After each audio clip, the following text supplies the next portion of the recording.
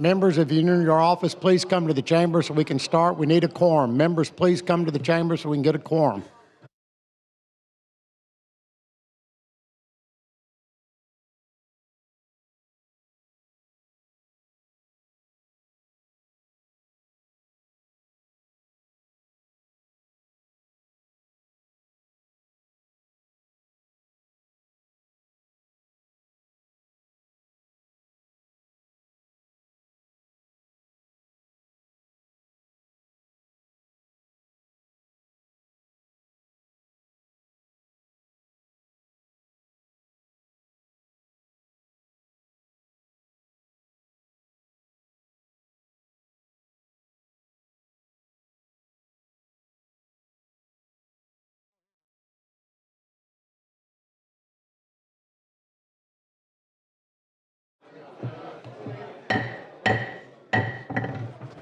The House will come to order.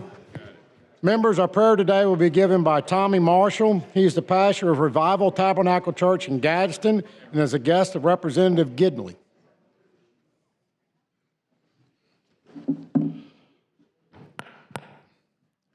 Let's pray together.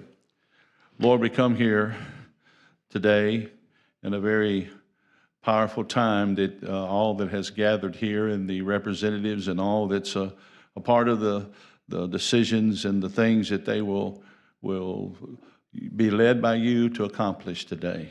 Father, I pray that you just let your presence be with them in such a way that they would have such a release. And if there's any thought at any time that begins to be fading in whatever manner, Lord, that your light would shine in there and your direction would come and they would know that you're leading and guiding and directing all that they're accomplishing here today. For they're accomplishing things for the good of the state, of many lives, and there's many that are in line to receive what great decisions that will be made here today. And that anointing that's within their lives to do what they do, how you have positioned them here, that it will operate in that manner to accomplish kingdom advancement. And Father, we thank you for that, and we lift them up to you, and we honor you for it all. We know, Lord, that there are some decisions that will weigh heavy upon their thought process and things that they will have to work through, but Lord, they know you're with them, keeping them, lifting them up, and we honor you for that in Jesus' name. Amen. Members, today's Pledge of Allegiance will be led by Hagan McNair. She's a fifth grader at Madison Elementary School and is a guest of the esteemed and distinguished Representative Parker Moore.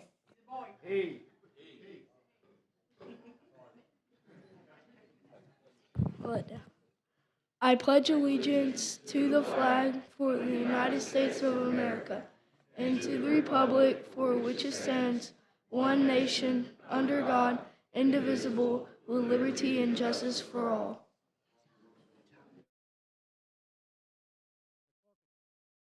The clerk will call the roll.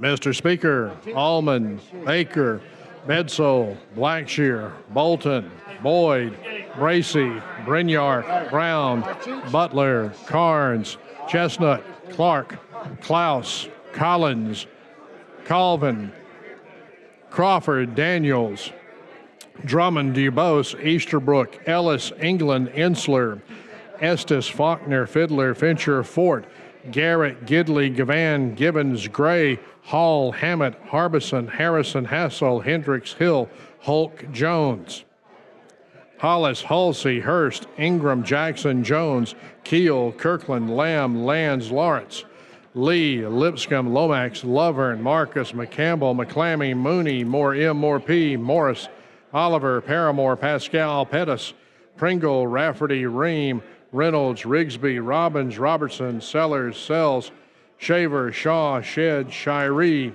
Simpson, Smith, Sorrells, Stodhagen, Standridge, Starn, Stringer, Stubbs, Tillman, Travis, Treadaway, Underwood, Wadsworth, Warren, Whit, Wharton, Wilcox, Wood D, Wood R, Woods, Yarborough. The grace of Almighty God, 55. 55 members having answered the roll. A quorum is present. The House is ready to transact business. The chair recognizes Representative Harbison. You are recognized and wish you a very happy birthday. I'm not up here to sing happy birthday to myself, so y'all don't worry. I appreciate the recognition. I would like to ask to suspend the rules to move for 4 privileges for Director Wang, the Consulate General of the Taiwan Consulate Office, and his staff. Are there any objections? Hearing none, the floor privileges are granted. Representative Harbison, you are further recognized. Okay. Director Wang and Ellie are here today. We appreciate their friendship to Alabama and everything Taiwan has invested in our country. If y'all would come on up. We have a resolution to read, and then Director General is going to make some remarks. I'm going to read the resolution. Clerk will read the resolution. Whereas, commending Taiwan for completing another successful presidential and legislative election on January 13th, 2024, and its continuous contribution to international society as a responsible stakeholder, even though Taiwan is under constant threat from China encroaching on Taiwan's security and employing non-peaceful means to undermine Taiwan. And whereas, this year marks the landmark 45th anniversary of the enactment of the Taiwan Relations Act, which has facilitated an even closer partnership on security, business, education, culture, and people-to-people exchanges between the U.S. and Taiwan. In 2023, Taiwan has welcomed the largest number of U.S. official delegations ever. And whereas China repeatedly excludes Taiwan from the United Nations system by constant distortion of UN Resolution 2758, as the resolution did not address the issue of representation of Taiwan and its people in the United Nations or any related organizations, nor did the resolution take a position on the relations between China and Taiwan. And whereas Taiwan is the United States' 9th largest trading partner, and the United States is Taiwan's 2nd largest trading partner, with an estimated $160 billion trade amount in 2022. In 2023, the U.S. and Taiwan signed the first agreement under the U.S.-Taiwan Initiative of 21st Century Trade, covering customs and border procedures, regulatory practices, and small businesses. And whereas Alabama became the 2nd state to sign a K-12 and higher education cooperation MOU with Taiwan in 2022, since the launch of the 2020 U.S.-Taiwan Education Initiative, facilitating abundant Mandarin and English language classes and student-teacher exchanges, resulting in the establishment of the Taiwan Center of Chinese Language and Culture at Auburn University. Now therefore, be it resolved by the legislature of Alabama, both houses thereof concurring, that this body supports the U.S.-Taiwan Initiative on 21st Century Trade and a U.S.-Taiwan Avoid Double Taxation Agreement, as Taiwanese companies are looking for a diverse and free market in the United States instead of China, and encourages the state government of Alabama to establish a trade office in Taiwan, as North Carolina, South Carolina, Arizona, Virginia, West Virginia, and Pennsylvania have recently done to attract more investments. Be it further resolved that with the celebration of the 45th anniversary of the TRA to reaffirm the U.S. commitment to Taiwan, this body supports Taiwan's meaningful participation in international organizations and economic cooperation such as the WHO, UNFCCC, ICAO, Interpol, CPTPP, and IPEF. Encourages Alabama to take part in activities and experiences and promoting Taiwan's cultures, cuisine, and tourism, and encourages the Alabama Congressional Delegation to join the Congressional Taiwan Caucus for exploring more collaboration opportunities with Taiwan.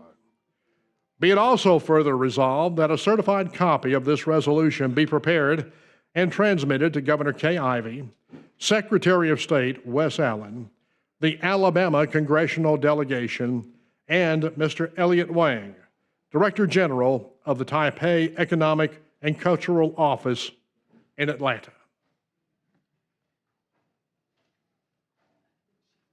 Chair recognizes Representative Harbison for further comments.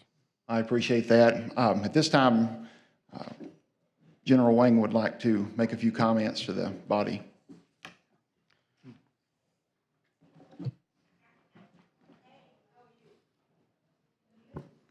Good morning, ladies and gentlemen.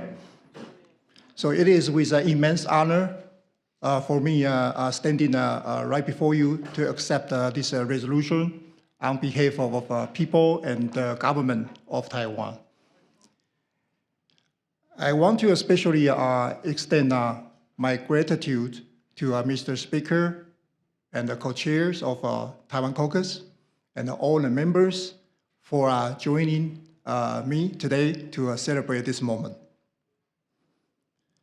So, Alabama never fails to impress with rich history, vibrant culture, and warm hospitality.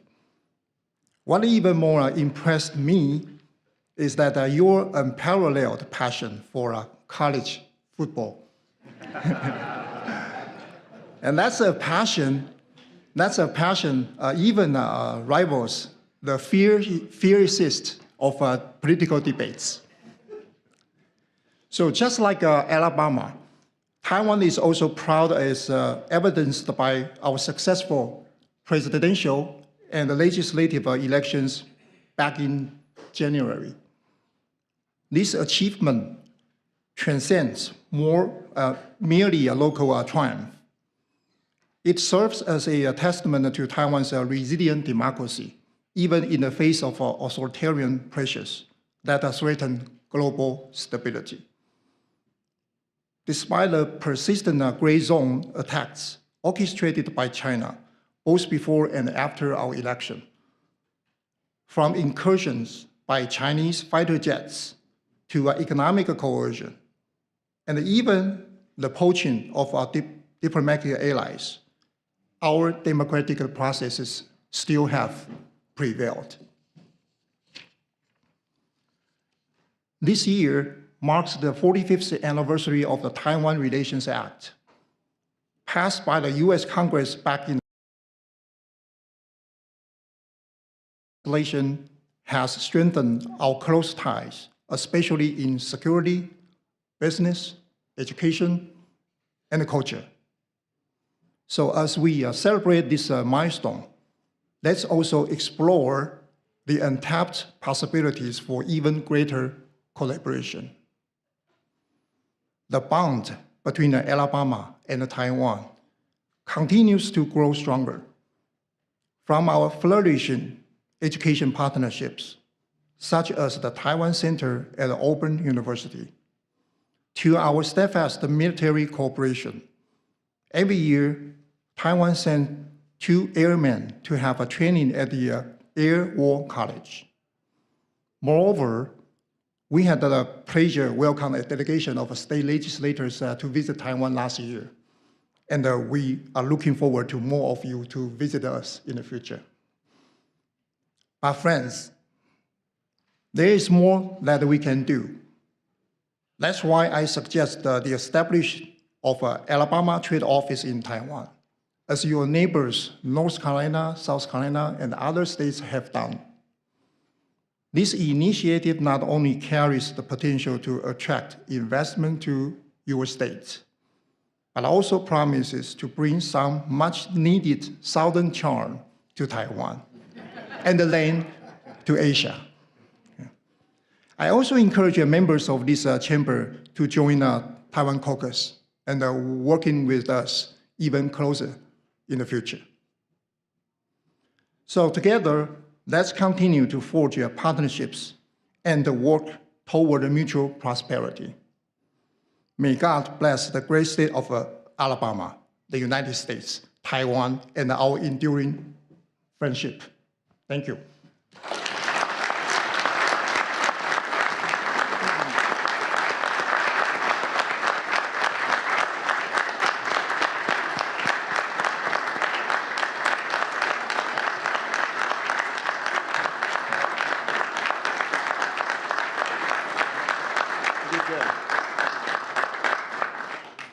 Chair thanks the Consul General.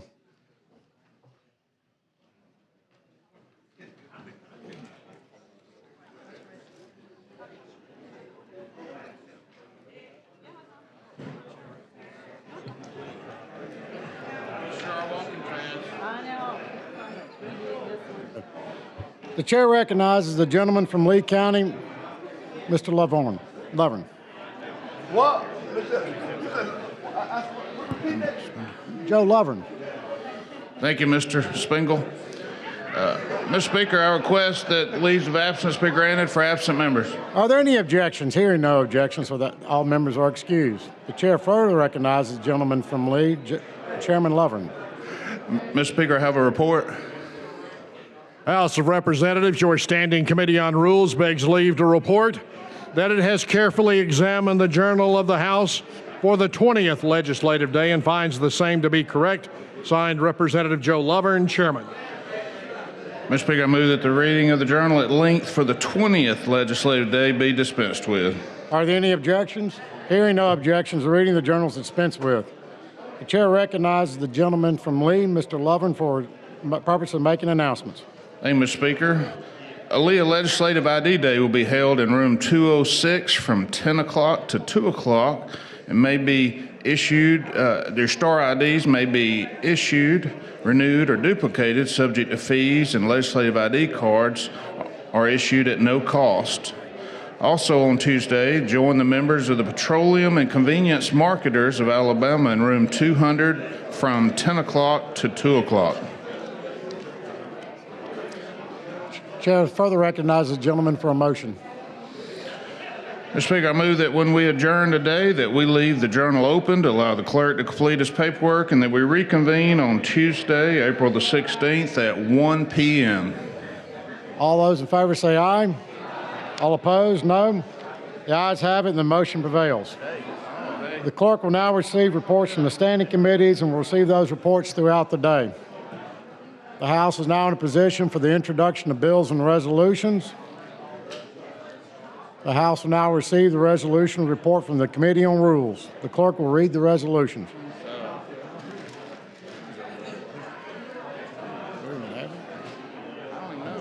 House Joint Resolution number 167 by Representative Harbison, commending Taiwan for its relations with the United States and the state of Alabama. House Joint Resolution number 168 by Representative Harbison, commending the Good Hope High School Lady Raiders varsity basketball team and Coach Justin Abey on winning the 2024 Alabama High School Athletic Association Class 4A40 Girls Basketball State Championship. House Joint Resolution number 170 by Representative Marcus, commending Hillcrest Elementary School fifth grader Aiden Nguyen for winning the 2024 Alabama Spelling Bee. All those in favor of adoption of the resolutions en masse say aye. All opposed say no. The ayes have it and the resolutions are adopted. The clerk will call the next resolution. House Joint Resolution number 113 by Representative Butler, to cease funding and supporting the World Health Organization and to reject any international health regulations regarding pandemic preparedness. I move adoption. All those in favor of adoption of the HJR 113 say aye. Chair recognizes Representative Hall from Madison. Thank you. Could you tell me a little bit about this, what we're doing? Certainly, I'm going to ask the sponsor of the resolution to come down if it will, Representative Butler. Sure. So you can answer the question. Be happy to. Mr. Speaker, I yield to Representative Butler with your allowance. Chair recognizes Representative Butler. Good morning. Good morning. Thank you. I do not have a copy. I'm sure they're getting ready. We're just encouraging our Congress to not give away our sovereignty anymore. With the things that are... Hold up just a minute. Our sovereignty. Have we given it up recently, or I missed something? There is a vote coming up in May where the WHO, the World Health Organization, is wanting to override everything that we do, and I think the United States, we can handle things just fine if we have another epidemic, because they could literally call anything an epidemic. Who could call anything an epidemic? The World Health Organization? Yes, ma'am, the World Health Organization. They have been continually corrupt, and China's influence, if you look just at what they've done during COVID, was pretty horrible. This would not prevent us from following any suggestion, but we would not be mandated. This is just simply to encourage Congress to cease funding them. We've been funding them hundreds of millions of dollars a year, but they don't give us any credence. Without giving any credence, I don't understand what you mean. You mean no evidence? Are you saying? I'm trying to understand what we're trying to do, and as I said, I haven't read your resolution. We're just encouraging Congress to cease funding. To cease funding. Yes, ma'am. A World Health To Organization. the World Health Organization. All of the, and so what exactly, from your understanding, does the World Health Organization do? Well, they have not been a friend to America. No. I'm asking you, what do they do? What is their role presently? What is the present role? Well, they have given all kinds of advice, and we're afraid they will give mandates to Americans. They give advice. Yes, ma'am. And they would still be able to do such as that. Okay, so they give advice, and you're saying we don't want their advice. Well, we don't want it to be mandated. We don't want our Congress to surrender our sovereignty as a nation. How do we surrender our sovereignty to the World Health Organization? Well, they're trying to get the entire world to literally vote and allow them to do such. And there's a vote coming up at the end of May in Congress that would do such. The vote that's coming up in May in Congress is about what? It would literally surrender our sovereignty, because they could call anything an epidemic. I mean, They could say climate change or gun violence. Don't we do that kind of stuff here in Alabama? Call anything a problem? Sometimes, Not yes, a ma'am. problem? Yes, ma'am. And do we have people coming in telling us that we should or should not do that? We do, yes, ma'am. But do we respond to that in a way that we're going to? I'm really serious about trying to understand. Yes, ma'am. Now, my perception of what the World Health Organization does obviously is not what I'm hearing from you. Yes, ma'am. I do not trust them. Okay, you don't trust them. I do not. And what is your basis of not trusting them? That's what I'm trying to understand. Well, you can look at it as simply as looking what they did during COVID. Okay, COVID. Yes, ma'am. Oh, so what did they do in COVID? Well, we know that China was, mainly responsible for COVID, but they covered up for China. We knew, you're saying the World Health Organization knew that China was responsible for COVID? Yes, ma'am. They knew. Okay, and they covered it up. Yes, ma'am. And so because they covered it up, what happened? Thank you. This went on for months, that we could have addressed it a lot different if it had not been covered up. Can you give me some idea of what that would have looked like? We could address the issues so much easier if we had known this was literally, in my opinion, biological warfare. My opinion. Okay. And so based on your opinion about how COVID was handled, that we should not have any confidence in the World Health Organization. Am I hearing you correctly? That is correct. We have our own CDC here. I believe we're the world leader. We're the main financier. Okay, so let's stop right there. CDC Yes, ma'am. and the World Health Organization, has there been any statements coming from CDCs indicating that the World Health Organization has overstepped its bounds or not? Have we had? I'm not aware of their statements, but we have numerous sources now that we know so much more about COVID than we did originally because of the cover-ups Of on course. You think it was a cover-up? it. Absolutely. Do you? Yes, ma'am. Based on what? So much from the origins of it, the very start. We were told it was from the wet market. It came from a bat. You say that according to the World Health Organization, that the disease COVID that we went through and still experiencing the Yes, ma'am. The disease came from a bat? That's what they put out originally. That's what, so what was the reason if it wasn't the bats? I'm sorry. Do you know what caused that disease if it was not the bats? It came from a Wuhan lab. Came from what? A lab in Wuhan. A lab. Yes, ma'am. What kind of lab was that? Where they were doing biochemical warfare. Biochemical warfare. So we have the disease as a result of biochemical warfare that impacted us and our CDC, and you're indicating that the World Health Organization helped to continue They or covered up allow China's responsibility. that. I'm sorry? Covered up China's responsibility. Okay, so China is responsible for us having COVID. It's your belief. Mainly so is my belief. It's your belief. Yes, ma'am. And based on your belief that China is responsible for us having COVID, then you're saying and the World Health Organization covered that up. Yes, ma'am. They did help. And that. in light of the fact that they covered it up, we should adopt this resolution.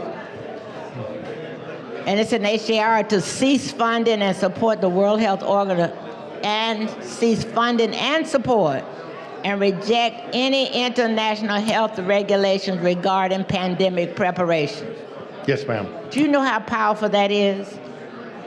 If Congress would abide by it, it'd be very powerful. So We are funding hundreds of millions of dollars to an organization that literally is. Let me ask you ma'am. this. We just recognized the Taiwanese country right here. Yes, ma'am. We are talking about traveling to that area. Now, what organization do you have that would be responsible for making sure health-wise it is going to be okay for that to happen?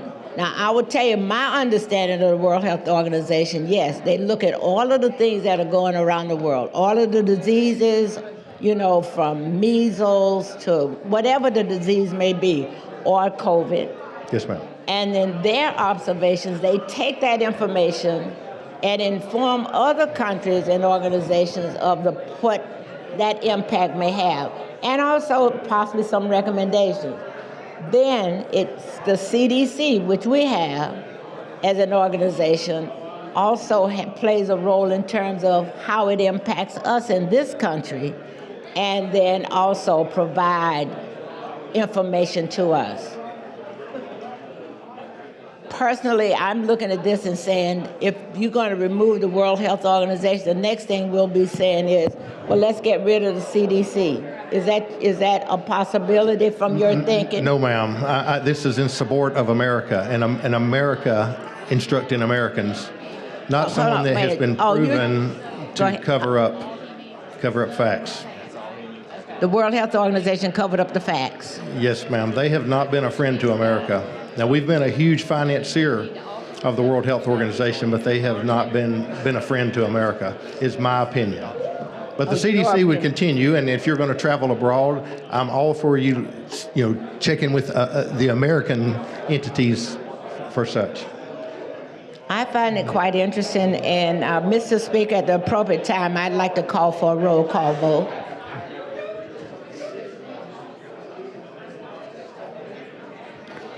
Thank you, Ms. Hall. Ladies and gentlemen, I'd like to recognize some guests we have in the balcony today. These are the Alabama Public Television Young Hero Award winners. Please stand when I call your name. Philip Moss from Vestavia, Alabama. Catherine Orsi from Wetumpka. Patricia Orski from Wetumpka. Clara Parker from Tuscaloosa. And Caitlin Shaneyfelt from Guntersville, Alabama. Welcome to the Alabama House of Representatives, and congratulations on your award.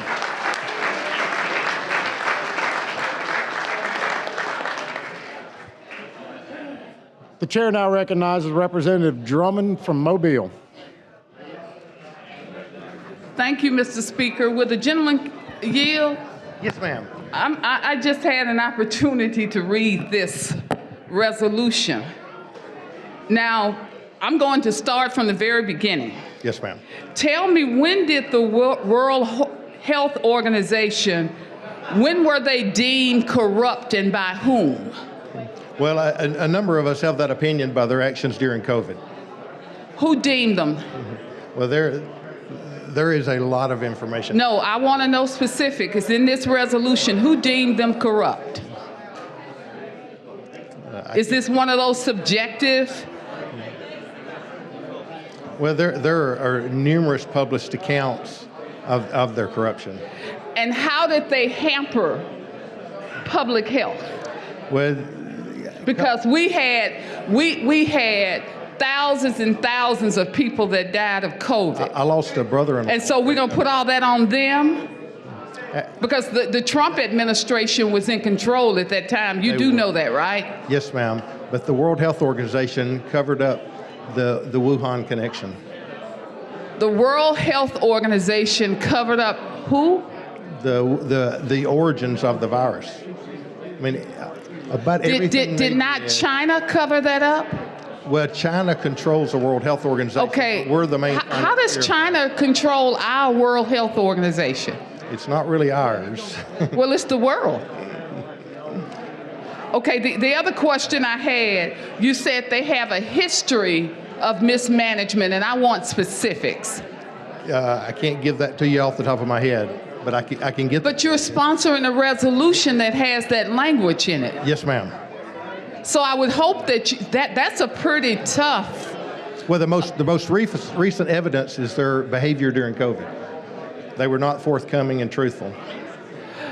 The other thing that gave me real pause is when you said that they covered up sexual abuse by its staff. Now, who would that be? Your name is on this resolution, Yes, so you evidently have to have some information to be able to back that up. I do, but I don't have it on the top of my head. Well, why are you putting this resolution forward if you don't have this pertinent information on the top of your head? Encouraging our Congress to see support for them and to retain our sovereignty. Define what sovereignty means in this resolution. I want Americans controlling America. We don't want to be dictated from another organization how we respond to something. Do you not agree that we are part of a world? Absolutely. Do you not believe that we have to get along in this world, that what affects one will affect us all? We're only 5% of the world. Because, I mean, COVID was proof of that. Yes. It was not a United States disease. It was a worldwide disease, right? The West. So you don't want us to have any relationship with the world? We can have a relationship. I don't want to be dictated to by them. But do you realize how many people died during COVID? Many of those persons look like me. Personally, I know 12 people that died of COVID. I lost a brother-in-law during COVID. I lost one of my sister-in-laws to COVID. We can match death to death. Yes, ma'am. Because at one time I thought I was going crazy. I feel like I'm going crazy reading this resolution. It makes no sense to me that the state of Alabama would send a resolution stating such alleged allegations of sexual abuse, mismanagement, but yet on the top of your head, you can't tell me what those are. But you're sponsoring this resolution. Yes, ma'am. Let's keep going down. You have read the resolution, right? I have. Okay. I want to know, the sexual abuse was in the Democratic Republic of the Congo. Tell me. I don't recall the. But why do you have it in the resolution if you don't recall it? If you don't know what's in the resolution and you can't give me specific as a legislator who you're asking me to vote on something that you can't recall, all these subjective things. Thank you. Yes, ma'am. And I came and got with you last week on this very resolution, if you recall. You did not give me a copy of it, sir. I did not, but I talked to you. You talked to me, but you did not give me a copy. And I think that was by design, because you knew that I would probably be standing where I am right now. I mean, the United States, we are part of a World Health Organization. And COVID is proof that what affects one country affects all. That was a disease that plagued the entire world. Would you not agree to that? Or did we have our disease all to ourselves? it was. I think if we had had the origins identified, not covered up, we could have dealt with it so much easier instead of chasing a wet market and a bat that we were told that was part of the disease. Who are you bringing this resolution on behalf? There is. You don't recall? There is a move across the nation. Who's leading the move, or you don't recall? I can't remember the gentleman's name, but there is a gentleman that is actually behind this, trying to get. So you will take up a cause to tell somebody that they're hiding sexual abuse, their mismanagement, but yet you can't recall the origin of the resolution. Yeah, the World Health Organization has a real jaded history. Tell me about that jaded history, since you seem to know. Tell me specifically about that jaded history. We can look at the COVID virus and the cover-up where they did not identify. Now tell me who defined it as a cover-up for the World Health Organization? There are numerous published articles. No, I want to know what's in the resolution. I want to stay germane to the resolution. Yes, ma'am. You've alleged mismanagement, and I want to know what mismanagement that was. You don't recall, right? Yes, ma'am. I want you to tell me about the sexual abuse in the Democratic Republic of Congo, right? Yes, ma'am. Do you recall what that was about? I do not. What do you recall about this resolution, other than somebody you don't know is going around the country? Do you think that Alabama ought to be like the rest of everybody else going around the country, that we need to do everything they're doing? I personally do not believe we need to in any way support the World Health Organization. We just stood here a moment ago very proudly with Taiwan. Sure. And now you're sitting here wanting a resolution to do away with any kind of connection or to join this mystery person who is pushing this resolution all over the country. If Alabama is going to remain a prosperous state, which we are. Sure we are. We've got to stop doing these subjective things of things that you don't know anything about, but you put your name on. What kind of message do you think that that's sending to the rest of the country and the world? I'm hoping we're sending a message that we're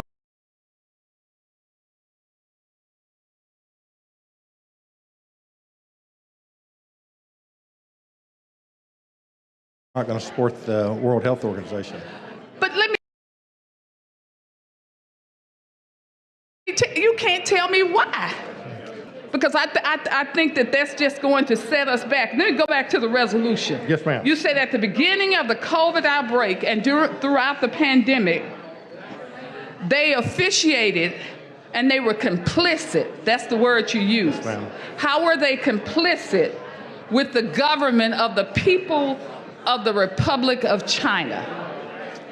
So you think they made a deal with China to say, we want to come over here and we're going to kill all these Americans? No, I and the don't. World Health Organization say, oh, America needs some cleansing, so we'll go let them do it. Is that kind of what you're saying? No, ma'am. Tell me what you're saying. Saying that they knew the origins and they were complicit in covering it up. If we could have dealt with this so much easier if we had known the facts from straight on. But we were lied to continuously. Okay, they're in the process of adopting new international health organization regulations, right? Mm-hmm. Do you think the United States should have a voice in that process? Or should we, since we've condemned pollution, do you think we still should have a voice? Or do we take away our voice with this resolution? We don't take away our voice because the world, we are the world leader. Through America, we've blessed every country on this planet. I wouldn't disagree with that, but what are you doing now?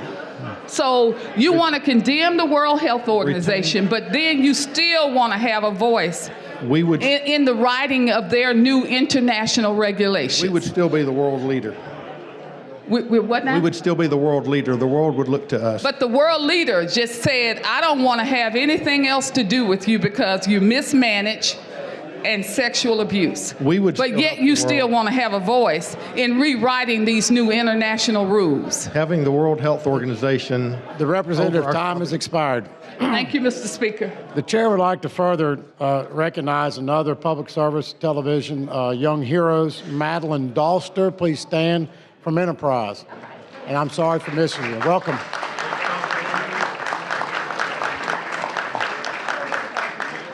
The chair now recognizes Representative Jackson from Clark.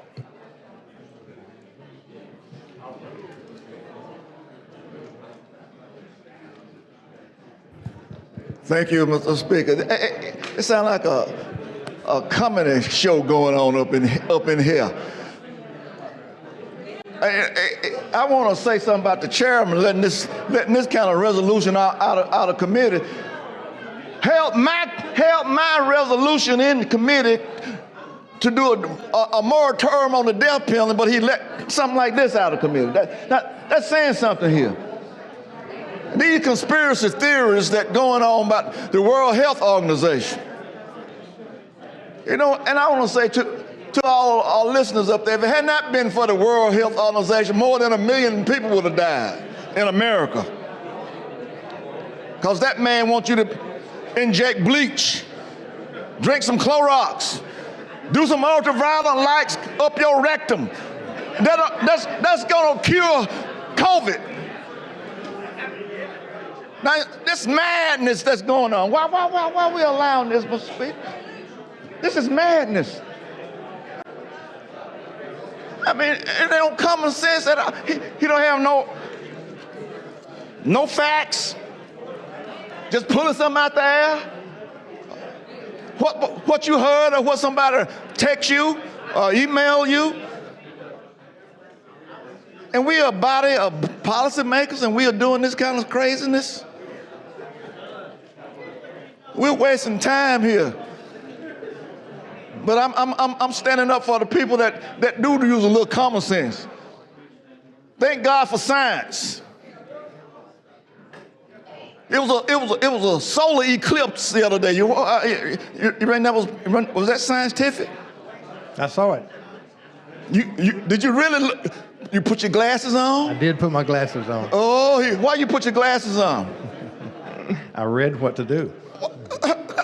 See, because it was going to protect you. That's what the World Health Organization sent out a message to protect us.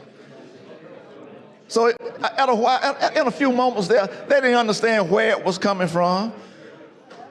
So that was a lot of stumbling going on. People dying so rapidly, they didn't know what was happening. I lost a lot of friends. Yes, sir. Family members. And then that was one said it was a hoax. Do you recall that? It was no hoax. It definitely, I mean, a hoax that killing that many people? Right. And we learned later, you know, the ivermectin that we were told was no good, peer-reviewed. Oh, it's going to be, that's something the Democrats doing. That's what they say. But, you know, I want to say, Mr. Speaker, Mr. Chairman, you shouldn't, Mr. Chairman, why would you allow this to get out of rules? Now, what is happening, people are listening, they're saying, what kind of nuts up there that we elected? What we send these people down here to make Alabama rise up rather than going through this stagnated state of theories that you can't prove?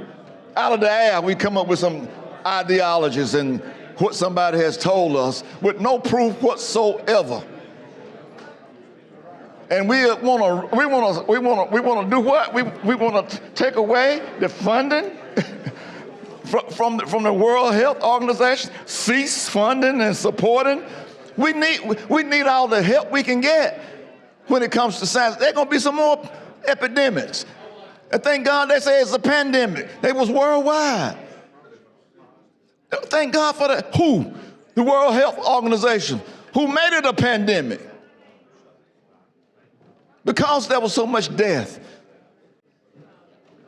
And you want to take away the little funding that the U.S. does give.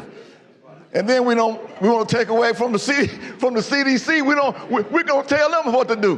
When they put out a health order, we don't want to accept that. We want to be the boss. Those days are over, you know. That's why we got science. That's why we have doctors. Do you have a family physician? I do, yes, sir. Do you believe in what they're doing? Mostly. They are practicing, you know that, don't you? Yes, they are. But you let them go practice on you. Mostly, yes, sir.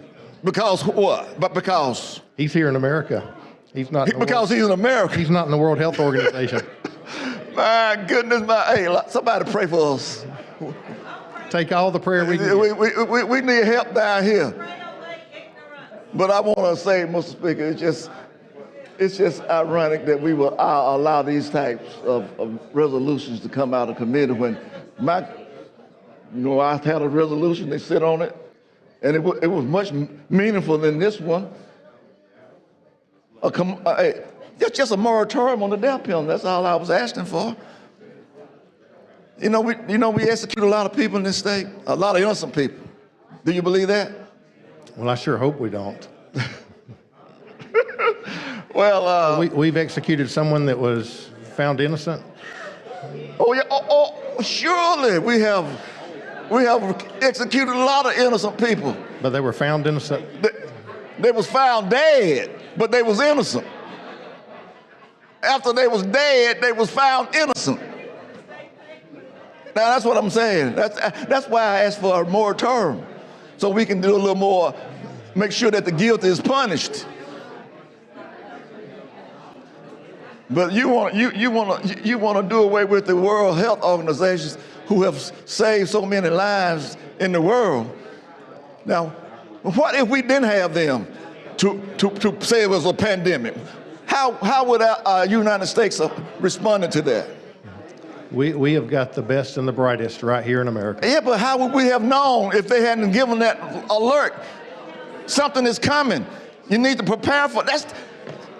And what stalls me about the whole thing is that they didn't think it was coming in on airplanes, and so they shut down the airports, but buses was running. New York City was, hey, they lost a lot of innocent people, doctors and nurses, because they didn't know in time what was going on. And then Alabama gonna tell the health officer, we're not gonna abide by these regulations. We're not gonna wear masks. We're not gonna take the vaccine. We're not gonna stop gathering. Even in this chamber, a notice went out for all of us to wear a mask, and some of us just refuse to put on a mask.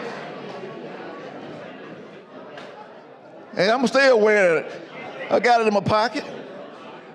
And I've been vaccinated, and in 6 months I'm gonna get another one.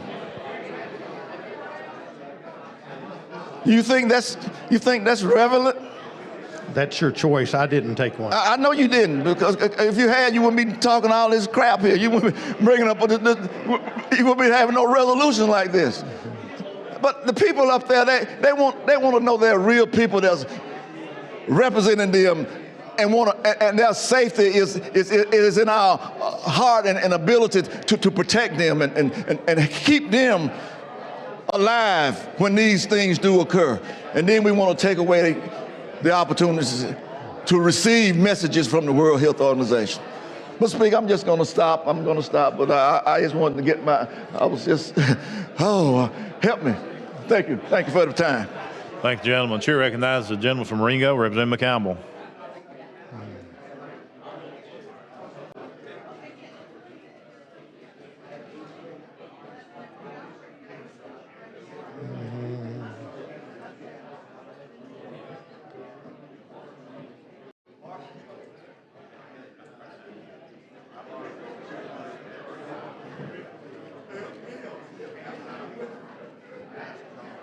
Thank you, Mr. Speaker, for the recognition. Will the gentleman yield?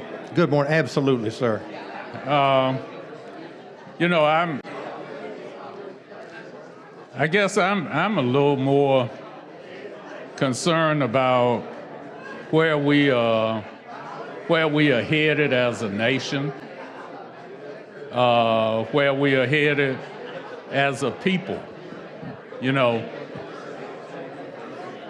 I get there and I think about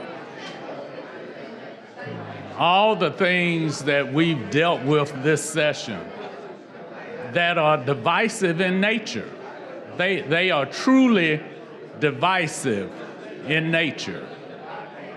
We are saying, you know, that people are not equal, that there are some that we are creating those that are to be revered and then those that are to be enslaved again. We are as a people down here supposedly representing the people of the state of Alabama. We aren't showing the love that we say that our God that we believe in, that we say we believe in. We aren't showing that love toward each other if you happen to look different from how I look. We are in a world where there are a multitude of ethnicities. There's a multitude of different types of health issues. You know, we have men and women. Men and women don't even have the same health issues. There are different health issues. They are handled, they are covered in different ways. But here we are right here with the World Health Organization. Our CBC or CDC is not over in the Congo. It's not over in all of these other areas, but the World Health Organization is. Now, as Alabamians, we are going to call it corrupt. And we are going to call it corrupt simply because you say it did not expose the information in a timely fashion, or according to what you believe, it wasn't regarding the pandemic, it was not exposed in a timely fashion. We also, in this resolution, we mentioned, and I'm going to read this one because this one is the one that gets me. Whereas the World Health Organization has a history of mismanagement and scandals, including the cover-up of severe sexual abuse by its staff in the Democratic Republic of the Congo following an Ebola viral outbreak.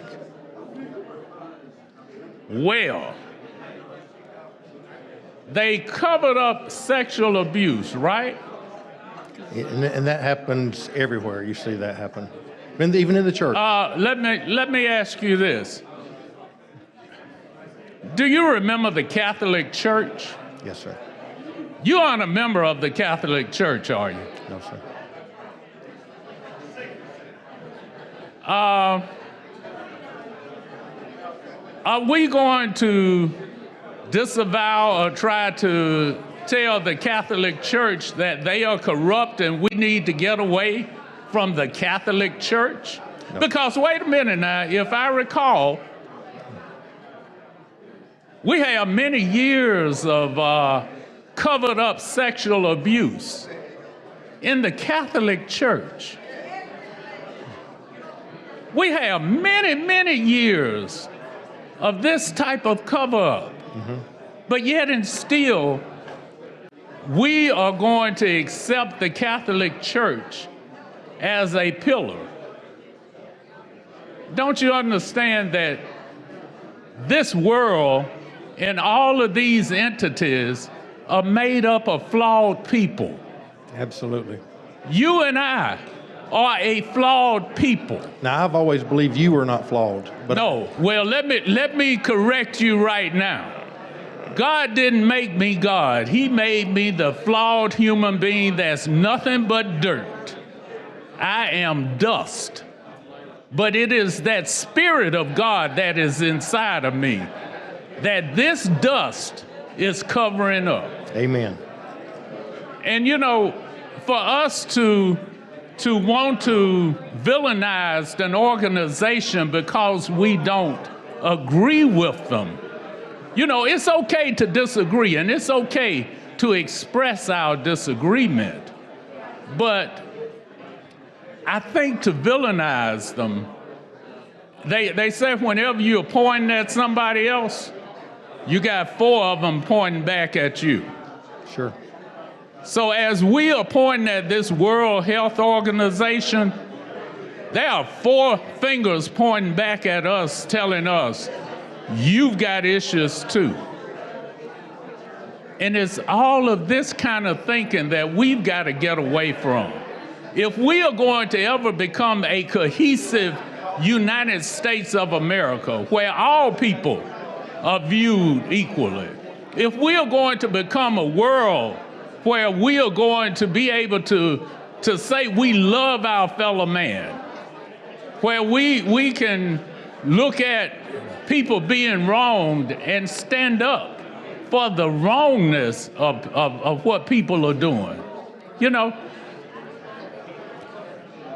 I'm glad the World Health Organization is there. I truly am.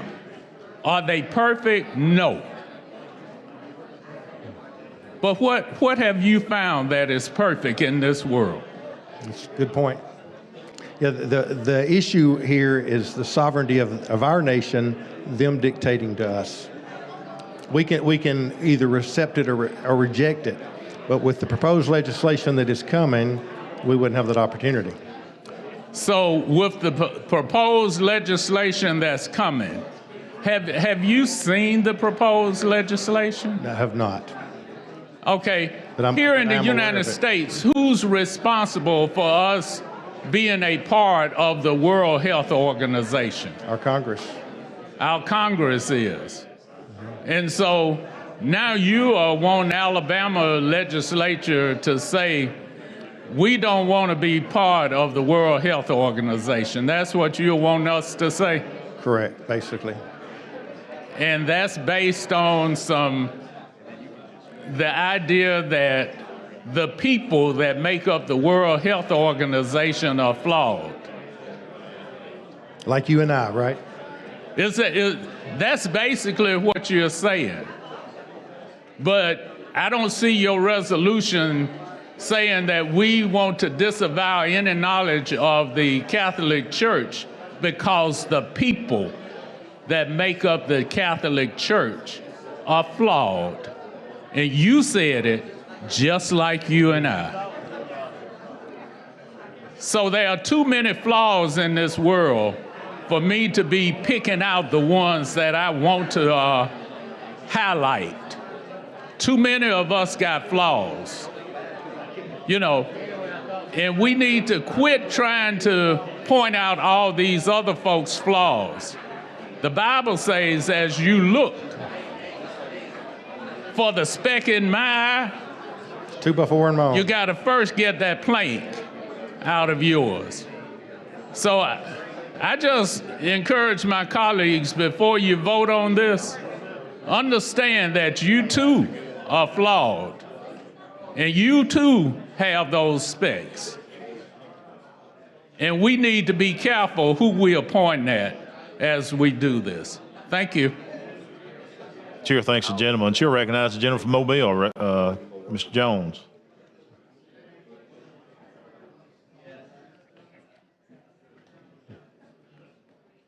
Thank you, Mr. Speaker, for the recognition.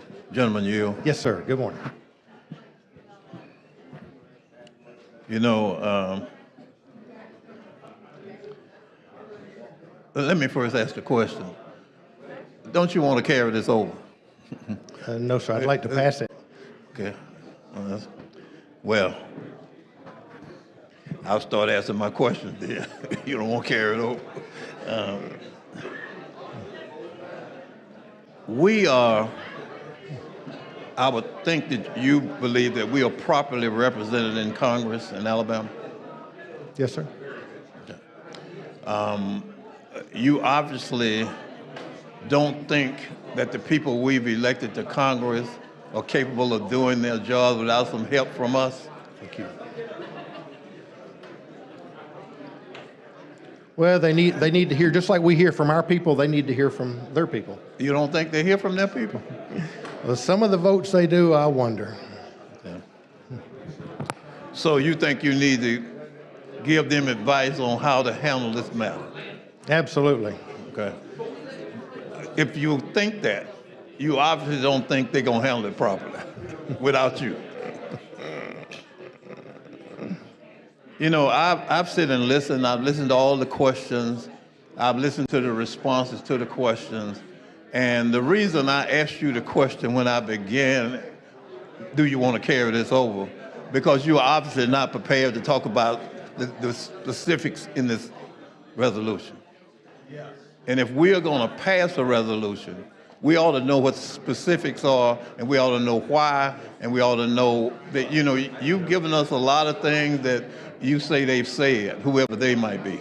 Yes, sir. Okay. And if we in this body are going to pass resolutions based on what they say, whoever they may be, since we don't know who they is, we can spend a lot of time on trying to do something that will advance the state of Alabama rather than trying to dictate to the Congress how they ought to handle their business. I think that when we talk about the World Health Organization, to your knowledge, does the World Health Organization direct CDC? Are they in charge of CDC? No, sir, they are not, but there is some legislation pending that would give them, you know, they could have authority over the world in a pandemic. But that still doesn't put them over CDC in terms of decision-making in the United States. Is that not right? So if they're not over CDC, and CDC can make recommendations to people in America based on what they think the science might be, then what is the threat of the World Health Organization? There is a serious threat, in my opinion. They could declare anything an epidemic, and They can declare anything, but that does not mean that it's going to be adopted by the CDC. Am I correct on that? well, with the legislation that's coming, we would basically surrender our sovereignty if it were to pass. So what you've said is you've read that legislation. I have not. I've read just bullet points on it. You have not. Okay. So if you have not, how do you know what the legislation said? Well, I read the bullet points on it. And Okay. of course, as you know, things morph into different things as they get there. Well, I would hope that we don't pass the ones down here just by the bullet points, because I know, you know, resolutions are probably just routine here normally, Yes, sir. but not this resolution. And the reason it's not routine is because of some of the allegations that are made in the resolution. And you basically said that you're not able to defend those allegations. You're not able to give specifics on those allegations. So why should the body vote positively on something that the sponsor doesn't understand? Why would we do that? I mean, I don't quite understand that. And you might have a real passion for this. And, you know, to me, it's very, very close to being a conspiracy theory. Very close to that. And I'm hoping that we are not interested in furthering conspiracy theories.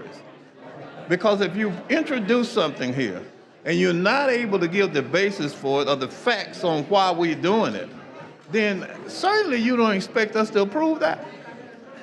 Or do you? It's become so routine that you thought just anything just sailed through this morning. A lot of times they do. Yeah, a lot of times it does, doesn't it? Okay, but this is not one of those times. And I would hate to think that we're going to spend all of this time talking about something that's not even tested by the sponsor. I mean, why would we do that? If we're that routine, we need to stop and start reading. Because this resolution is really based on very little fact in more opinion than anything else. And that's not what we should be doing here. That's not what we should be doing. People entrust us with being able to debate, look at the facts, look at what information we have to make a decision, and we don't have all that here. You sure you don't want to carry this over? No, sir. I believe there's plenty of evidence with the World Health Organization that if you got called for a vote right now, I think it would pass overwhelmingly. You think it would pass? So this is a caucus bill, you know? Is this a caucus bill? No, sir, it is not. You said you got it from someone, you don't remember what their name was, but I mean, any other states passed this? Yes, sir. Some other it's moving across the nation. Oh, it's moving across the nation. I see. And how many other states have passed this? Do you know? I do not know right this minute, but a number of states have passed it, as I understand. Okay. So if you think it will pass right now, you got obviously agreement on votes then. I don't, actually. You don't? Okay. Well, Representative Butler, I really think that if we're going to act on the resolution that has international implications, we ought to have more fact about it, and we ought to base it on real facts. You know, some things, when it does get to Congress, I'm sure that it's going to be vetted thoroughly, by both sides, by people from all walks of life, and by experts in the area. I'm sure they're going to be involved in it. We don't have any of that. We have none of that here. And, you know, I'm just kind of concerned about why would we bring something that has no real basis in fact to pass a resolution for this state to say that we agree with something we don't even understand. I'm at a loss for that. Now, I understand a lot of resolutions come here, and it's pretty clear what they are. Sure. This one has a lot of implication because of all of the different things it address. It address, you know, and I won't go back through all the questions that previous people have been up and talked about. I'm just more concerned about how we handle this process. If the process is that you just get anybody to go along just to get along, I mean, that's not what we're supposed to be doing here, in my opinion. This is just my opinion. And you have a right to bring this legislation. But for every right we have, there's a responsibility that goes along with it. And the responsibility is that if you're asking this body to vote on something, we ought to at least understand the facts behind it. And I have not heard, and maybe there are some that's not been brought out yet, but I've not heard enough factual information to make an intelligent decision on this particular resolution that you're asking to be passed. And I just would ask again that you consider carrying this over until you can get that information for the body so we will understand why you feel the way you do about the World Health Organization. Yes, sir. Thank you, sir.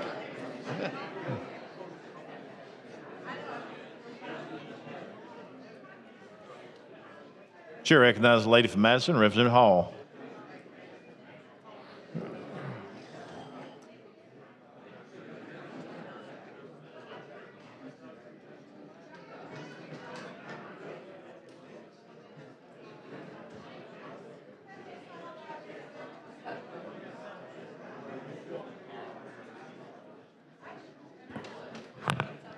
Well, the gentleman, I think you pretty much have covered most of the concerns have been indicated that about your resolution. Yes, ma'am. And I understand that, but I think my biggest concern with this resolution today was the fact that you said you were unable to answer many of the questions about it, and it appeared to be a personal reaction to the concerns that you had. Did I misread that? I think I guess you're correct. You think I'm correct? Yeah. And you, so in saying that to me, that means that your belief or concerns that have been expressed in this particular resolution is based on your personal belief in terms of the impact that you feel that the World Health Organization has on the U.S.?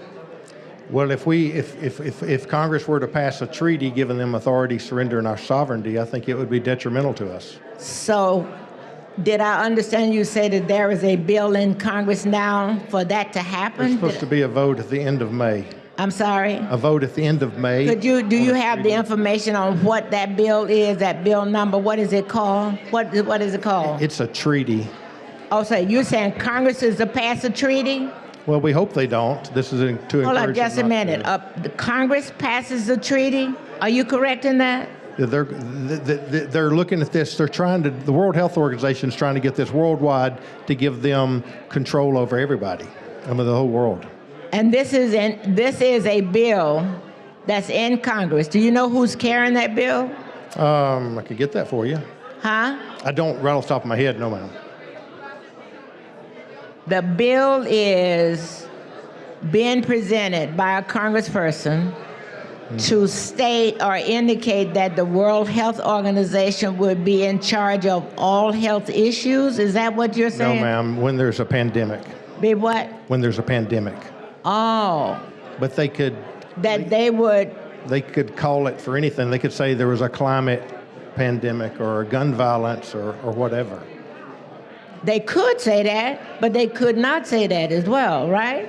That's correct. And your feeling is if there's another pandemic, this particular bill that's being introduced is one that you feel that would prevent the World Health Organization from having what you consider influence over all of the countries that are a part of it. Yes, ma'am. And my concern is us, the United States of America. And your concern is what? I'm sorry. America, let America make our own decisions. I don't understand why it's not you think it's not happening now? It is not happening now, but if this vote That America is not making its own decision? We are making our own decisions. Okay. If there is a vote that would surrender our sovereignty to the World Health Organization. I guess what I'm trying to understand, you're saying to me there is a person that's passing a bill, has a bill in Congress. Basically, yes, ma'am. To take sovereignty of the U.S. away. To give on this matter, on the health matters, to the World Health Organization. I just don't believe they've been good actors and been, faithful, that all that's been entrusted to them. We have given them hundreds and hundreds of millions of dollars. I saw that's a part of your resolution. You talked about the millions of dollars that's being given. And you call it an opaque organization that's unaccountable, despite they received anywhere between $200 and $600 million in the United States. But you said subside over the past, and subsidies over the past decade. And I think the other thing that stood out was the countries that you said were extreme. China, Korea, Syrian, Arab, and Belarus. And those countries were the ones that were just because of their, what you said, according to your resolution, human rights abuse. Yes, ma'am. But what about the other countries that did not do that? Did not have that, did not challenge its citizens? There's good ones too. Okay. And then you said the World Health Organization were complicit with the government of the People's Republic of China. Yes, ma'am. In what way? Covering up the origins of the virus. Yeah, you Yes, did ma'am. say that before. And that's well documented. The international health regulations, is that a part of the bill that you're talking about? Well, formation of an the World Health Organization would have sovereignty over us on health matters. It's just like the vaccine mandates that came out. That was a personal choice. I think every American And I think the people that wanted that vaccine took it. Right. Nobody said, it was a choice. Yes. I know people that lost their job over it. Lost their jobs. Yes, ma'am. That were because they did not take the did not get the Correct. vaccine. Yes, ma'am. Okay. And that's I've very not concerning had to that me experience. as a liberty-loving American. I'm sorry. As a liberty-loving American, As a liberty-loving American? Yes. You're saying you as a person, Yes, as a ma'am. liberty-loving American. right? Yeah, I took great. That really troubled me when so many places were mandating such. Okay, so the fact that people were mandated or lost jobs because of not taking it, and you as a liberty-loving American, which means when you tell me you're liberty-loving, are you talking about liberty-loving American as it relates to your health care? Are you talking about liberty-loving as it relates to other issues? Anything. This nation was founded on liberty. And during COVID, we saw so many abuses. We one of our foundational liberties we all enjoy is the right to free travel. Free travel. Right to do what? Free travel. Okay. And then, if you read the First Amendments, Congress shall make no law respecting the establishment of religion or prohibiting the free exercise thereof. We unconstitutionally were banned from going to church. You learned in your You weren't banned from going to church. Oh, our churches were closed, but we learned in our high school government class that the separation of powers, the branch of government that makes law cannot enforce law. All over this nation, even here, illegally, the executive branch made mandates which was making law that means it's not worth the paper it's written on because the legislative body didn't pass it. Whether it was the church or wearing a mask or whatever, but people in this state were actually arrested for not wearing a mask, but this body or any legislative body did not pass such. And so much of this, we sat back and just allowed it to happen. I just ask people all the time, how do you think John Hancock and Sam Adams would have responded? John Hancock and Sam Adams. Yes. Do you want me to respond to that in terms of what John Hancock and Sam Adams would say in light of the history that we have as it relates to people that look like me? Do you want me to really go into that? I don't think so.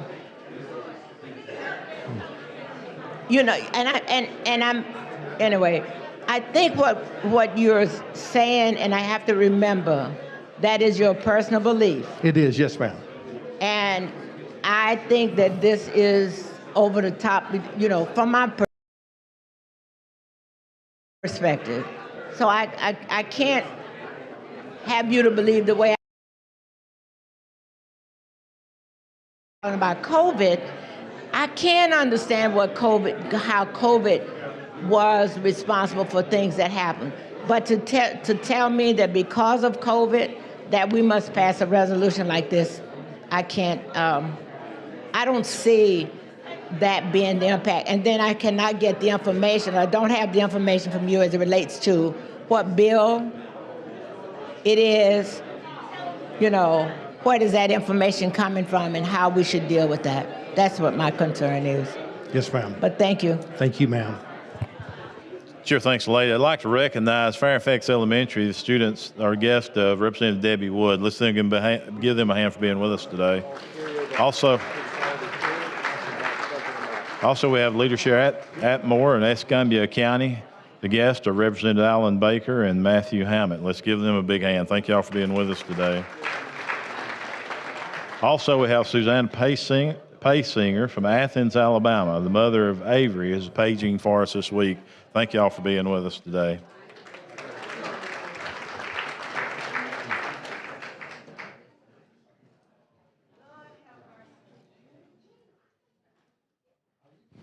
Chair recognizes the gentleman from Morgan, Leader Stadhagen. Thank you, Mr. Speaker. Thank you, Mr. Speaker. Mr. Speaker, I move that we carry over HJR 113, HJR 171, SJR 44 to the call of the chair. All those in favor say aye. Aye. Thank you, Mr. Speaker. Opposed? They are carried over. Hey, what are those? They're right here.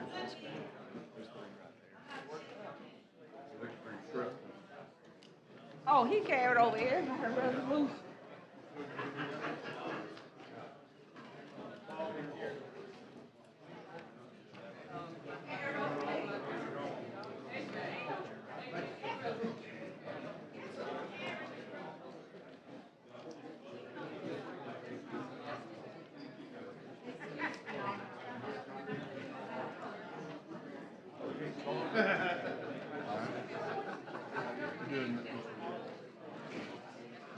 You don't do with the other two? Okay, all right.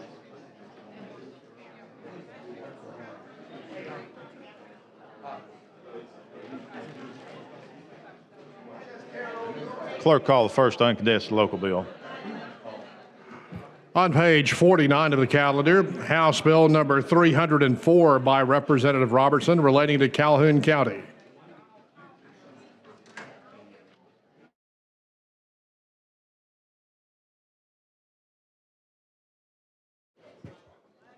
Clerk, unlock the machine and members vote.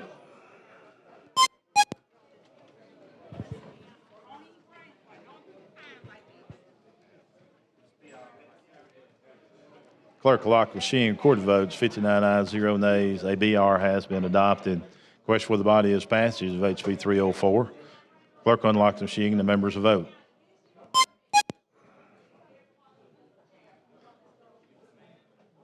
Clerk, lock the machine. Record the vote. 17 ayes, 0 nays. HB 304 has passed. Clerk, call the next bill. On page 50 of the calendar, House Bill number 353 by Representative Underwood relating to Colbert County. Question for the body's adoption of the BIR. Clerk, unlock the machine and the members vote.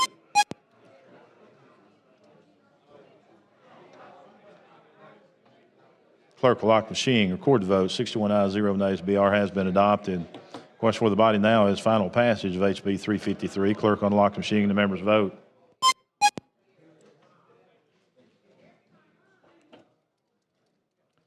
Clerk will lock the machine. Record the vote. 16 ayes, 0 nays. HB 353 has passed. Clerk, call next bill. On page 45 of the calendar, House Bill number 369 by Representative Harbison relating to Coleman County. Clerk will unlock the bill and the members vote.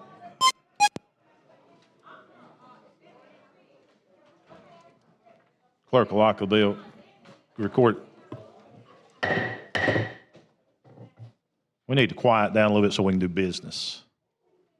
Clerk, unlock the bill. Members vote. 50 yeas, 0 nays. HB 369 has passed. BR has passed. Question for the body now is final passage of HB 369. Clerk, unlock the machine and the members vote.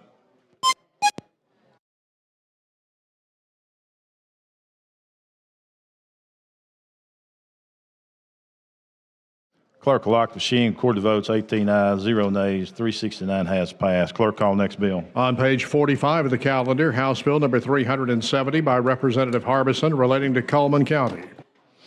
Clerk, unlock the machine. Record the votes.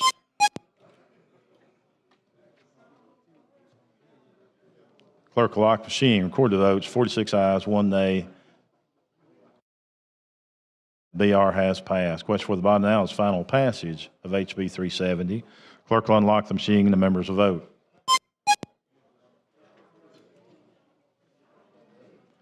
Clerk will lock the machine. Record the vote. 16 ayes, 0 nays. HB 370 has passed.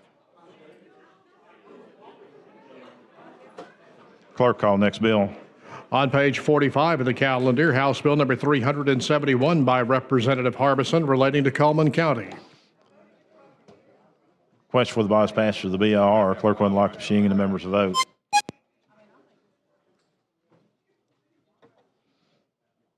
Clerk will lock the machine. Record the votes. 46 ayes, 0 nays. BR has passed. Question for the body now is final passage of HB 371.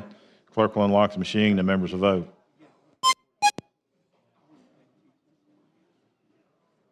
Clerk will lock the machine. Record the votes. 13 ayes, 0 nays. HB 371 has passed. Clerk, call next bill. On page 51 of the calendar, House Bill number 387 by Representative Garrett relating to the city of Trussville. Clerk, unlock the bill and members will vote.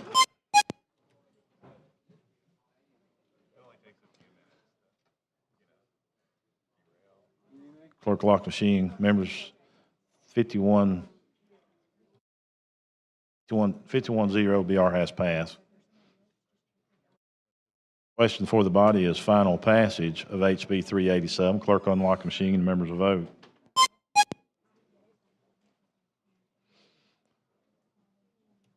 Clerk lock the machine, record the votes, 21 ayes, 0 nays. HB 387 has passed. Clerk call next bill. On page 51 of the calendar, House Bill number 395 by Representative Sorrells relating to Houston County. Question for the body is the adoption of the BR. Clerk will unlock the machine and the members will vote. Clerk will lock the machine, record the votes, 47 ayes, 0 nays. The BR has been adopted. Question for the body is final passage of HB 395. Clerk will unlock the machine and the members will vote. Clerk will lock the machine, record the votes, 15 ayes, 0 nays. 395 has passed. Clerk call next bill. On page 50 of the calendar, House Bill number 397 by Representative Ledbetter relating to DeKalb County. Question for the body is adoption of the BR. Clerk will unlock the machine and the members vote.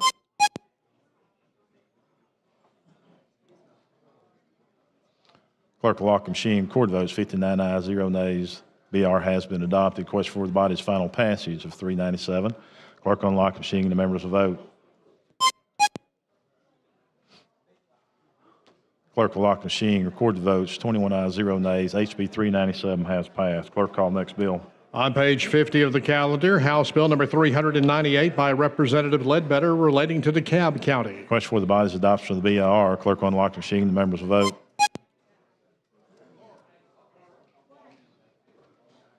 Clerk will lock the machine, record the vote, 65 ayes, 0 nays. The BR has been adopted. Question for the body's final passage is HB 398. Clerk will unlock the machine and the members will vote. Clerk will lock the machine, record the votes, 23 ayes, 0 nays. HB 398 has passed. Clerk call next bill. On page 50 of the calendar, House Bill number 410 by Representative Chestnut relating to Perry County. Clerk will unlock the machine and the members will vote. Clerk will lock the machine, record the votes, 56 ayes, 0 nays. BR has been adopted. Question for the body's final passage of HB 410. Clerk will unlock the machine, the members vote. Clerk will lock the machine, record the vote, 16 ayes, 0 nays. HB 410 has passed. Clerk call next bill.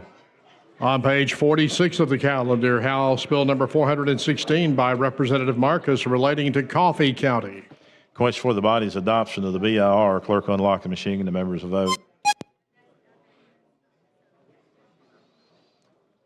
Clerk will lock the machine, record the votes, 55 ayes, 0 nays. The BR has been adopted. Question for the body's final passage of 416. Clerk will unlock the machine and the members will vote.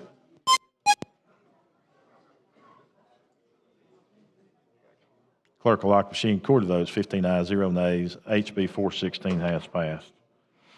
Clerk call next bill. On page 50 of the calendar, House Bill number 426 by Representative Lawrence relating to Wilcox County. Question for the body's adoption of the BIR. Clerk will unlock the machine and the members will vote.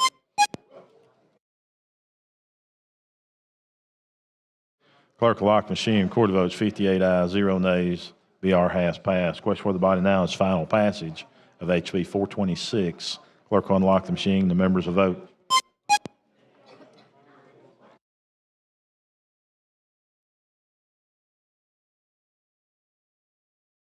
Clerk will lock the machine, record the votes, 18 ayes, 0 nays. HB 426 has passed.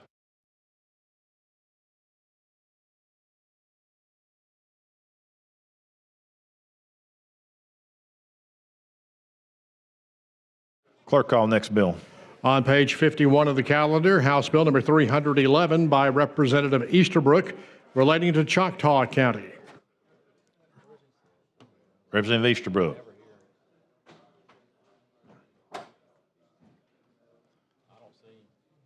Tell.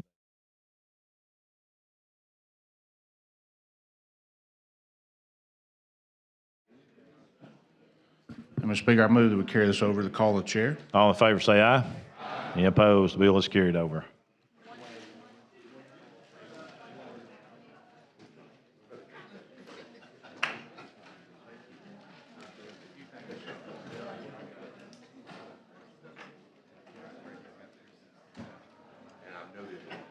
The chair recognizes the gentleman from Lee, Chairman Lovern. Thank you, Mr. Speaker. I have a resolution. Clerk, see the resolution. House Resolution number 181 by the House Rules Committee, the special order calendar. Chairman Lovern. Move for adoption. All those in favor say aye. Any opposed? It is adopted. Thank you. Clerk, call first bill. On page 8 of the calendar, House Bill number 111 with substitute by Representative DeBose relating to sex-based terminology. Representative DeBose, you're recognized.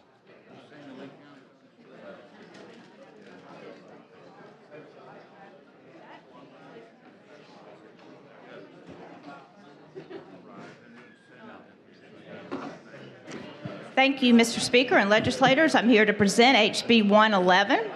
A companion of this bill has passed out of the Senate, and this bill passed with bipartisan support out of the Judicial Committee. This HB 111 is a definitions bill. It codifies the time-honored definitions of male, female, man, woman, boy, girl, mother, father, and sex. This is a definitions bill for our courts to have guidance when interpreting laws that already exist in Alabama. And with that, Mr. Speaker, I move for the BIR. Question for the body is adoption of the BIR. Clerk will unlock the machine. The members will vote.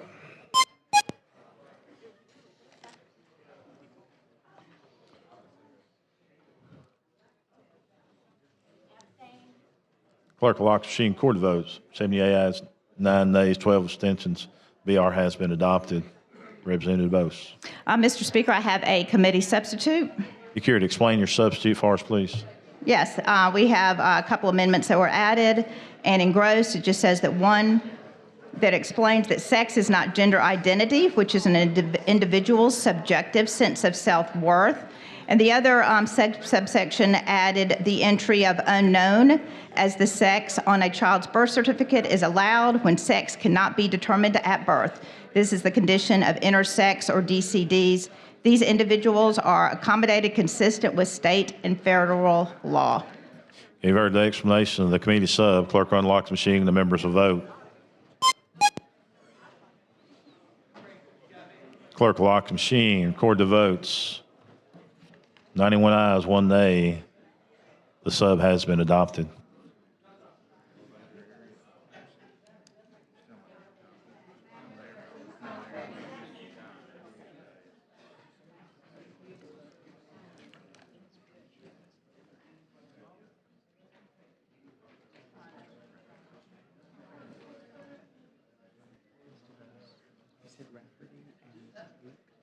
Yeah, but I think they've got it. Yeah, I just gave him a new one.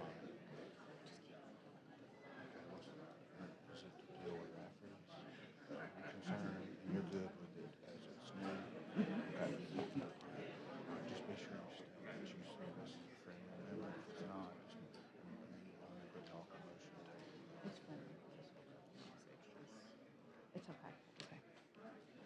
Chair recognizes the lady from Jefferson, Representative Moore.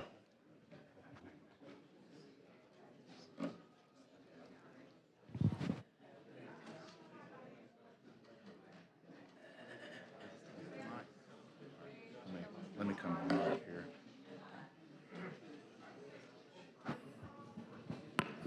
Thank you, Mr. Speaker. Oh, you carry the bill now? No, ma'am, just.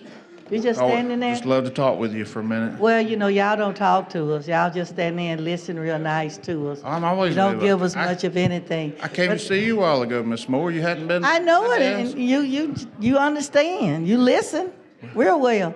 But I had a question because I know I've read the bill, and it's got a lot of language in there, but still there's no clarity when you're talking about the sex at birth for a person that's born with both sex organs. Okay. So how do you treat that? That is a good question. And I really appreciate you bringing that point up. Yeah. Something I haven't spent a lot of time thinking about. Yeah, me too. I've been just thinking about, well, how do you do that? Because there's no specificity in that, and I know practices in the past has been that they will treat those young people until they're about 12 or 13. They go through some, psychological evaluation so that before they go into puberty, they can have that opportunity to decide which sex they want to be. I'm Right. talking about people with both sex or Intersex people that are born that way at birth. And those people are accommodated by the Americans for Disability Act. Okay. We are aware and we account for that in my bill because Yeah, it's so vague. I read it. It's so vague the way you put those words in there, but it's still not specific enough. And it could be interpreted any kind of way at any kind of time that it wants to. Because when I read the bill, it's using some general language where I understood what you were doing, but the average person might not because it's still not specific. It's kind of roundabout addressing the issue from where I could see it. Well, I do know that there's only been 4 individuals in the last 5 years that have been born in this condition in the state of Alabama. So it's individuals. That's 4 that you know of. And I know that when I first started working in Birmingham in a hospital, at some point our hospital was the only one that did those transfers of surgeries for a long time because the other hospitals in the state did not do them. So you're talking about the ones that you know of, that somebody took their child to a doctor to be able to record it, but that's not always what happens. Okay, bring it back in a few minutes. Okay. In some families, it's so traumatic till it's sort of like the cousin or the brother or the sister that you don't talk about. Come on, share that with me too, Okay. Mr. Loveland. I'd like to know. Mr. Speaker, Yeah. So I make a motion to carry this over for just a few minutes. We're working on an amendment. Make motion carried over, call the chair. Call with the chair, please. Yes, ma'am. Well, All in why- favor, why- say aye. So Any do- opposed? The bill has been carried over. Ms. So, Moore, do I get my 6 minutes? yes, ma'am. You can come up here and talk to me just a minute, too, if you don't care. Clerk, call next bill. On page 44 of the calendar, House Bill number 338 by Representative Butler relating to Class 4 municipalities.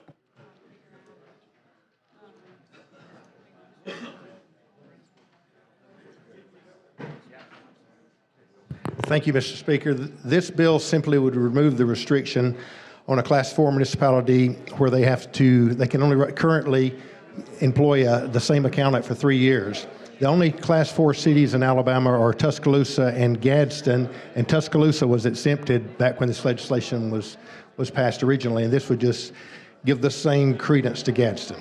With that, I move for the BIR.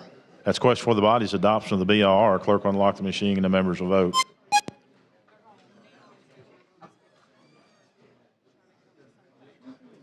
Clerk will lock the machine, record the vote. 86 ayes, 0 nays. The BR has been adopted. Thank you, Mr. Speaker. With that, I move for final passage. That's question for the body's final passage of HB 338. Clerk, unlock the machine. The members will vote. Clerk will lock the machine. Record the votes. 87 ayes, 0 nays. HB 338 has passed. Thank you, sir. Thank you, gentlemen. Clerk, call next bill. On page 38 of the calendar, House Bill number 363 with substitute by Representative Faulkner relating to crimes and offenses. Representative Faulkner, you're recognized. Thank you, Mr. Speaker. Members, I bring this bill for the personal tragedy that arose that killed 4 people when a habitual drunk driver ran into the back of a family and sent them careening across the interstate.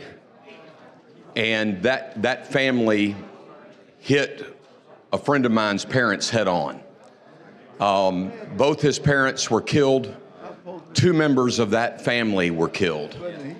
And this driver never should have been out there on the road, but our laws would not allow or need clarifying on what you can be charged with when you've had DUI offenses and what legal limits your blood alcohol is. I've worked with the DAs, and that's why there's a substitute. And I do have a floor amendment to name this act after the 4 people that were killed. by this drunk driver. But the DAs believe this will bring clarity to our law about when you can prosecute for murder and when you can prosecute for manslaughter when it's a DUI situation. With that, Mr. Speaker, I would move for the BIR. I mean, yes, This question for the body is adoption of the BIR. Clerk unlock the machine. The members vote. Here's my floor. Need to adopt. Clerk will lock the machine. Court vote. 91 ayes, 2 nays. BR has been adopted. Representative Faulkner. Mr. Speaker, I believe there's a substitute. Care to explain the sub for us? Yes, so the sub members came when the district attorneys said they thought this would be a better way to do this, to define for the law what was murder and manslaughter. And so we just made the change to the definitions there that you see in the sub. And that's really all it did was drop it down so that there was only one offense per prior offense instead of 2 on the murder charge. Okay, you've heard the explanation of the committee sub. Clerk unlock the machine. The members will vote.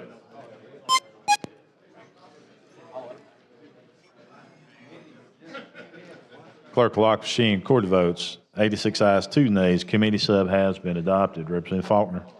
And I wanted to, this is my floor amendment, members, is to name this act shall be known and cited as the Daryl and Gina Spiegel and Maggie and Christy Lowe Act. And that's what the amendment does, members. I'd move for adoption of the floor amendment. Clerk, see the amendment. Amendment to House Bill number 363 by Representative Faulkner.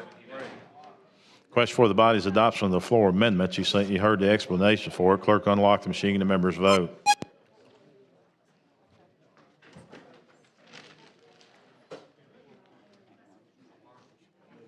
Clerk will lock the machine. Court votes. 91 ayes, 0 nays. The floor amendment has been adopted.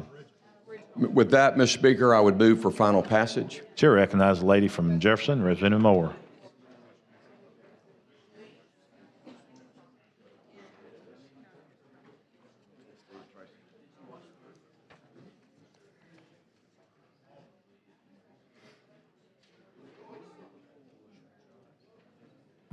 Thank you, Mr. Speaker. Gentlemen, Yes, could ma'am. you clarify then what will be used to determine if it's murder or manslaughter?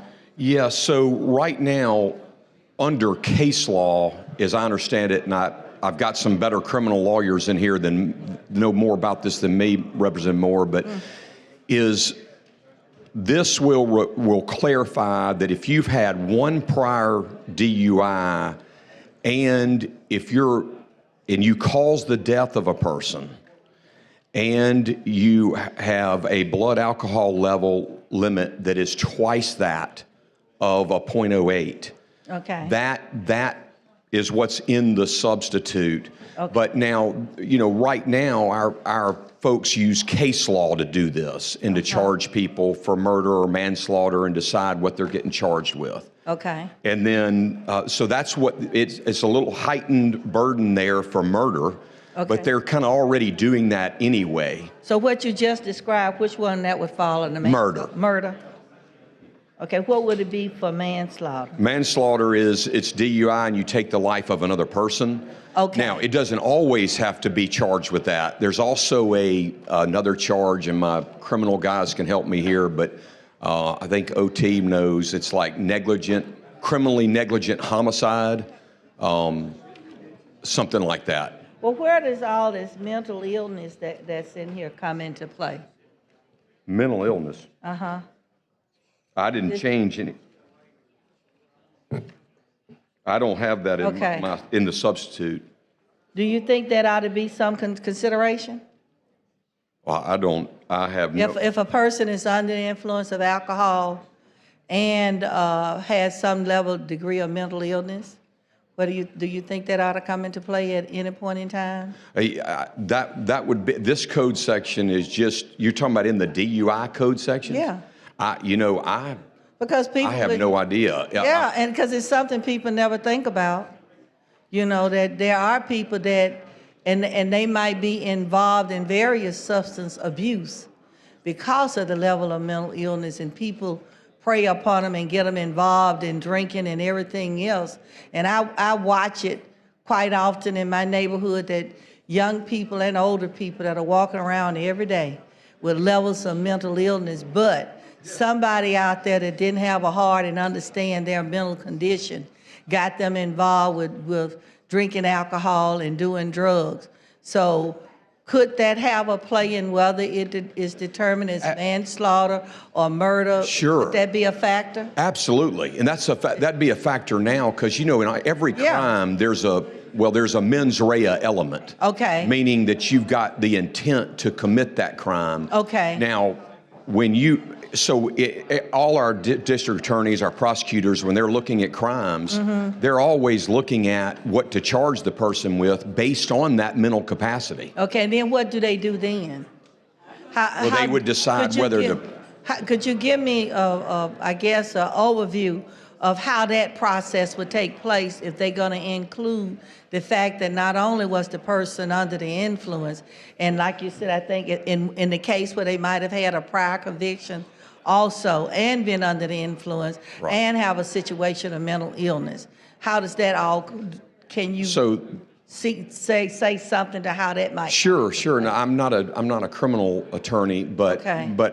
my understanding is from the district attorneys and the people that do these kind of crimes or offenses is they always consider the mental capacity of a human being based on what they're going to charge and what they're going to let them plead to.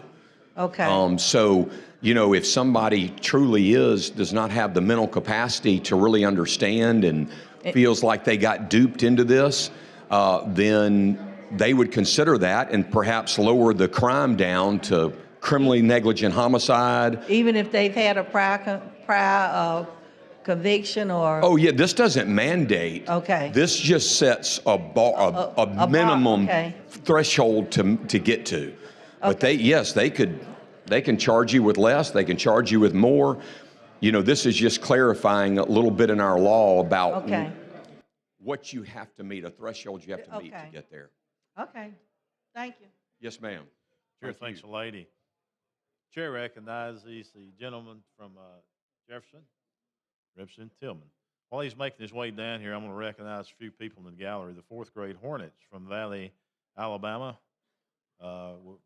Guest of Representative Debbie Wood. Let's give them a big hand. Thank y'all for being with us today. Lee County youth leaders from Lee County's high schools. Let's give them a big hand. Guest of the Lee County delegation. Also the City of Fairhope Mayor, thank you for being with us today. And the guest of Fiddler, Simpson, Givens, Hope Jones, Baker, Stringer, and Easterbrook. Thank y'all for being with us today.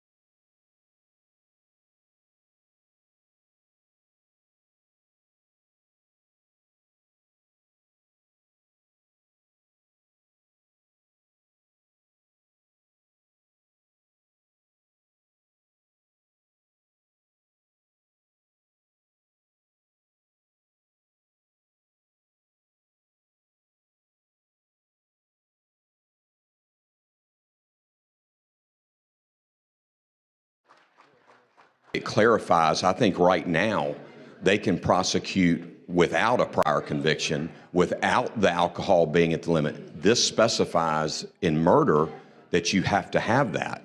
Yes. So right now, as you know, they can charge you with murder, and they do not have to have those criteria. Absolutely. So I think it clarifies that what the threshold is, but I don't think that necessarily makes it easier. They still have to prove their case. They still have to prove that you had that alcohol in your system. Right now, they can charge you with murder, manslaughter, or the third charge, which I think is criminally negligent homicide. Absolutely. But let me ask you this. So when it comes to prosecuting DUI cases, how many criminal prosecuted DUI cases have you defended in that lane? Well, I'm sorry. How many DUI cases have you defended? I do not. Okay, so that's what I mean. When you're dealing with scientific evidence, pretty much set in stone. If the scientific limit is 0.08 and you're above 0.08, what other factors do you really have to prove outside of the fact that you was drunk in accordance to the scientific evidence that we received? So with your bill, you're saying 0.15 now. So if the blood alcohol limit is 0.15. It has to be double for that charge to be 0.15, correct? That was in your bill, right? That's correct. Okay, so 0.15. So now if the scientific evidence stating that it's 0.15, what other factors do you have to prove outside of 2 deaths or 1 death? Besides a death and besides the prior conviction for the murder charge? Yeah, what other evidence? If he was driving the car, his blood alcohol level was 0.15, right, and someone died, what other factors do you have to prove? I would not be aware of under this law. That's right. But this is not lessening the law. No, they can charge you right now for whatever factors. So why do we need your bill if they can charge you right now? That's the point. The DAs thought it would give clarity to the difference between a murder charge and a manslaughter. I know a question that you like to ask is, who did the DAs talk to? The DAs need to start talking to actual criminal defense lawyers. We do have a trial lawyer bar that they need to talk to as well in order to get a balanced view of how you need to put forward this legislation or this bill. If we did that, then it'll make more sense. Okay, well, I can just tell you that the district attorneys feel like it makes sense. From their perspective, right? And I think it makes sense. I thought it made sense. I'm not a criminal lawyer, but it made sense to me. Okay. So I mean, I don't know who all they were supposed to talk to, but they should. I talked to them because it was my bill. Well, I'm saying it's the same question that you like to ask. Who did you talk to? When you sponsor a bill. Yeah, but no, right. Exactly. So, but in this situation, you could have came to talk to me. You could have came to talk to any one of these attorneys who handle criminal defense work the same way that the DAs, the District Attorney Association, they can come and talk as well, but they choose not to. So that's the problem that we have with this process anyway. But you would like to ask us, who did we speak to? If you sponsor a bill, I usually you're referring to our Judiciary Committee for the public and the members in this room. Yes. Yes. And so when there's a bill before our committee, I do ask a lot of times sponsors, if it's a criminal bill, where do the DAs and where does the AG stand on a bill? Yes, but I always ask that. I know that, but there's also other factors. There's the trial attorneys, there's criminal defense attorneys. The trial association. The AG as well as the district attorneys do not come and talk to, which is a problem. The trial lawyers will usually always come to me or any member of our committee and judiciary if they have an issue with a bill. Okay, but again, they didn't come and mention or say anything about this particular bill. That's my point. I haven't heard from anybody that they had an issue with this bill. Okay, well, I do. Like I said, I think the bill is not necessary. I think the bill is not needed. Okay. I think that I respect your already opinion. have the extreme indifference murder charge in the state of Alabama, which the DAs can prove the same factors in the case, the same things in the case, based upon what you just said that happened to your friend. And as I said, it's tragic what happened to your friend, and it's unfortunate. So I don't have a problem in understanding your purpose for wanting to do it. What I'm saying is we're continuing to add unnecessary laws when we already have laws on the books. That's my I respect point your of it. opinion. All right. Thank you, Mr. Thank you, gentlemen. Chair thanks the gentleman. Chair recognizes the gentleman from Tuscaloosa, Representative England.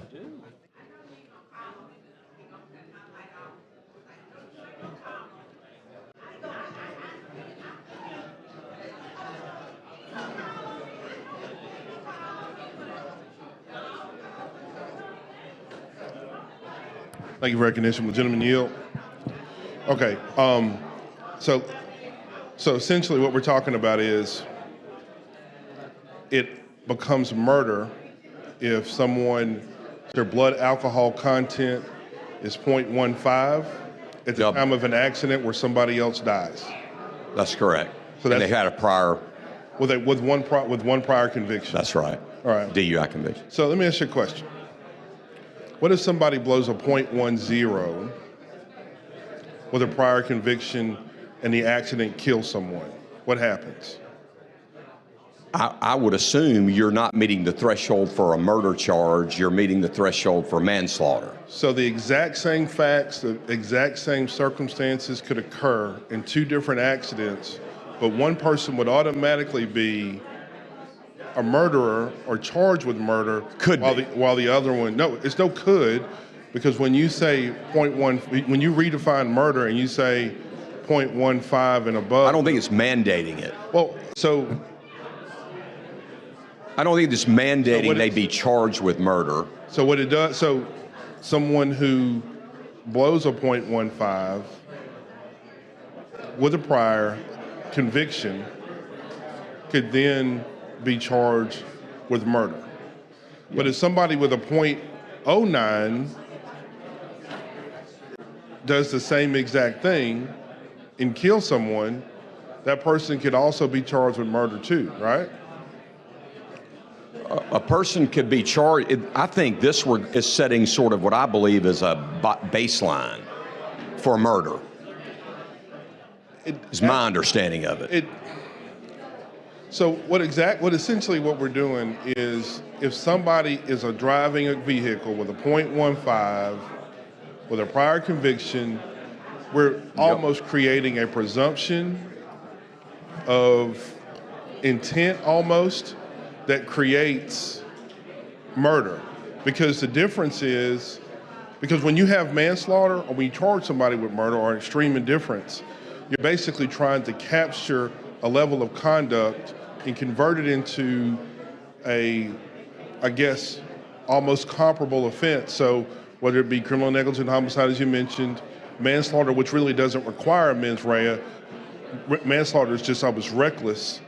This almost elevates it automatically if those two facts are there. So, I think there's a lot of, you know, Chris, more about the criminal side of this, but I think there's a lot of factors that go into what they ultimately will charge you with.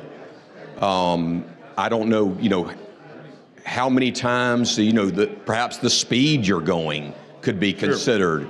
Perhaps what I think will eventually could potentially happen, and I know a lot of criminal defense lawyers, a lot of prosecutors, that you would.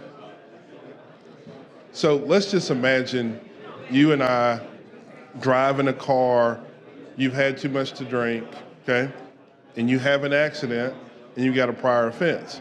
When they go and they take your blood alcohol level, you blow a 0.09, right?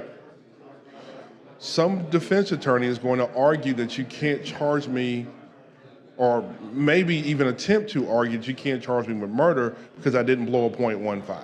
I hear you. What you're saying makes sense to me.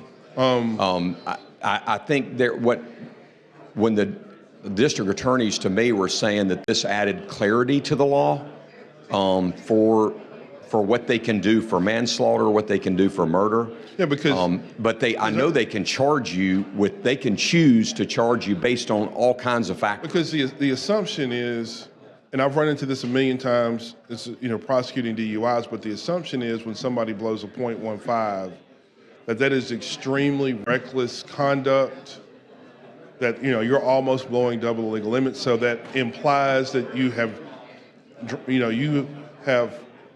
been drinking for hours and so forth. But that, when it comes to the science behind that is not necessarily what that means. The blood alcohol content can vary based upon a lot of different things. Yeah. So it's not necessarily at times indicative of how much alcohol you had. But at certain times, we always ascribe to higher levels of, a higher Draeger as, you must have really been getting after it. But I don't quarrel with the point you're making about that, about, trying to enhance the punishment and the charge. But at times, you're going to find that the distinction in between those things are kind of arbitrary, because I've seen people who have who are blown a 0.15 on a blood alcohol level, right, and do well on the sobriety test, and give every indication that they're not as drunk as that 0.15 is. But then on the other hand, I see somebody that's blowing a 0.09 that looks like they've been drinking for several days. Sure. So that's at times it can be a little bit arbitrary. A, but B, and again, I'm not quarreling with your bill. It's just the concern is, like, especially if you're talking about, because you're just basically creating again, almost a presumption that once you reach this particular level, 0.15, you demonstrated extreme indifference to the point where I can automatically charge you with murder if those two facts are present. And right now, they can do that. Yeah, without this. They could do that without this. This sort of says, if you meet these thresholds, murder could be charged, yes. But they'd still consider.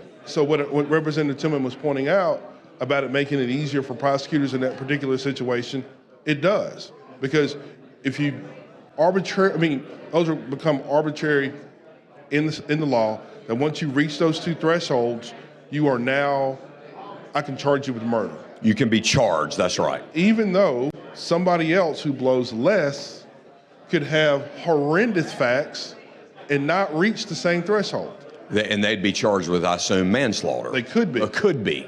So it does make it easier for that particular set of circumstances.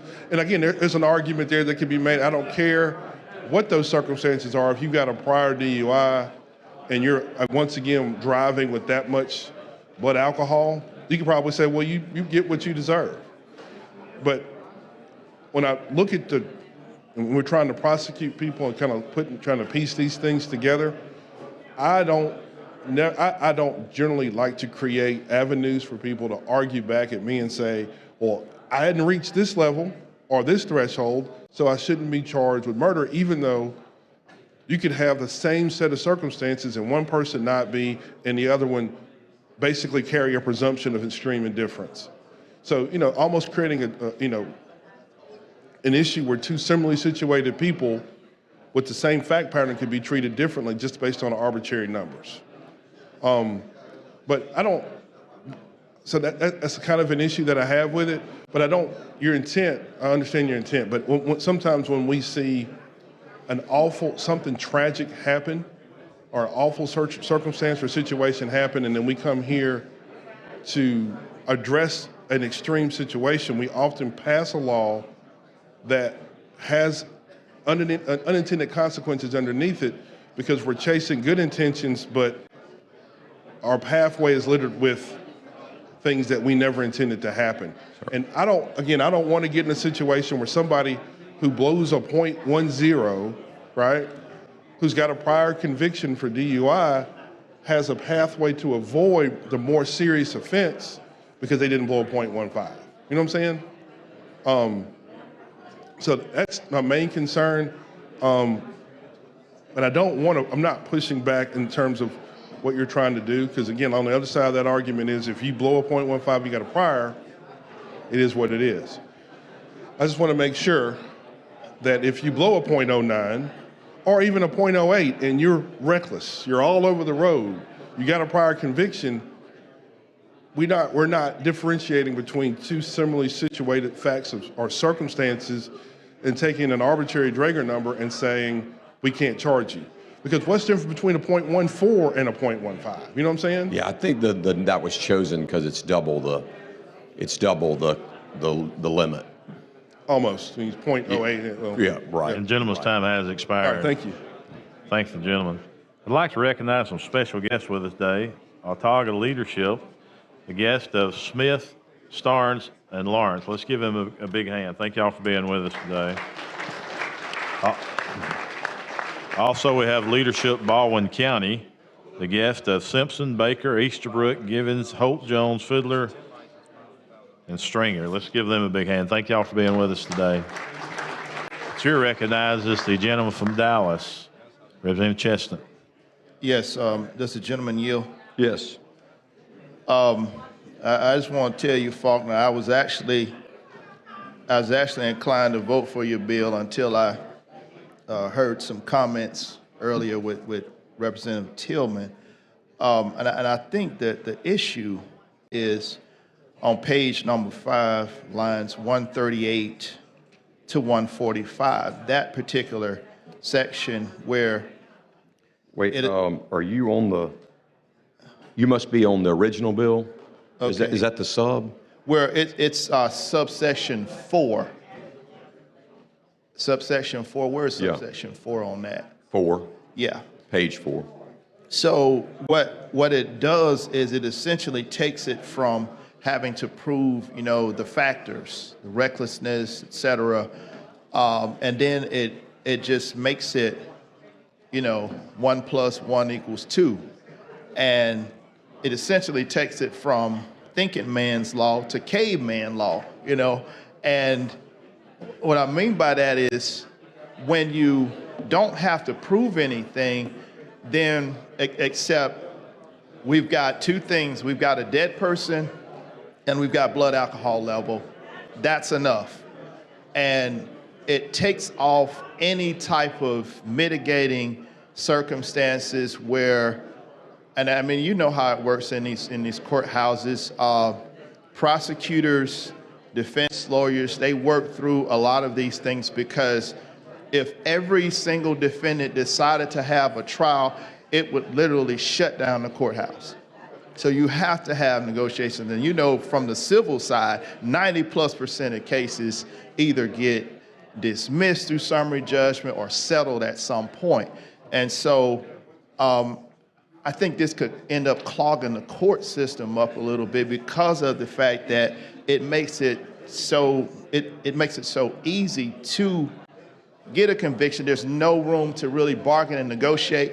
And if I was a defense lawyer representing somebody charged under the factors under Section 4, I would tell my clients, let's go to trial, because you're not going to be able to negotiate anything reasonable. You're going to get the same amount of time if you settle it as you're going to get if you're convicted before a jury of your peers, and that could end up clogging up the court system. But that's just me. I don't understand from what we're doing how that's doing that. Yeah. Because I'm not talking about the other part that you are putting in here. I'm just speaking on subsection 4. Okay. That's all I'm speaking on. Okay. Yeah. But I understand they can prosecute you now for that and use all the factors, and I don't think this has taken away any defenses. So yeah, I mean, it's just if you have that factual scenario, right?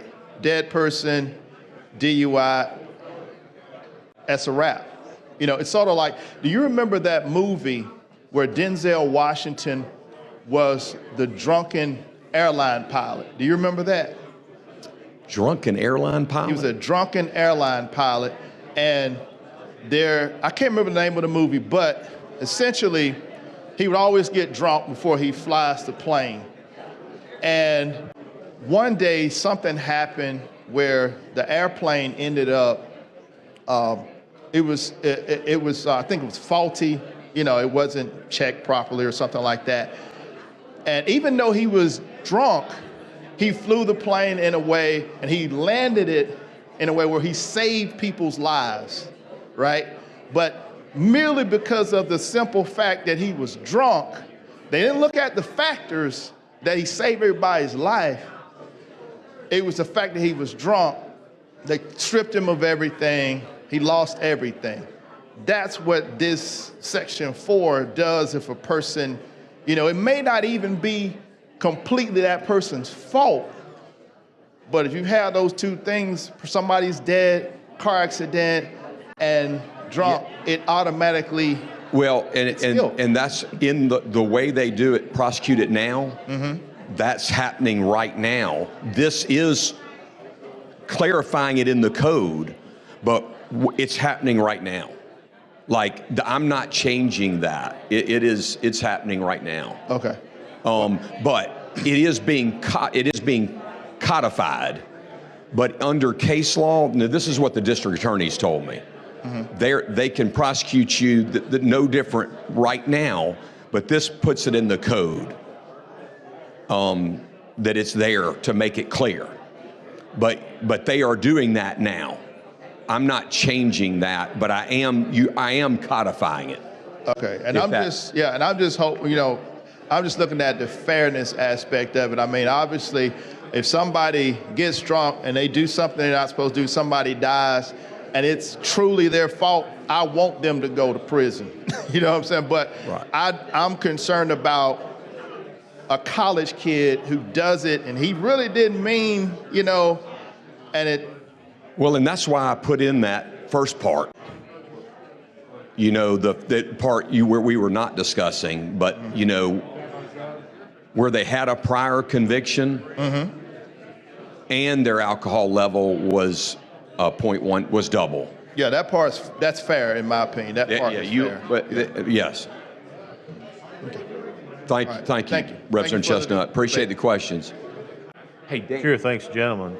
Question for the body now is final passage of HB 363 as amended in sub. Clerk will unlock the machine. The members will vote.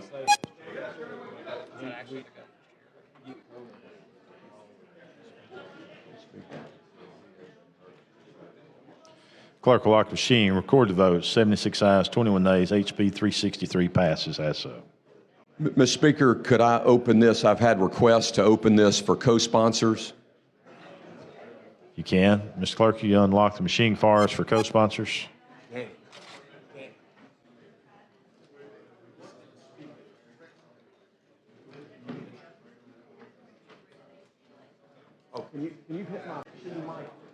Clerk will lock the machine. 22 co-sponsors. Thank you, gentlemen. Thank you, Mr. Speaker. Thank you, members. Mr. Clerk, let's bring HB 111 back, please.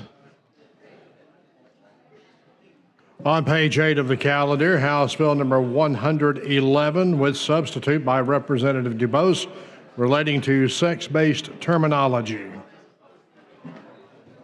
Representative DuBose. Yes, Mr. Speaker, we were we about to vote on the committee sub?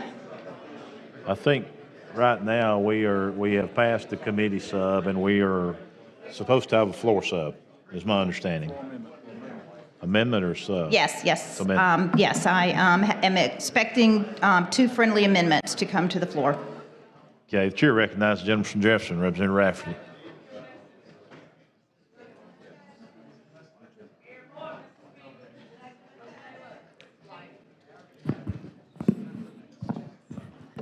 Thank you for the recognition, Mr. Speaker. I would like to thank the gentle lady for all the tremendous amount of hard work that we put into getting this amendment together and agreed upon. And with that, I'd like to introduce the amendment to HB 111. Clerk, see the amendment. Amendment to House Bill number 111 by Representative Rafferty. Representative Rafferty, you care to explain your amendment, please? Yes. So what this amendment does is make sure that we have guardrails that protect the well-established rights as far as gender and protections against gender discrimination and sex-based discrimination. Okay, you've heard the explanation of the floor sub. Ms. Moore, do you want to speak on the sub? You want to wait till you want a bill or sub? You want some more clear? I'm happy to provide a little bit more here. So there were some particular concerns about unintended consequences with this bill. And what this amendment does is clear up any of those. It clears it up so that we have federal statute and laws and case laws that will still be, that this would not affect under the state law, such as Title IX, such as the Violence Against Women's Act. I can list them all for you. The Price Waterhouse decision, those kinds of things. All right. Ms. Hall, you want to speak on the sub or the bill? Did he clear that up for you? Okay. Question for the body now is the adoption of the floor amendment. Clerk will unlock the machine. The members will vote.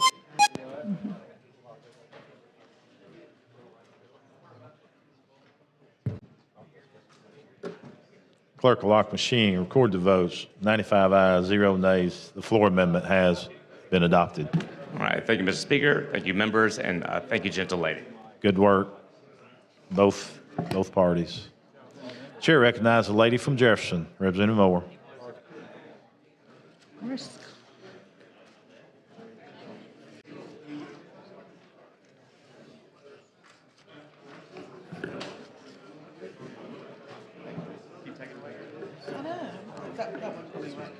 Thank you, Mr. Speaker. And I think my concern, was, can you be more specific with the language that deals with people that are born with both sex organs? Yes, ma'am. In fact, we refer to it in 2 places in the bill. On page 2, line 43, individuals with differences in sex development are also known as DSDs, or intersex conditions, are not a third sex. Individuals with a congenital or medical verifiable DSD diagnosis must be accommodated consistent with state and federal law. So that's talking about the Americans for Disability Act. Okay, so, and I know this is not your bill, but I know we passed the bill at some point in time where people that are born with some type of abnormality, be it having both sex organs, or if a male is born producing too much female hormone or vice versa. So is there any protection that these people can start having treatments? I know our bill said before age 19. So is there any implication here that when you talk about the state and federal laws that already protect them, will they still have to wait until they're 19? Because no treatment can be done if you decide, I want to keep the male or the female organ. So at which point in time do they have to put some type of sex on their birth certificate or record? Because we're saying I know in the past they usually would try to work with young people like that before they reach puberty so that they can make a decision as to which sex they feel more comfortable with in the case of both sex organ, and also in the case where one sex is producing too much of the other sex hormone. It used to be around puberty, but I know we passed a law that said nothing could be done prior to 19.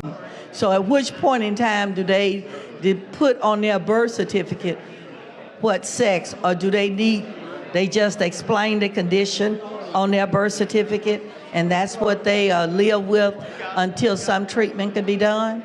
So this bill does not affect that. This is strictly a definitions bill, defines male, female, man, woman, but it does acknowledge that this condition exists and that they are treated fairly under the Americans for Disability Act. Yeah, but and that they check if you want to define it, we still ought to have some clarity in your bill as to how these people will be defined. Yeah, my bill does not go that far. It doesn't. My bill does not define anything. We're trying to make sure people are treated fairly, because even with the laws that we have, they are not going to be treated fairly, because in reality, their treatment ought to begin as early as possible to define which sex that person is going to be. So we're in the business of defining what a person is and how it should appear on their birth certificate at the beginning. Yet we have these situations that we already know about, and we're saying we want clarity. And I know I'm just speaking for the record, because I know won't any changes be made, but I do want to know how, for the record, that if we're going to have a bill to make definition as to how a person is defined, we certainly ought to make some provisions as soon as possible for those people that are born with these different situations, have clarity as to who they are as early as possible. Just a dialogue. Thank you. Chair thanks the lady. Chair recognizes the lady from Madison, Representative Land.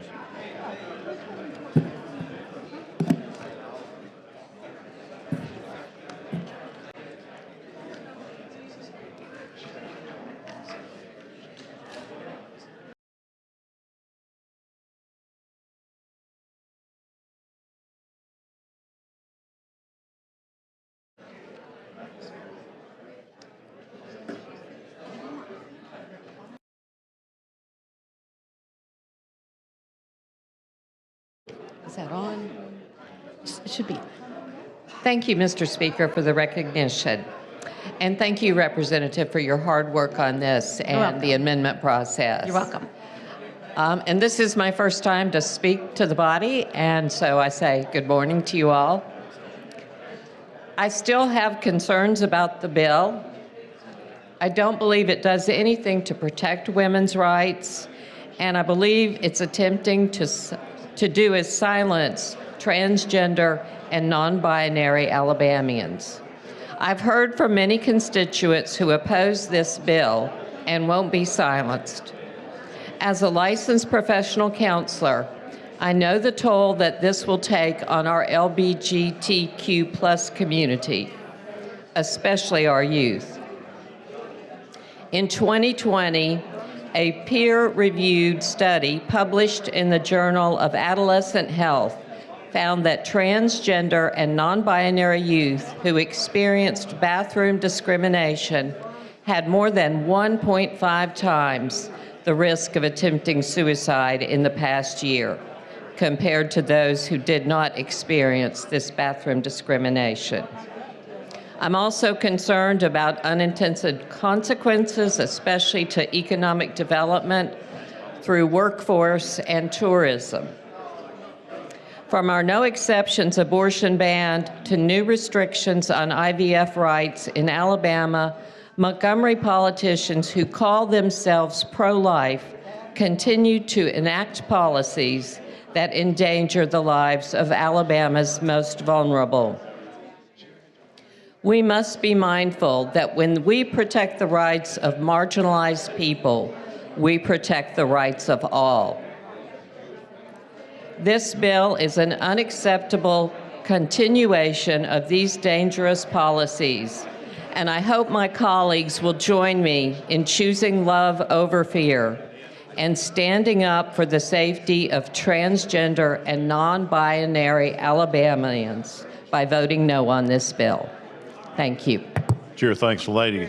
Question for the body now is final passage of HB 111 as amended and sub. Clerk will unlock the machine and the members vote. Do we have one more amendment to, Mr. Speaker? I'm sorry.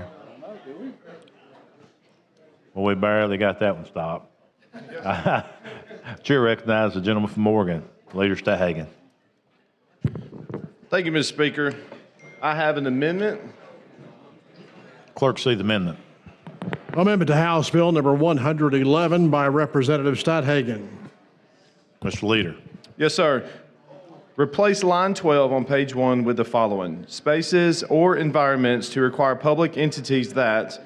Replace line 15 on page 1 with the following: birth, and to provide that the State Department, agency, board, or commission that operates or sponsors any overnight programs for minors where attendees share multiple occupancy bathrooms, changing facilities, or sleeping quarters may not permit members of the opposite sex to share these spaces, with expectations made for family members.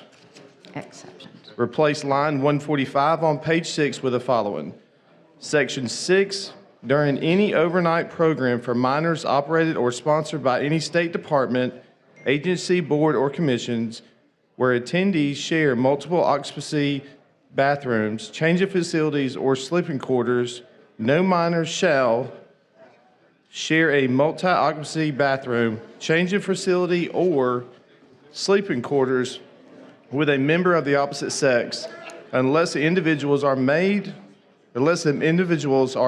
of the same family, such as a parent, legal guardian, sibling, or grandparent, and the minor has received approval from the parent or legal guardian to do so. For purposes of this section, sex is defined in Section 1-1-1. Section 7, the provision of this act are severable. Replace the line 149 on page 6 with the following. Section 8, this act shall become effective October 1st. Thank you. Okay, how does the sponsor view the floor amendment? Are you speaking on the amendment? I'm sorry. How do you view the amendment? Oh, I'm sorry. I accept this as a friendly amendment. Okay. Absolutely. Okay, you've heard the sponsor does accept it as a friendly amendment. We are talking on the amendment only. The chair recognizes a gentleman from Tuscaloosa, Representative England, on the amendment.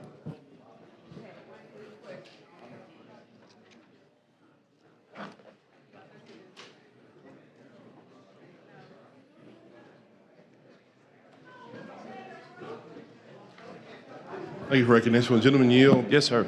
Did you specifically just say that you amended line 145 on page 6? Yes, sir. Okay. The amendment that was adopted, that Representative Rafferty just presented, also amended the same section. So I'm trying to figure out and make sure that they're not messing each other up. Yeah. Okay. Can I have a copy of that amendment? They can reconcile? Okay. They're saying they can reconcile that. So, because I want to make sure, does it add to it, take it away, change it? So,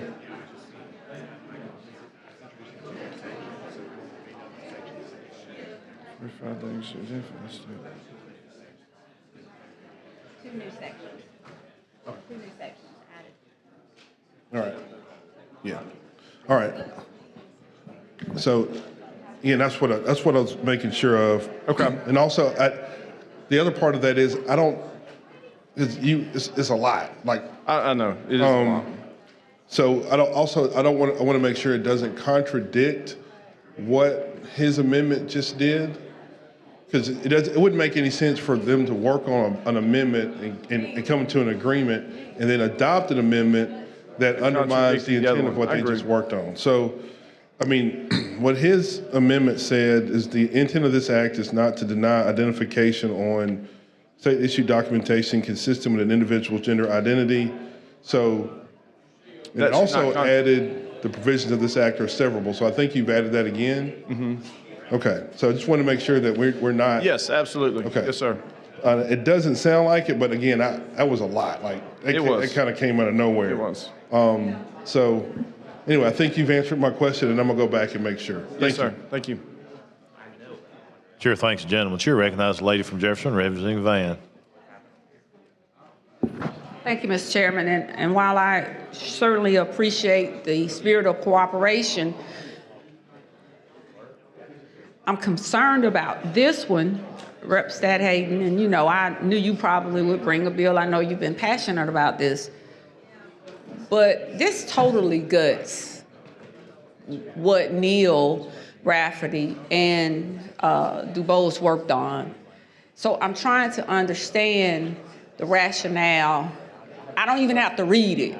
I wasn't even in tune to it. And then when you started talking, I just picked up on it.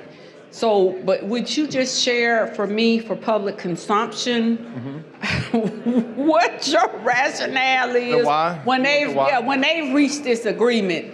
So, you know, I have a bill about to come up where I had to really reach an agreement, and I'm appreciative, but this one has got me kind of really, yeah. Yeah, so the why behind this amendment, and I'm not going to name certain entities, but camps throughout our state, when you have, and I will tell you on firsthand, personally, my daughter has been in this situation where she was in the bathroom, which she thought was all girls, and it was actually a boy that was dressed as a girl in her bathroom. She called me crying. I picked her up at 10:30 at night from the camp. So when I talked to the camp, they follow federal guidelines and they said we need state guidelines to prevent the situation from happening again. So since there's an amendment. So your amendment then does what? It keeps It keeps boys out of girls' facilities and boys out of girls, girls out of boys. It keeps the same sex in the proper situations that count. Okay, like I said, you know, I whether I agree or not, you know, I guess my concern is that we just had an amendment that the sponsor, and I'm not here to defend anybody. I'm not here to defend Susan. I'm not here to defend Neil. I'm more or less at this point concerned about the process.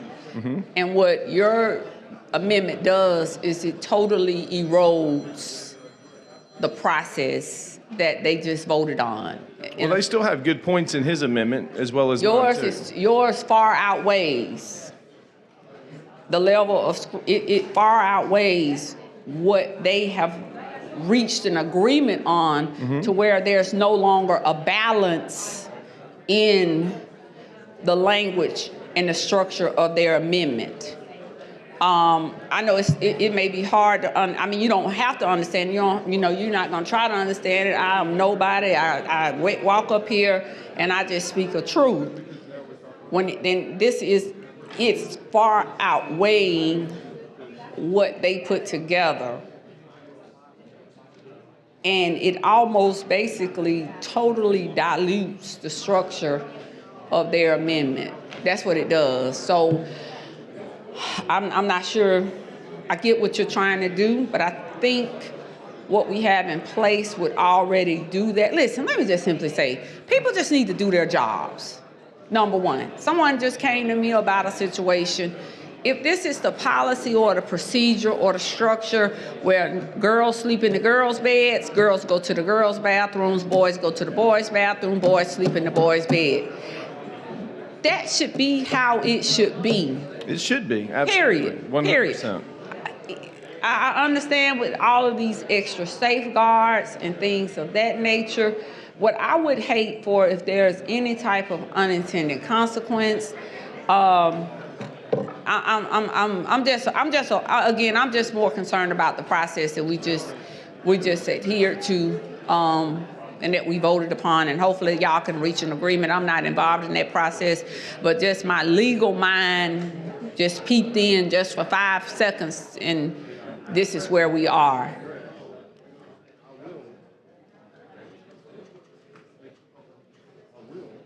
Is that code?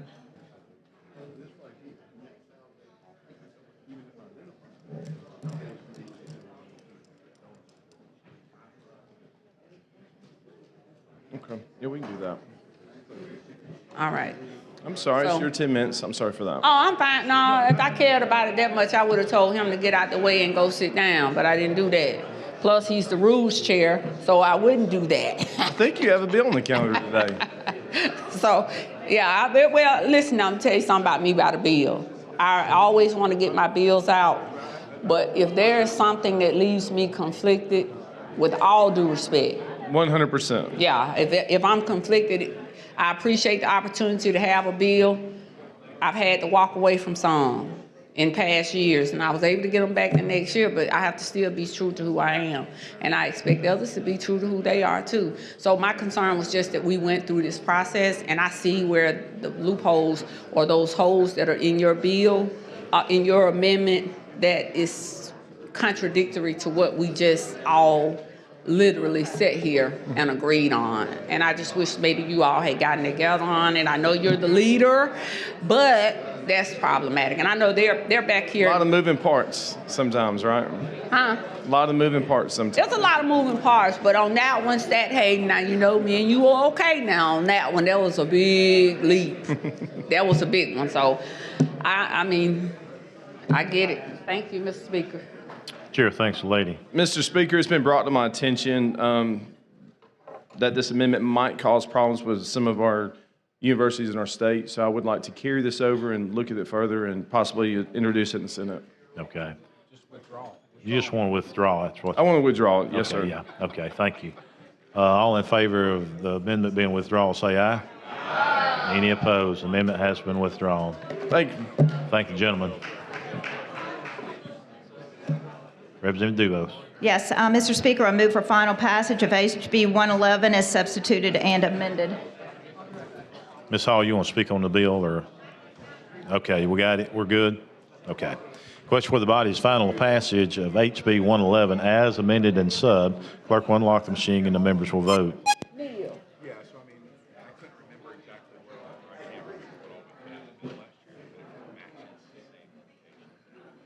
Clerk will lock machine, record the vote. 77 ayes, 24 nays. HB 111 has passed as amended and subbed. Mr. Speaker, I'd like to open to co-sponsors, please.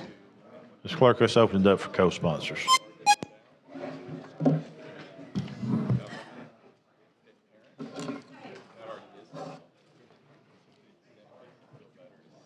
None. Clerk will lock machine, 25 co-sponsors. Thank you, Mr. Speaker. Thank you, body. Thank the lady. Clerk, call next bill. On page 38 of the calendar, House Bill number 359 by Representative Bedsole has a substitute relating to Department of Mental Health. Representative Bedsole. Thank you, Mr. Speaker, for the recognition. Members, I bring a bill before you today that is a continual work in progress that as we continue to try to get a handle and address the mental health issues in our state, this bill is probably one of the most meaningful things I've ever brought, but sadly, because of the amount of work we have to do in this state and across this country, we'll have a lot of more work to get done. Far too often, we see drug use as a co-occurring piece of those who are dealing with mental health crisis. This bill will deal with that by adding definitions to co-occurring substance use disorder and substance use disorder, and it adds reference to serious mental health to the definition of mental health.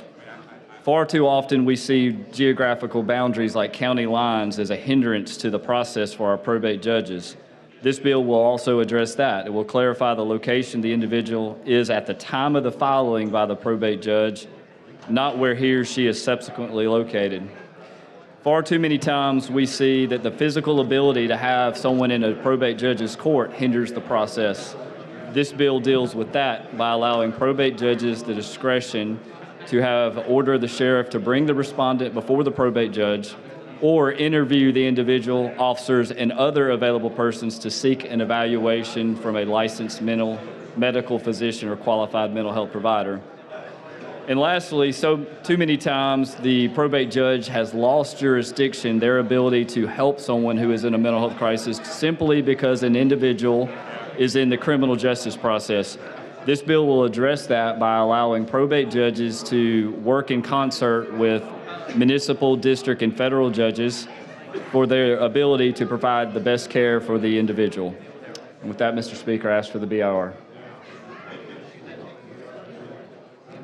Here, recognize the gentleman from Clark, Representative Jackson.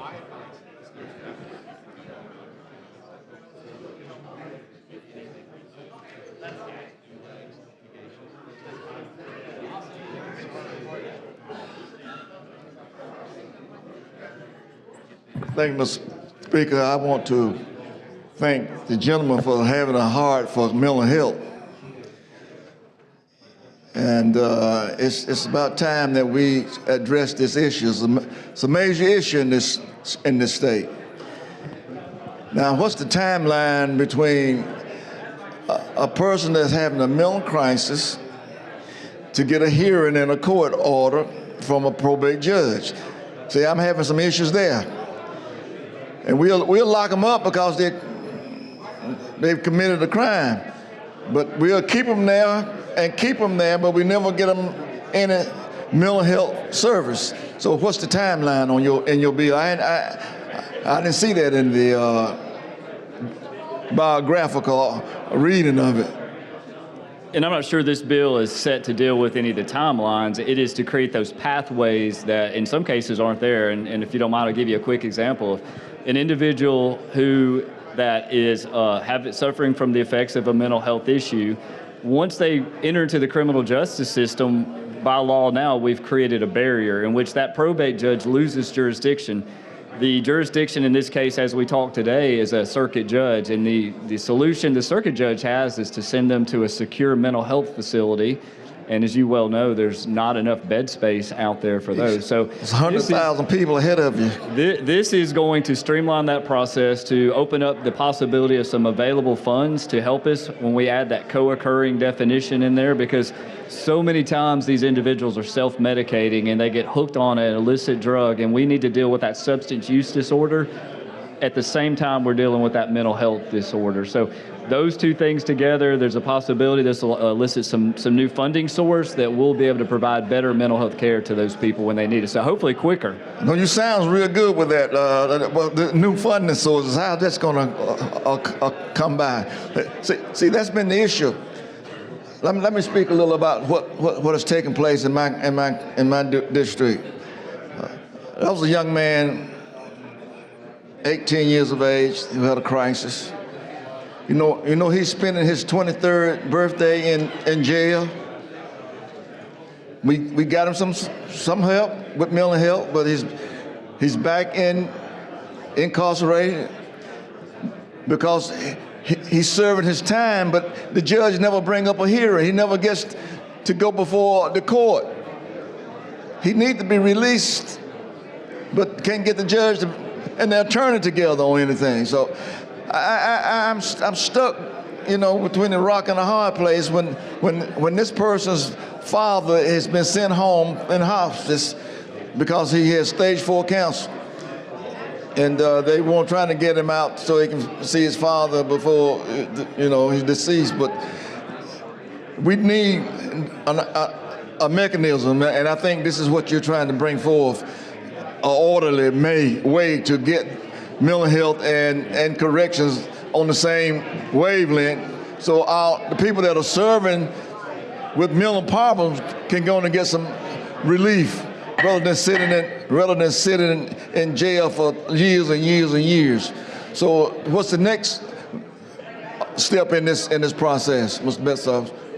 My hope here is now that we have created a pathway through this bill that our probate judges are going to be able to work sort of hand in hand with the district judge or the civil judge, that those people as a team can figure out what is the best approach for that individual, and being able to maybe put the criminal justice process on pause, if you will, so that we can treat the mental health process. Today, as we stand, the probate judge has to simply throw up their hands and say, I cannot no longer be involved because they're in the criminal justice system. So we created that barrier somewhere along the line, and this is going to take that barrier off. So hopefully we see better service for that individual. And I want to applaud you. Thank you so much, because there's a great need. And I want to blame this state, because anytime we want to outsource mental health to Department of Correction, we bagging up. Yeah.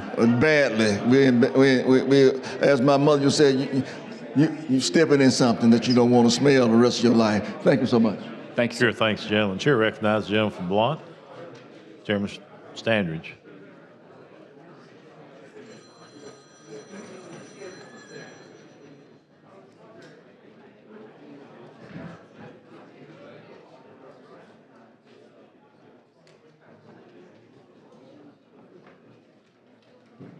Thank you, Mr. Speaker, for the recognition. First of all, I want to tell you that I really appreciate you working on this issue. From my experience being probate judge, I can tell you this has been a major issue. It's been a major issue, in my court. It's a major issue with the state, because, one of the things I think that you've addressed here in this bill is these individuals that we deal with in probate court that have substance abuse issues, and then when they're tested for that substance abuse, then it kind of ties the hands in the probate court.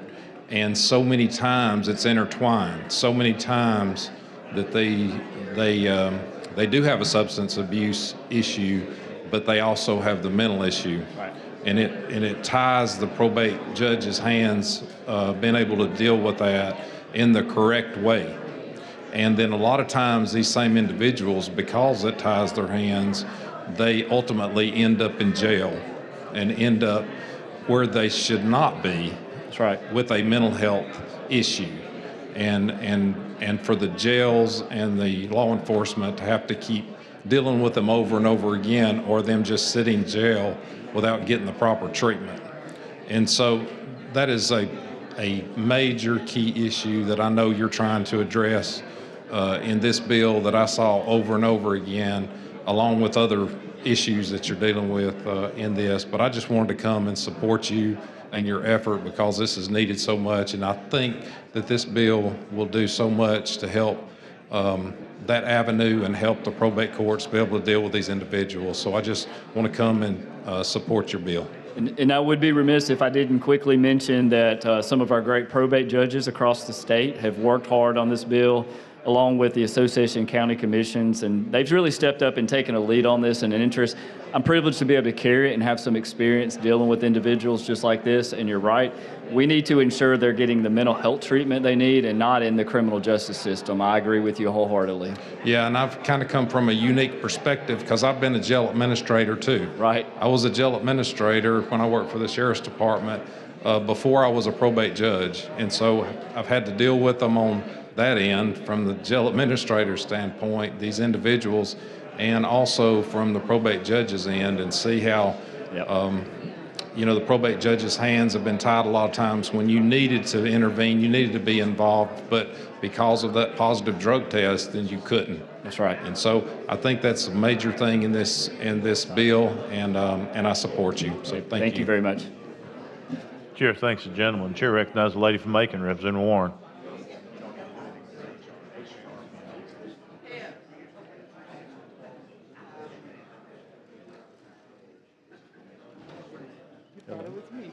No, I didn't.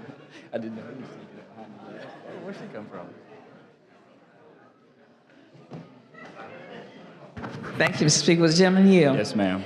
I was listening to you when you were talking about your bill, and I really got kind of lost as to what it's actually doing, because mental illness is something in Alabama that we have not given the true attention to. And I think what happens once we start getting into the drug abusive part, we started talking about it. But mental illness is far beyond the drug addiction. And that's my concern. I'm concerned about these people who are walking around here in the street who are mentally ill, no place to go. They send them to a facility for 3 days and come back. I think it's an insult that Alabama does not have an inpatient facility for mental illness. So I'm just trying to see what's your bill doing to make the big picture a remedy. So we do have a couple secure mental health facilities. You know, the model nationally did go to these community-based mental health providers. They're all over the state, and you have one in your area. But firsthand experience, what the clinicians are seeing, what the probate judges are seeing is so many times, and it's not just about those who are going out and using illicit drugs, but they have this diagnosis of a substance use disorder. So they've created this dependency upon some sort of illicit drug to kind of help cope with their mental health issues. They self-medicating, if you will. But what we're doing by definition here is acknowledging that co-occurring diagnosis so that you're both mentally ill and you have a substance use disorder. That's something that's not currently recognized in our law. With that, the possibility of some funding that'll help treat the mental health issue by having that co-occurring diagnosis. It will help us firsthand accounts I've seen many times, these individuals, they're not simply just mentally ill without having that other element. And this is going to free up, untie some hands, if you will, and free up the ability to hopefully get them the treatment that we both agree that they definitely need. Okay. Now, funding, that has always been the issue. Right. Use that word freely, but serving on the general fund budget, I can't speak that freely about the funding phase of it. So not that it would bound any of the funding, but as you well know, there's some opioid settlement money out there that is for dealing with our challenges when it comes to those individuals that are addicted. Not that this bill would bound the use of that money, but that co-occurring diagnosis sure makes that eligible so that that funding could be used to help us here. So in essence, we're helping treat those with mental illness that have that co-occurring diagnosis. All right, thank you. Yes, ma'am. Chair, thanks, lady. Chair recognizes General St. Clair. Chairman Hill. Be the fourth person speaking on the BIR.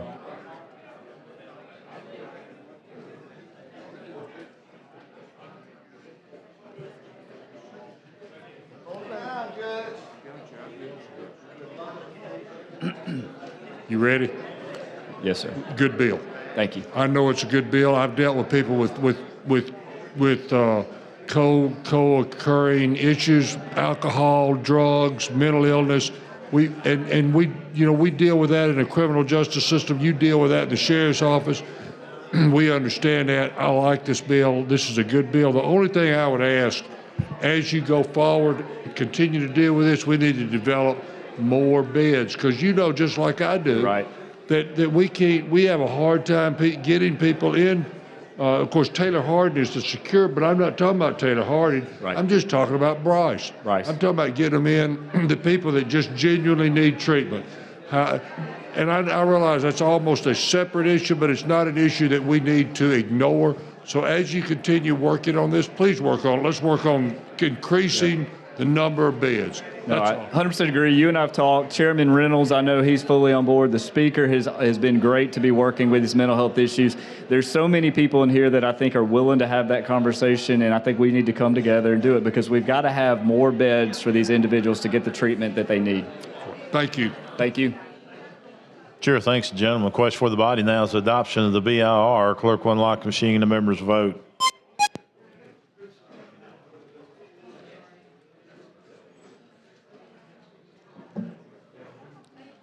Clerk will lock the machine. Record the votes. 98 ayes, 1 nay. The BR has been adopted. Representative? Yes, sir, Mr. Speaker. There was a sub that came out of committee, a very simple change. It simply allowed that the coordination that I spoke about with the probate judge, we wanted to make sure all levels of court were representative. So probate judge may communicate with district, circuit, and municipal judges. We want to make sure they were all in there. So that was the difference between the original bill and the sub that came out of committee. All right, very good. You heard the explanation of the committee sub. Chair recognizes the lady from Madison, Representative Hall.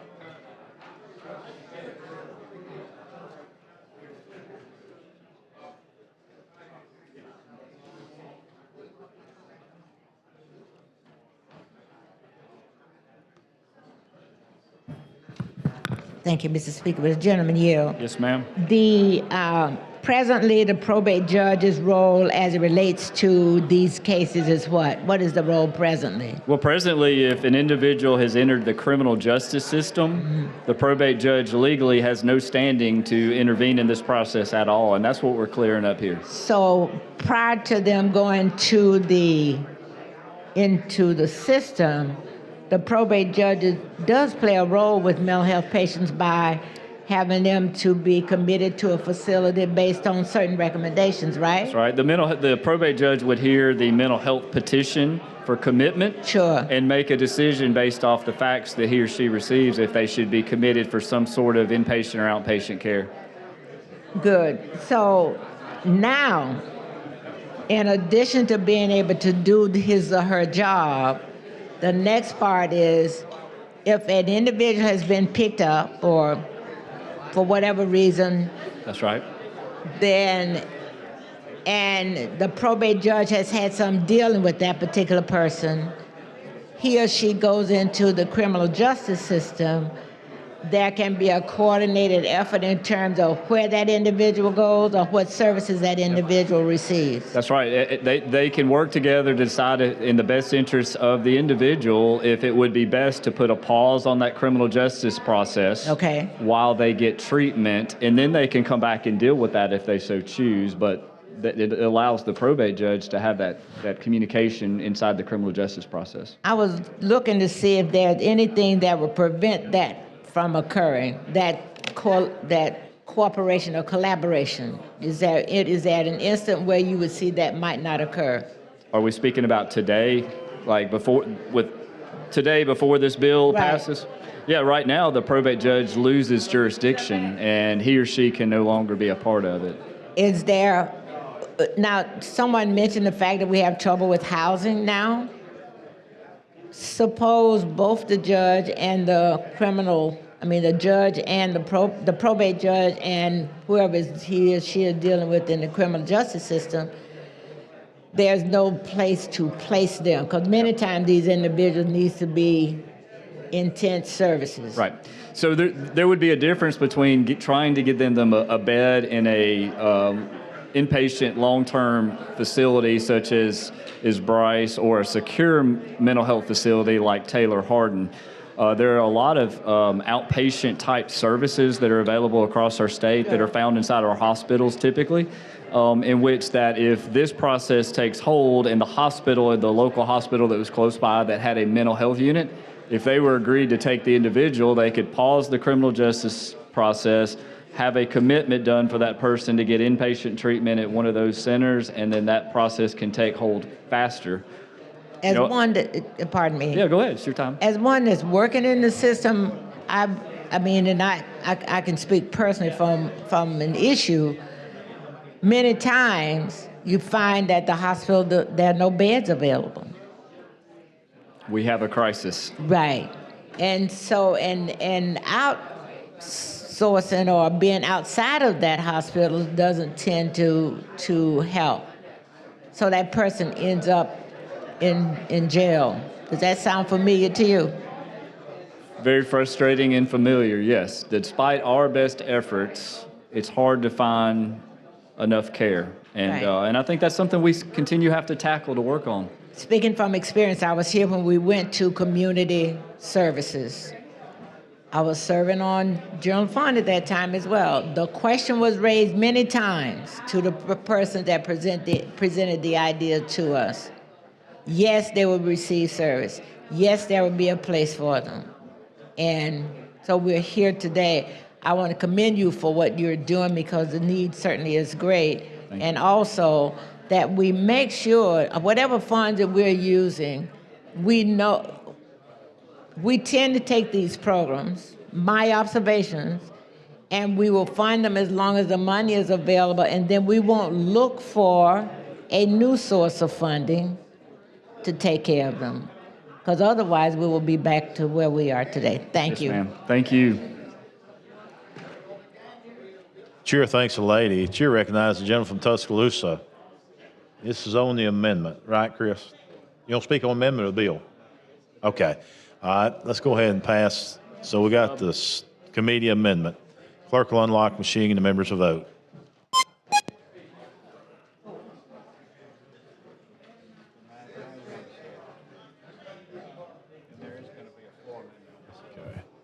Clerk will lock the machine.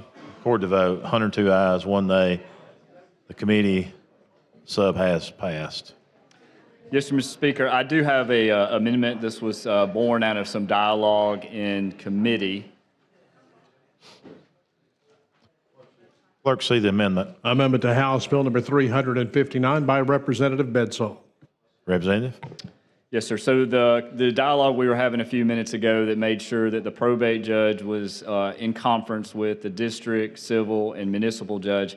We wanted to make sure also that the prosecutors were being looped into that process so they would fully briefed on the process. So this simply replaces line 366 on page 14 with the following: fulfilled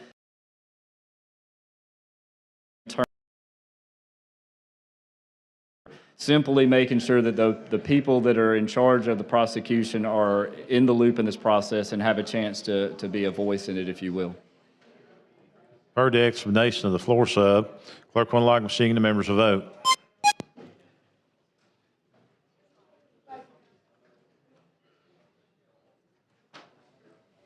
Clerk will lock machine, record the vote. 102 ayes, 1 nay. The amendment has been adopted. Representative Bedsole. Yes, sir. If there is no further questions, I would like to call final passage of the sub as amended. Chair recognizes the gentleman from Tuscaloosa, Representative England.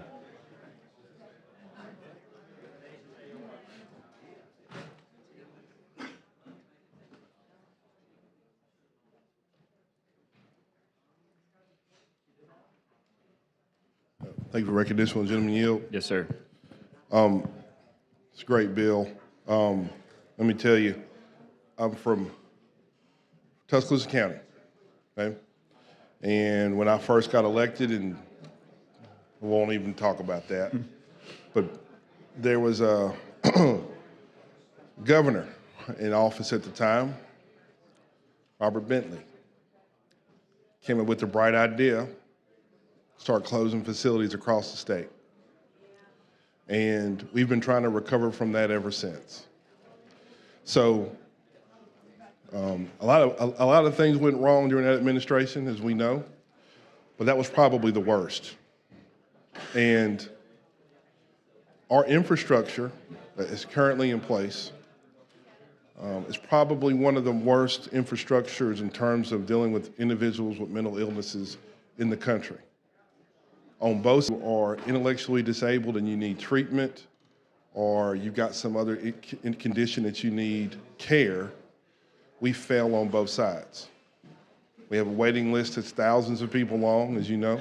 That's right. And we're probably ranked 49th or 50th in terms of access to doctors and others to provide mental health care. Ultimately, in Alabama, unfortunately, since we've started closing everything and now trying to repair it by opening things back up, which is amazing, our largest mental health institutions in the state are prisons. And as you know, your familiarity with local jails, when you approach someone on the street that has a mental illness and is obviously in the midst of a crisis, you've got two choices to make.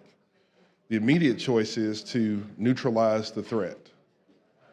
The long-term choice, though, would be to try to find a place for this person to go, because if I take them to jail, we're going to misdiagnose them, and we're also going to give them the wrong medication, because the focus in jail isn't treatment, it's calming them down. So we start this perpetual cycle, because once they get out of jail, they're coming off the wrong drug, seeking the right drug, and then what do they end up doing in between? They self-medicate with some illegal substance. So that cycle continues, and every 60 to 90 to 120 days, you end up picking the same person up over and over and over again because they just can't get treatment. And for years, every other element of our system recognizes a dual diagnosis, except for the probate system. When we're treating children and we're determining if they've got an issue, we always take dual diagnosis into account. When we got juveniles going through our system, we take dual diagnosis into account. When people who are incarcerated and they're evaluated when they get there, we take dual diagnosis into account. But we don't take that dual diagnosis into account when the person who needs to be able to do it the most, who could possibly keep that person from long-term incarceration because of a mental illness, they're not allowed to. So your bill recognizes how things have evolved and what's required of us. But that fundamental failure in our system has begun to grow fruit, unfortunately, in every other element of our society. If you go talk to administrators from our public school system, one of the number one needs they talk about now are mental health services in their schools. That's right. Because we can't provide them as a state. Also, when you talk about placements, specifically placements, you know, again, I'm from Tuscaloosa. So because of all the other facilities in North Alabama and South Alabama, and all of them were closed, well, they come to Tuscaloosa because Bryce is there, VA is there, Taylor Hardin is there.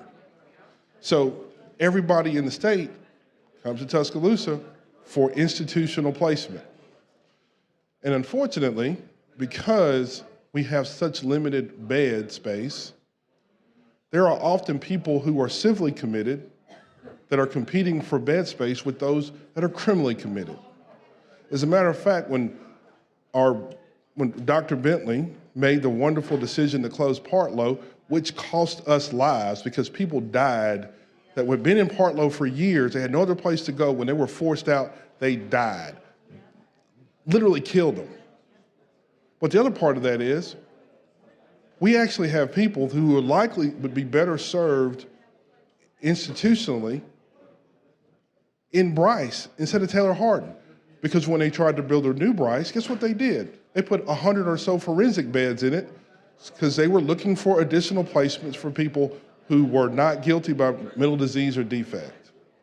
So ultimately what ends up happening, there are people who probably should be in a locked up facility who are in a group home in a neighborhood somewhere because they have nowhere else to go. So I'm going to tell you, I mean, this is one of the biggest issues, and I'm glad that you got legislation that'll help redirect some of our resources and our attention to begin the process of properly placing people instead of incarcerating them and getting them help. I appreciate your comments, and I'll say I also appreciate you have an understanding of where the problem is, and you have certainly more of a history and understanding than I do. I think oftentimes I find myself trying to describe the issues that I see of the mental health that we encounter on the street and in the jails, and it doesn't really register with everyone, but I can tell from your comments you've actually seen what I have seen. You actually feel the same feelings I have in the frustration when we have an individual that's in the criminal justice system that if we could have gotten them some help with their mental health issues, they wouldn't be there. And so I made it a personal mission of mine in my leadership roles is that even if they were in the criminal justice system, that we tried to get them all the help we could. And we had fortunately to have some resources in my county to get them the help because we recognized the criminal justice process wasn't where they needed to be. And so this bill, some of the elements came out with some of the frustrations I dealt with, and I'm thankful the probate judges got on board to try to deal with this because we certainly have a lot to work on about the past, but I want to remain focused on the future and what we can do to keep this conversation going. You know, any system like the one that we have that depends on extreme crisis situations before you can get help are often ineffective and too expensive. So, I mean, it's one of the worst things in the world to watch a family that has someone suffering from a mental illness in their home, that they make too much money for a certain type of care, but not enough to afford private care, and they've got to hope that their family member gets arrested so they can force the system to help them. Or they have to hope that their family member gets so sick that they have to go to the hospital because at that point they force the system to pay attention and to help them.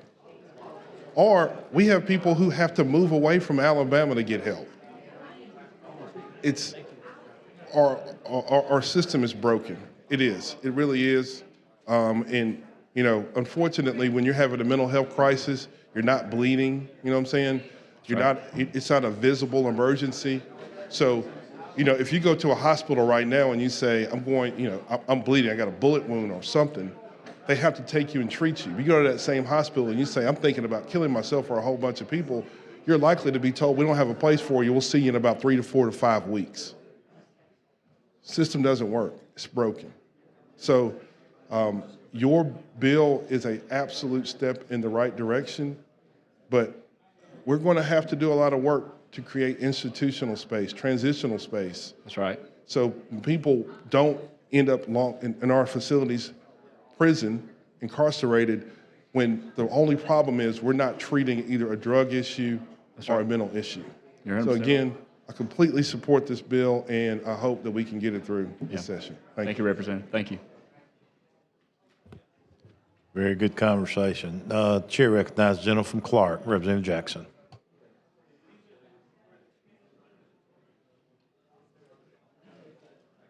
Thank you, Mr. Speaker. I just want to add one more thing.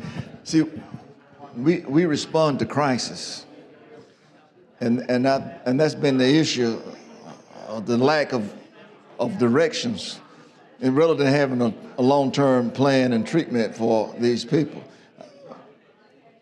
Our last colleague just got up and made it very plain and clear. I've been dealing with this over 15, 20 years. We respond to crisis, but we don't have a plan for treatment. We close facilities. That was a grill hospital right here in the city of Montgomery. Very prominent, dealing with issues, everyday issues. And our people in higher places, the commission and governor back in the time, decided to close those facilities. And Now, we're hurting because those persons are not getting what they need. In order to get something, we'll commit a crime to get help. And that's the way to go? People will tell you, well, only way you can get some help, you got to go out and do something crazy. Well, they are mentally ill, so you don't have to tell them to do something crazy. They're going to do something crazy. And then the cops get involved in the process, then you got an issue all over again. So we've lost a lot of people. Let me say this before I sit down. There was a mentally ill young man in Jackson, Alabama, threatening to kill himself and other people. And so he was talked into putting his gun down. He came out of the house with his hands up, but somebody with a uniform on shot him. So that reiterated the issue all over again instead of trying to help people. People that need help the most, they get the less.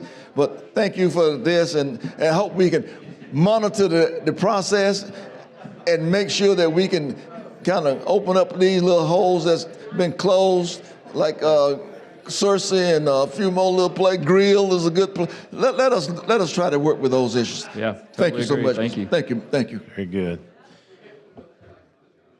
Let me say something. If I can have a moment of personal privilege, I certainly appreciate the conversation. You know, this has been a subject we've worked on for a number of years, and to see the torch being carried on to what you're doing, I don't think we ever quit putting pieces in the puzzle.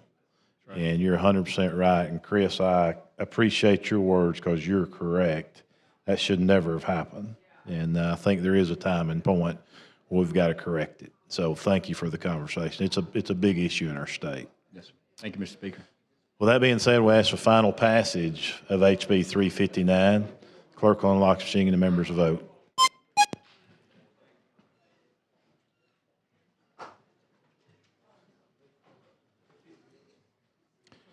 Clerk will lock the machine. Court of votes, 99 ayes, 1 nay. HB 359 has passed. Thank you, Mr. Speaker and members. Thank you. Thank you. Clerk, call next bill. On page 31 of the calendar, House Bill number 4 with substitute by Representative Gavan relating to state holidays. Representative Gavan, you're recognized. Thank you, Mr. Speaker. I rise today presenting to members HB 4.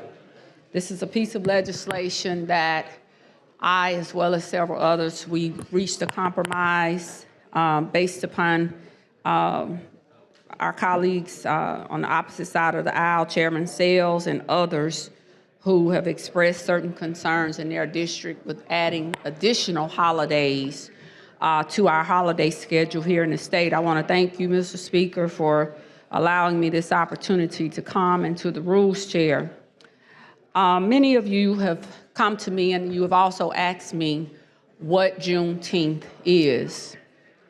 And I would be remiss if I took this floor today for such a time as this, and this will be a historic moment here in the state of Alabama, not to, Mr. Speaker, with your permission, to educate them as such with just a brief synopsis of what Juneteenth is. Yes, granted. After the Union Army captured New Orleans in 1860,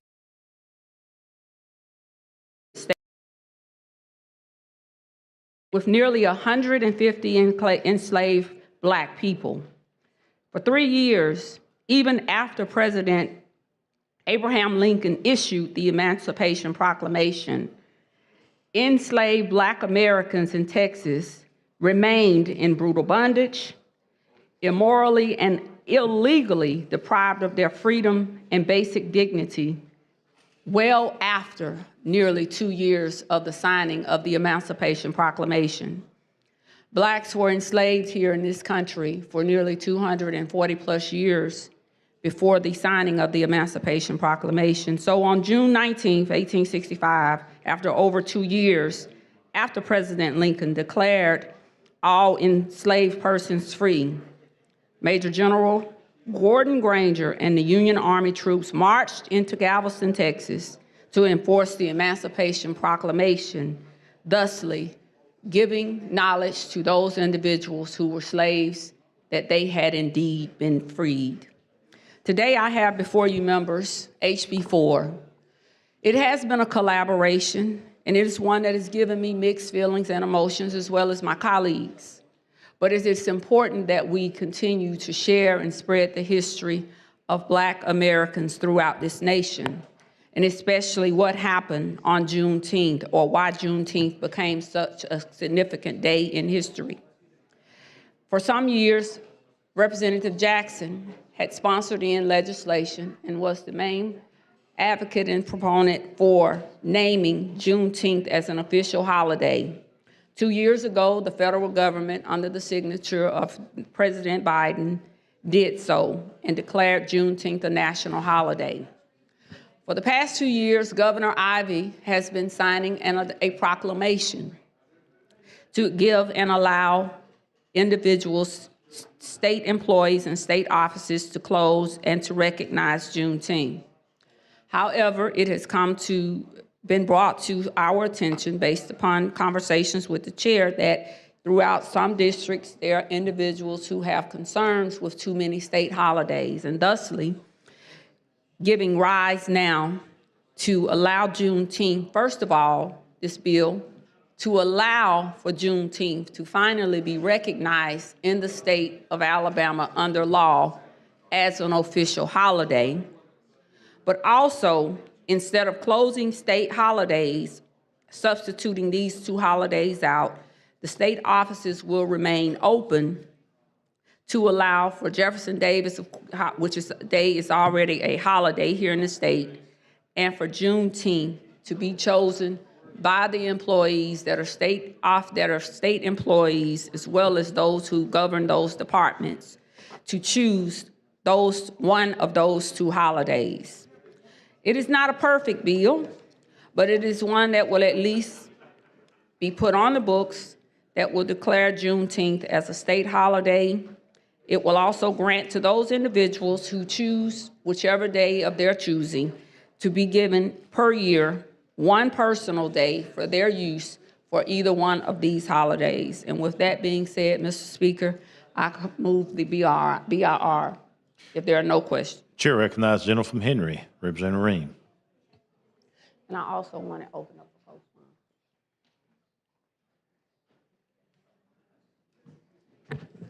postpone. Thank you, Mr. Speaker. I'd like to express my full support for making Juneteenth a state holiday. In my district, District 85, I have two counties, Henry and Houston County. We already have a federal holiday.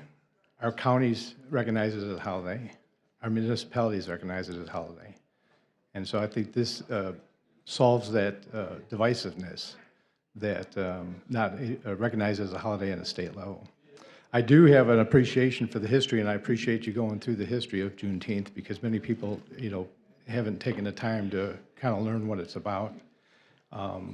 I look at it as a Republican holiday, because the Emancipation Proclamation was presented by Abraham Lincoln, a Republican. And I know full well the history of Emancipation Park, created in 1872 down in Galveston, where they started this celebration. And as it spread, it's a very valid, worthy holiday, and I want to give my support for that. So thank you. Thank you. Chair recognizes the lady from Jefferson, Representative Moore.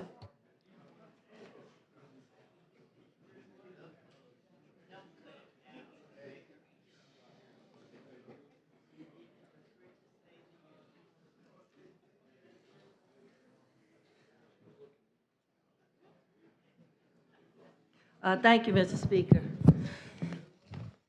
I appreciate a part of your bill, and I'm glad you gave the history of Juneteenth, even though it's a partial history, because a lot of people don't know that so many states across the United States have different emancipation days, because states above the Mason-Dixon line were not required to free their slaves at the same time.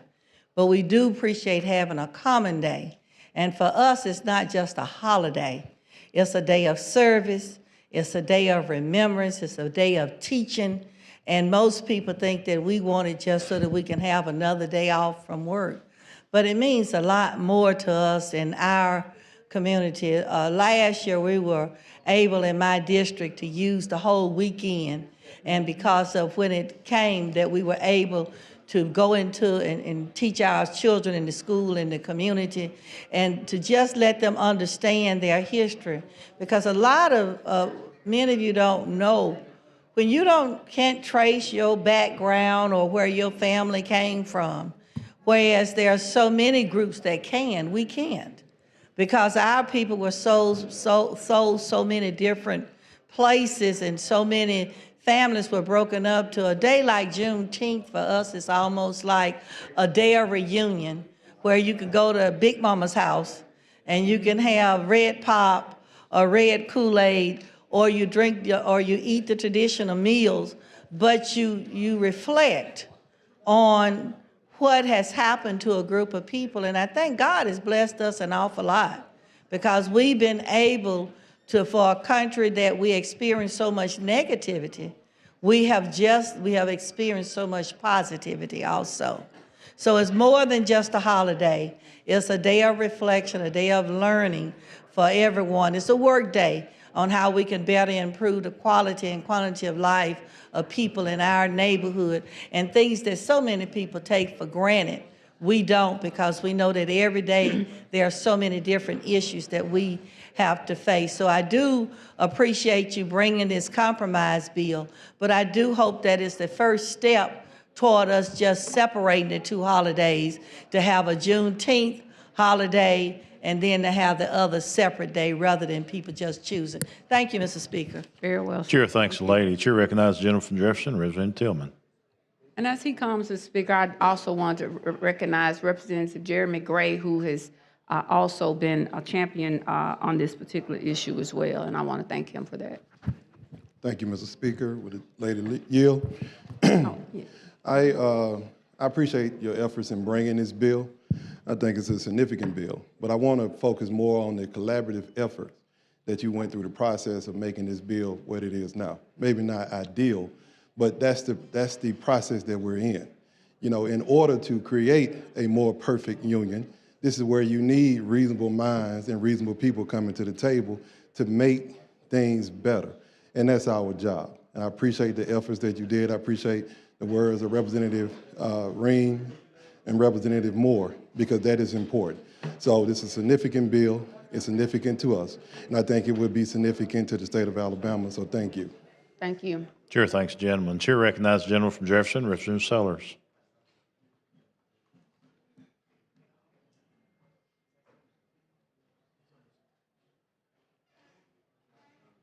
Thank you, Mr. Speaker, for the recognition of the Lady Yield. Yes. Thank you for the work that you've done to bring such significant piece of legislation in honoring such great history. Many of you don't know how close we are to this level of history. My father was born in 1920. His grandparents were slaves in Lowndes County, Alabama. And can you just imagine the conversations that I used to have with my dad about what conversations he had with his father and his grandfather on the cusp of 1865 and emancipation. So thank you for this piece of legislation, and let's celebrate Juneteenth. Thank you. Chair thanks the gentleman. Question for the body now is the adoption of the BIR. Clerk will unlock the machine and the members will vote.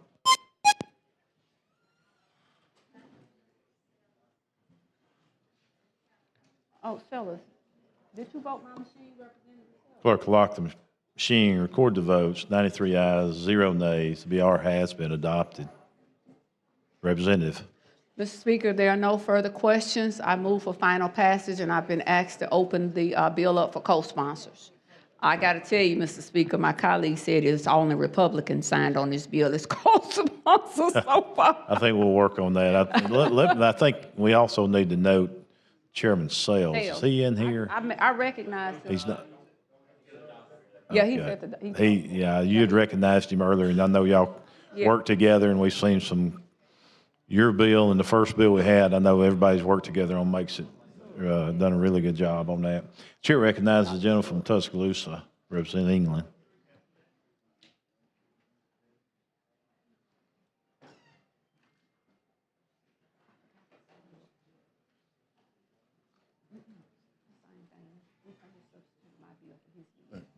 Thank you for recognition. Will the gentle lady yield? We talked for weeks, for years about these bills and these holidays, Martin Luther King, Robert E. Lee. And this bill is an absolute struggle for me. Because on one hand, I want to recognize Juneteenth. But on the other hand, the compromise that it's asking me to make is just difficult. And these aren't sorts of compromises that not all Americans have to make. But like Americans often have to accept really big compromises in order to get really small progress. And, you know, as it stands for me, and I may be speaking for myself, Jefferson Davis is not a hero to me. The rest of the United States of America treats him as history does. For us, some of the comments and the beliefs that he carried about black people, in my mind, make him reprehensible and not worthy of praise. And as a state, I say this all the time, we often continue to let the dead bury the living here. And his spirit and the holiday that he carries casts a gray cloud over the future of the state. And I know what compromise requires, and I'm not stupid, I know what politics does. But I don't think there's a better sign that we could send to the rest of the country that we're moving on than removing his day and not celebrating him anymore. I know people talk about history, heritage, hate, but that heritage is hate. Period, pure and simple. And I hope at some point in the future that we can all come together and properly identify who our heroes are and begin to recognize and realize that he is not one of them. So, as you saw, my light was blue up there because I'm still wrestling with this compromise that we're required to make on this bill. So, again, I thank you for your work. I know it wasn't easy. I know the same compromise isn't easy for you as well. But sometimes we try to see the bigger picture here. We try to pursue the bigger picture. And maybe this small step towards progress will make us take a bigger one in the future. Anyway, thank you. Thank you. Chair, thanks, gentlemen. You want to talk on the committee sub or on the bill? We're on the sub now. Okay. So the question for the body now, Representative, would be to accept the committee sub. Yes, sir. If there are no further questions, or I'm recommending that we accept the sub. Okay. Adopt the sub. All right. Got the sub. The question for the body is passage of the committee sub. Clerk will unlock the machine. The members vote.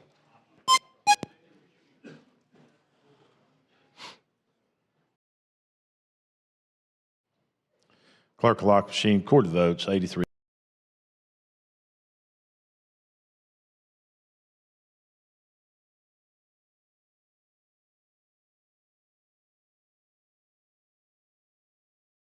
Yes, 2 days. Committee sub. We can see the stars. It's been a tremendous and tragic encounter for all of us. But I want to thank the young lady, my colleague. I introduced this bill some 15 years ago. Never got out of committee. Thank you for picking up the mantle, carrying it to this point to where we are really in communication about an agreement to make it happen. I applaud your efforts, It's never going to get perfect, even though we want a more perfect union. But only way we get a perfect union is that we must become perfect. Mm-hmm. We must love one another as brothers and sisters. And when that happens, then we can, Mr. Stadhagen, we can move forward. Not until that happens. I'm looking forward to that day. Thank you, Mr. Speaker. Chair, thanks, gentlemen. Question for the body now is final passage of HB 4. Clerk will unlock the machine and the members will vote.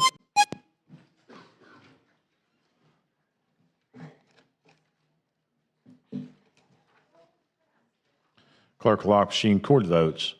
83 ayes, 0 nays. HB 4 has passed. And I would like to open it up for co-sponsors, Mr. That is question of the sponsors to open it up for co-sponsors. Ms. Clerk, if you'd do that for us.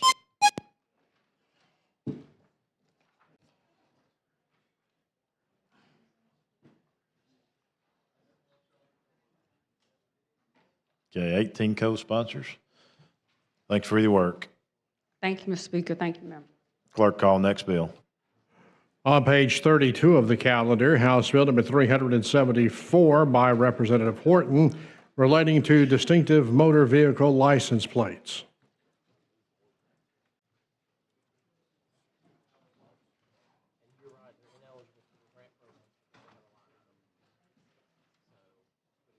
Representative Wharton, you're recognized. Thank you, Mr. Speaker. HB 374, we've passed a couple times before in here. It's a distinctive firefighter tag. Okay, right now they pay, the firefighters pay $1, and this is a fee, it's not a tax, okay? Well, they're wanting to raise their fee from $1 to $10, okay? But right now, 50 cents goes to a memorial, and 50% goes to the peer support school, okay? They're wanting to raise it to $10, and they're wanting $1.50 to go to the memorial, $1.50 to go to the school, $3.50 to go to the annuity fund, and $3.50 to go to the emergency relief fund. And if there are no questions, Mr. Speaker, I'd ask for the BR. Chair recognizes the gentleman from Henry, Representative Green. Thank you for the recognition, Mr. Speaker. Representative Horton, my understanding is it was the firefighters that asked for this increase to raise their funds. Is that correct? That is true, yes. Good bill. Thank you. Thank you. Chair thanks the gentleman. Question for the body now is adoption of the BIR. Clerk will unlock the machine. The members will vote.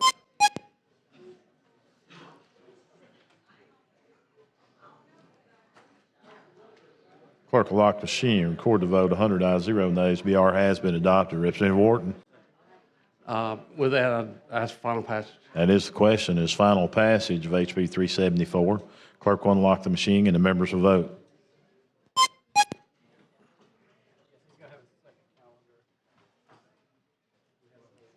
Clerk will lock the machine. Record the votes. 102 ayes, 0 nays. HB 374 has passed.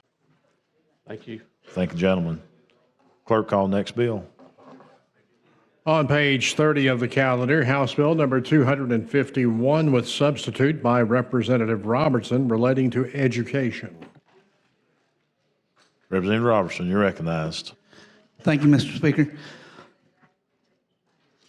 House Bill 251, this bill would prohibit public K through 12 schools from taking certain actions in regard to a dependent child of an active duty military parent.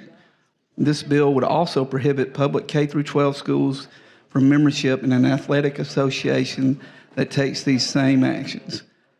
In essence, this bill would immediately have the student eligible to participate in sports if the parent has orders to come into the area. Chair recognizes the lady from Madison, Representative Hall.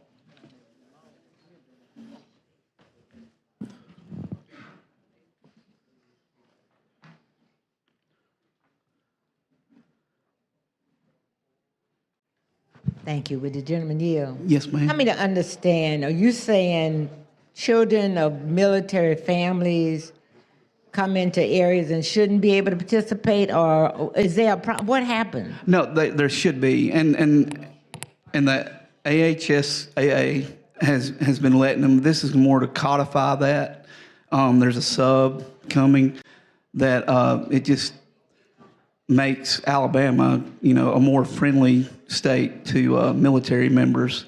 When they're looking at orders coming here, if they know their kid can go ahead and play sports, be involved as soon as they move instead of waiting a year for that eligibility, this would be a more inviting state, So for the- family moves to Alabama for the next school year.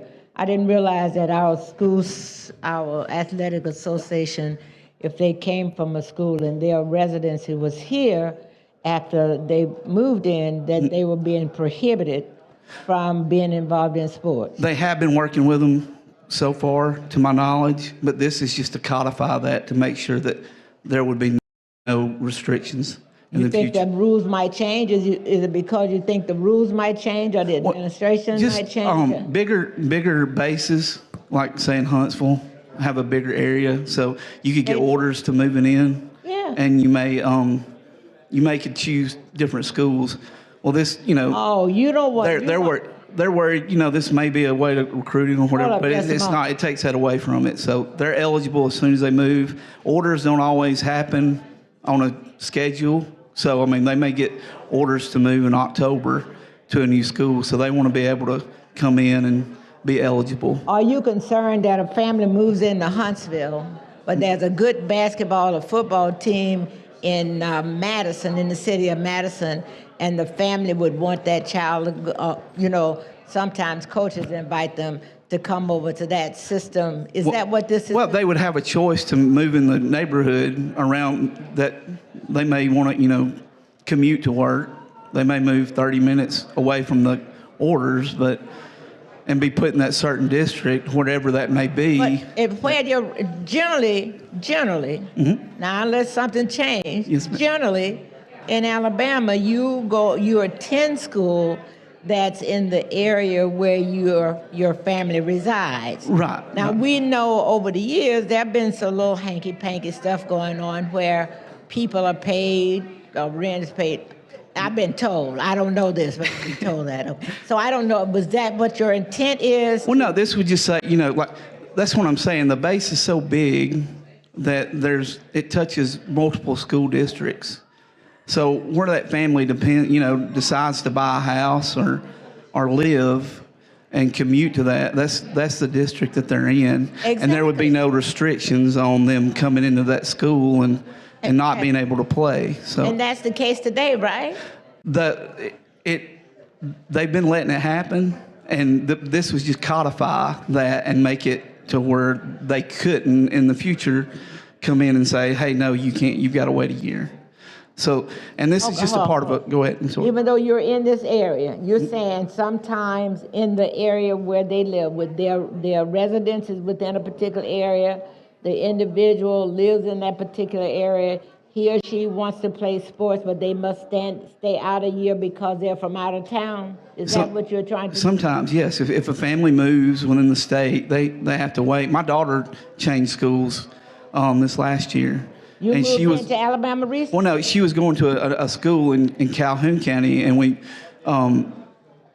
she moved in with us. So now she went to Cleveland County. So she lost that eligibility to play. If she doesn't play sports, but she would not be able to play. But this is for military families. So this is saying that it will, if they have orders and that would make them eligible immediately. Thank you for making clear that it is military family, because when you were talking about your daughter, I was thinking you were bringing this because your daughter moved from Cleveland County to, I was just and giving they you an didn't let example. her play. I was just giving you an example of if just a regular move, you would have to wait. Is she normally. still interested in the sport? She didn't. She's kind of lazy like me. So just play. No, she's very athletic. I hope your daughter is not listening. Oh no, I love her. She's great. Listen, don't let me meet your daughter. I'm going to tell her. I'm going to tell her. Thank you. Chair thanks the lady. Chair recognizes the gentleman from Tallapoosa, Representative Oliver.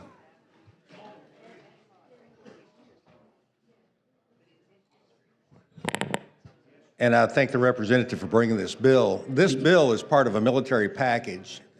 We present it nationwide. It comes from an organization that we participate with Military and Veterans Affairs.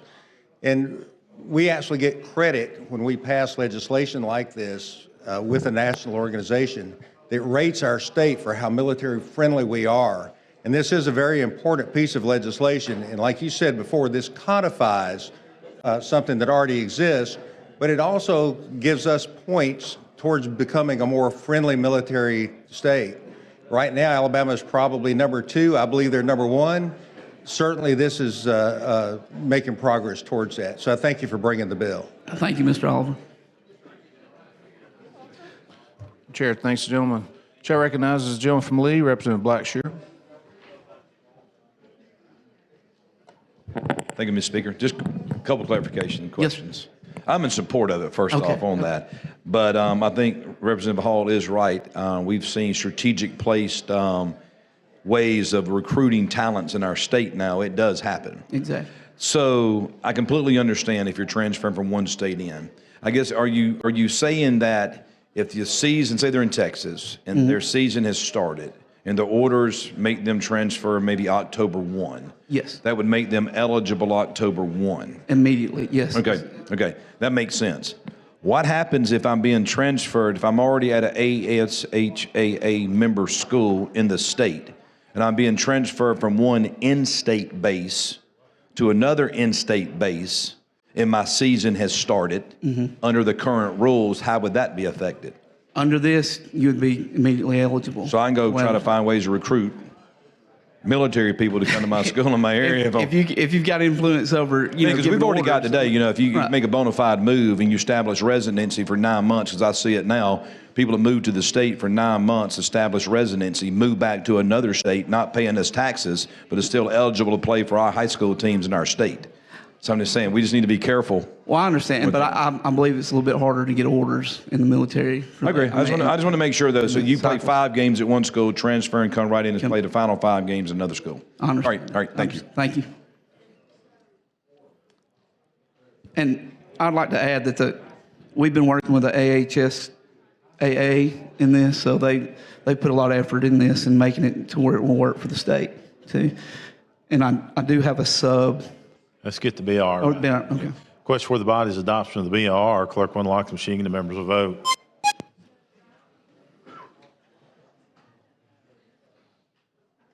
Clerk will lock the machine. Record the vote. 103 ayes, 0 nay. The BR has been adopted. Representative Robertson. I have a committee sub. Explain your sub, please. This would, there's a part that says the public K through 12 schools, it would keep them from membership in the athletic association that takes these same actions, that takes that away. It replaces subsection B, line number 1, no public K through 12 school may deny dependent child of A, and it replaces line 37 through 38 on page 2 with the following. School within the school attendance zone of the bona fide move. And with that, I move for the adoption of the sub. Okay, you heard the explanation of the sub. Clerk will unlock the machine, the members will vote.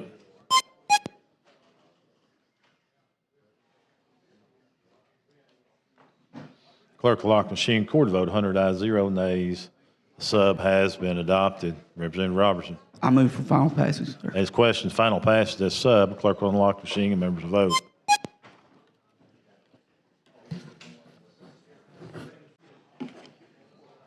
Clerk will lock the machine. Record the vote. 103 ayes, 0 nays. HB 251 has passed as subbed. Thank you, Speaker. I'd like to acknowledge that the work that we did with AHSAA in this. They were a big help. Thank y'all. Job well done. Clerk, call next bill.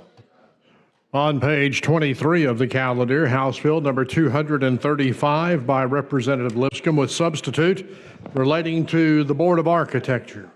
Representative Lipscomb. Thank you, Mr. Speaker. This is your standard agency and board bill, which we occasionally have to do to update fines, fees, particular language just to keep things flowing the way that they should. With that, Mr. Speaker, I'd ask for the BR. Ask question of the BIR for HB 235. Clerk will unlock the machine. The members vote.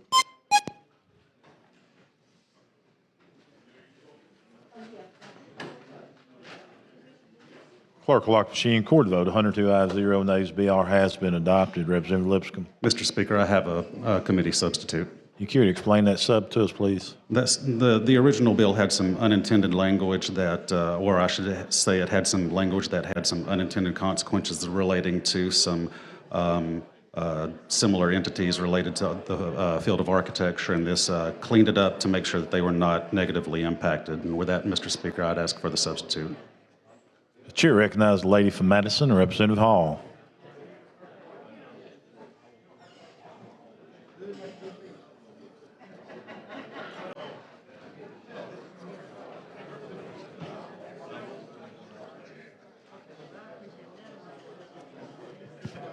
Thank you. I'm looking at this bill, so I have, make sure I have the right one. IMPHZW61.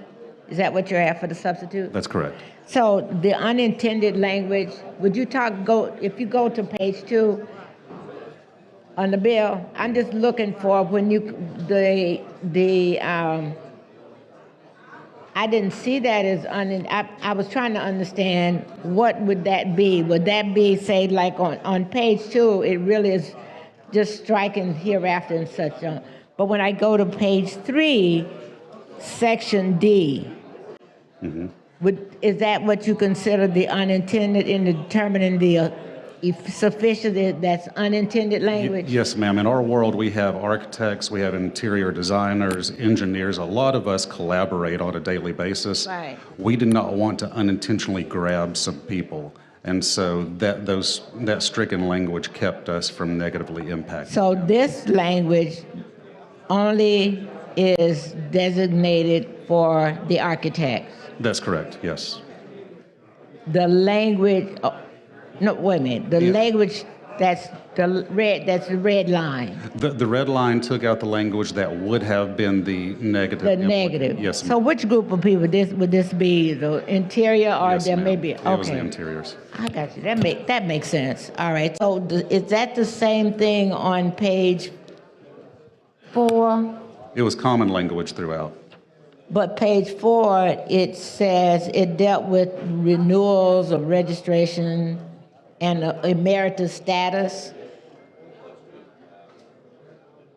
Was that, Yes. as I read it, just a person reaches emeritus status in this position that they didn't have to pay fees, but that's been removed? I'm sorry, I've got my wrong glasses on today.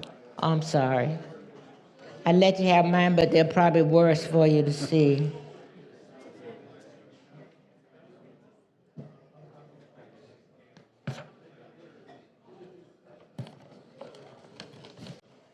Yes, I think that was deleted. That was not necessarily part of the unintended consequence Okay. part, but it was part of the cleanup that they did.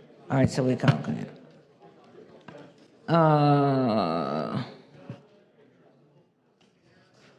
You remove member of the board. That was okay. I think the other one's on page 11. Yes, page 11. It appears so on page 11, which has been taken out, that even though it mentioned architecture there, was that also a part of the group applying to the other individuals that you were concerned about? I think that was in addition to that other group. I think that was just information that they needed to have removed because it was out of date. It was this information. Yes, ma'am. It was antiquated language that they removed. And the reason I raised the question, if it was out of date, then I'm going to go down to line 295, because this dealt with that the agencies were fully complying with Alabama laws. That's how I read that section. Right. But when you go down to 295, it talks about penalties for certain acts, things that individuals should be responsible for. That's new. That is new language. Right. The stuff in the blue. Okay. Yes, ma'am. Okay, all right. So I think that was my last page.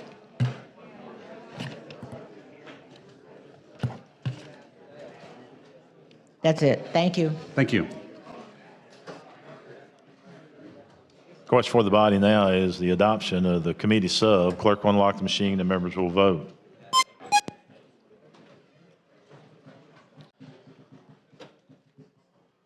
Clerk will lock the machine. Record the votes. 101 ayes, 0 nays. Committee sub has been adopted. Representative Lipscomb. Mr. Speaker, I'd ask for final passage. That is the question. Is final passage of HB 235. Clerk will unlock the machine and the members will vote.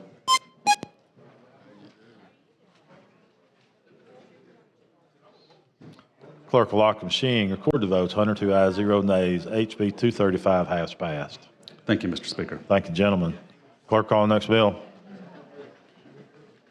On page 33 of the calendar, House Bill number 345 by Representative Simpson relating to crimes and offenses. Chairman Simpson, you're recognized. Thank you, Mr. Speaker, for the recognition. This is a simple, non-controversial bill, so I'm happy to be in front of you guys today with it. What this bill will do is it prevents people from flying drones over Department of Corrections. We have a problem that's starting to go on nationwide where people are delivering contraband behind prison walls by taking drones and going and dropping off where they have drugs and weapons and other contraband. This is going on in South Carolina and Oklahoma and Georgia. They've worked to pass laws to change this. We've had an increase significantly in Alabama over the past few months. In 2022, there were 6 events. In 2023, there were 17 events, and already in 2024, there's been 13 events. So you're seeing an increased use of drones to deliver drugs and other contraband behind prison walls. And with that, Mr. Speaker, I move for the BIR. Chair recognizes the lady from Jefferson, Representative Gavan.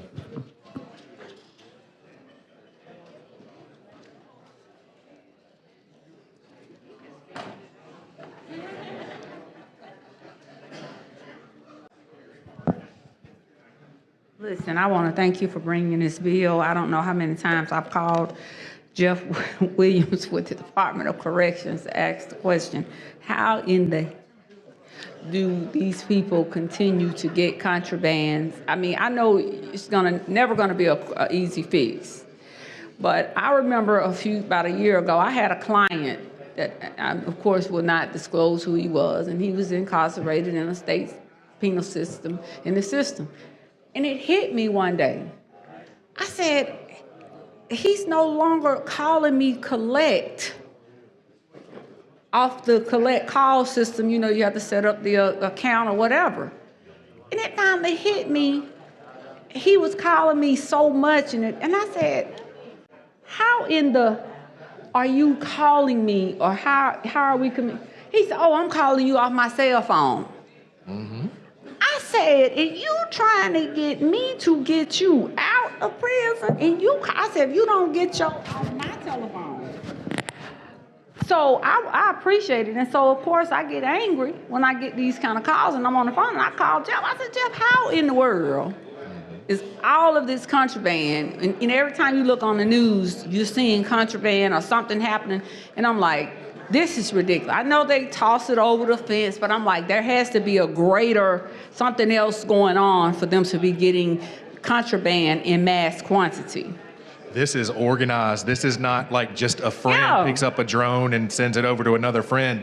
This is something that is a business. It is organized. They do this in Georgia. We've been able to collect drones from out of states that have started out of state. Drugs, cell phones, food, knives. Everything. I mean, you know, and I'm here to represent the defendants now, but I want to represent them in the right. But it's just like, because ultimately contraband causes so many problems. But on the flip side of that, I hope that we will maybe get to a point where we begin to look at 2 things I've wished for, and Jeff is in the balcony and I'm in the gallery. Jeff's up there waving at us. Listen, I would like for there to be better programs in the system for women, number one, and especially for those women who are nearing re-entry back into civilization. I'm a strong advocate and proponent of that particular issue. I know Representative Barbara Boyd has carried that torch many of years relative to that issue, but there are a few things that I've noted to Jeff Williams and company over at DOC that I think we need to do. But I certainly support this bill and commend your efforts on this bill. And although it may sound harsh to some others, contraband causes a lot of problems in prison.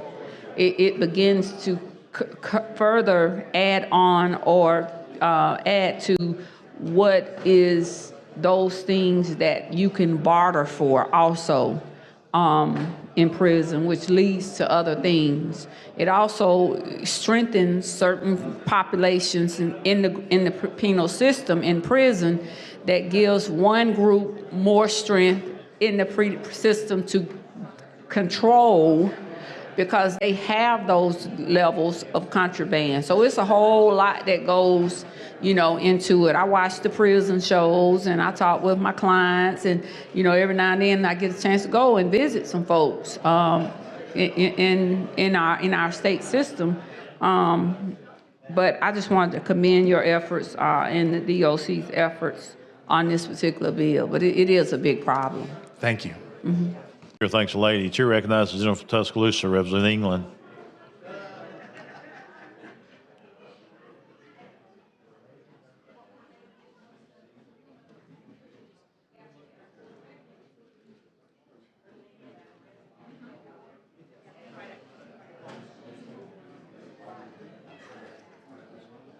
Thank you for recognition. Will gentlemen yield? Absolutely. Oh man, I can't pass up an opportunity to talk about my favorite government agency. And I want to make sure that we recognize the genesis of this bill came from the work that we're doing on the Prison Oversight Committee, where we actually met with the commissioner and took in some of the issues that they identified, and here we are helping. Right. And I'm happy to serve with you on that. Yes, and it's a great collaborative effort. Unfortunately, though, most of our activity is just one way. We go, respond, they tell us they need things, and we respond. What have we done over the last few years? We've appropriated $1 billion to build new prisons. We've appropriated $1 billion for health care. They want, you got to do something about drones. Here's a law. We're talking about other things to help. I just wish they were just as responsive to us as we are to them. And I'll give you some examples. There are plenty. And just prepare yourself. This is going to be a little uncomfortable. Hey, look, everybody's been waiting for the Simpson-England battle. This ain't a battle, though, because we agree on a number of these issues. The first thing is our prison system is unconstitutionally inhumane and overcrowded. The courts have said so. The courts have said so. Well, the Department of Justice said so. The courts haven't ruled just yet. But our Department of Justice, under 2 administrations, not just 1, but 2, have said that Alabama's prison system is unconstitutionally inhumane and overcrowded. Okay. Now, it's interesting to me that over the course of an entire year, last year, there were over 370 some odd deaths in Department of Corrections custody. We as a body have been inundated daily with emails from families who cannot get basic information about their loved ones, whether they're sick, infirmed, assaulted, or what have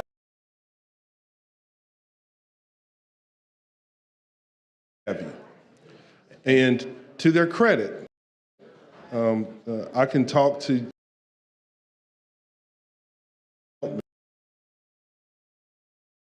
I can't think of an organization in the state of Alabama that checks off more failure checklists than the Department of Corrections.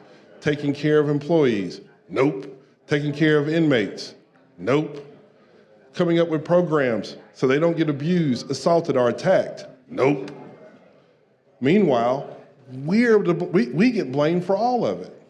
But the last time I checked, the Department of Corrections is an executive branch agency, which means there's a boss over there.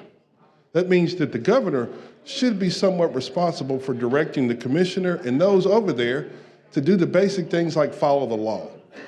You realize that at one point, we do all these things over here to pass laws to get around the incompetence over there sometimes. We pass laws to do it. Matter of fact, remember when we did a couple of years ago, we did the mandatory release. Not everybody supported it, and I get it. But before that, we already had a mandatory release in place. But do you know that people were serving the end of their sentence because the Department of Corrections couldn't get their paperwork done fast enough? What? Also, do you know that we took several years and we directed the Department of Corrections to come up with IDs for individuals that have been released? I'm not sure they're still doing it. It took years just to get the process started, and I don't even know if they're doing it now. Just really basic stuff. So, and then I had to, and I'm not even going into detail about this because it bothers me just to talk about it, but did you know I had to introduce legislation this session to put a criminal penalty so people who do autopsies didn't keep organs? I happily voted in favor of that bill in committee. But why do we have to have that? Look, if you're asking me to defend them, you're preaching up the. You got the right. We're on the same side. Oh yeah, and look, I have a lot of respect for Commissioner Ham and the job that he's required to do, because at some point it's like being the football coach at Vanderbilt. Ain't nothing you can do. But there has to be a point for us where we start to hold people accountable, right? I mean, they even fire their coach sometimes. And I'm not advocating for anybody to be fired or anything like that, but I'm talking about creating some level of accountability where we start getting responses to these issues and some of these things start to change. And I will take up for Commissioner Ham on this point. Regarding the conversations with the family and the family advocates to be able to round so that way the family can reach out and know what's going on with their loved one that's behind bars. They are creating that program. He talked about it at the Prison Oversight Committee meeting. Yes. I'm happily to serve on you. When we work together, and you and I have worked together on this with Representative Judge Hill and Senator Singleton, Senator Chambliss is the committee chair, and then Senator Butler, I believe, is the third. Is the third that serves on. Some of the stuff that we've come up with, this bill was one of the discussions we've had. The family be able to talk to family members. That's what we've come up with. There's stuff that we've kind of taken into consideration and said, this is what we need to do. And I'll be honest with you, this is just a start. We're not done. This doesn't solve all the problems. We're just showing the difference that Joint Prison Oversight Committee is making. Yeah, and we are. I know it doesn't look like it sometimes. I know like we're running in quicksand, but we are. Slow but steady. But it would really help if we had an executive branch working along with us. Because it's not a legislative function. I told you this is going to be a bumpy ride. This is not a legislative function, it's an executive branch function. We are appropriators. And we cannot continue to come back over here year after year and pass laws to circumvent incompetence. Because all it does is complicate the process on the back end. And also, it makes our response to these crises that occur in the Department of Corrections, because they're so expensive, make them ineffective. So, I'm not advocating for anybody to be fired or anything like that, but I just want us, I think it's called shared responsibility, right? And because we pass laws here and because we're appropriators, some of that shared responsibility lands on us, even when it's not really supposed to be our responsibility. And I will point out something else too, and the overcrowding conditions and all the other things that are going on over there, and I'll try to keep this germane to your drones. But part of our conversations is on the Prison Oversight Committee is respond to issues and problems. We have a significant problem with our pardons and parole system. At the rate that it's going, we will never be able to build a prison big enough to house the population that's being created. We will also never be able to afford to care for the aging population that has continued to be incarcerated and taking more of the resources. We just spent $1 billion on health care. By the way, to a company that went bankrupt, changed their name, and also lost several lawsuits because they couldn't do the job in the first place. That's the situations that we're forced into. And these populations continue to age, they cost more, it creates situations where we can't afford it, and what ends up happening is it's unsustainable. And this perpetual cycle of lawsuits that we go through in federal courts where they tell us, you know, you gotta do this, you gotta do this. You know, people are dying, people are being assaulted. Gotta do something. But at the same time, I enjoy working on the Prison Oversight Committee. It's hard some days, but there is some progress being made. There's another bill that's been introduced in the Senate that reflects some of the conversations that we've had as a group to address some of the fundamental issues within the Department of Corrections, including the hiring and firing of wardens, who oftentimes, it's gonna be uncomfortable, but oftentimes many of the wardens and the people that work in these prisons are just as big as criminals as the people they incarcerate. So we're going to try to do what we can to make it easier for him to put somebody in charge outside of the system, but also help them create the infrastructure to make sure that families who have loved ones there can get quick information back so they can know what's going on with their families. Because before they were called prisoners, before they were called inmates, they're humans first, and they should be treated as such. Thank you. Chair thanks the gentleman. Question for the body now is the adoption of the BIR. Clerk will unlock the sheet and the members vote.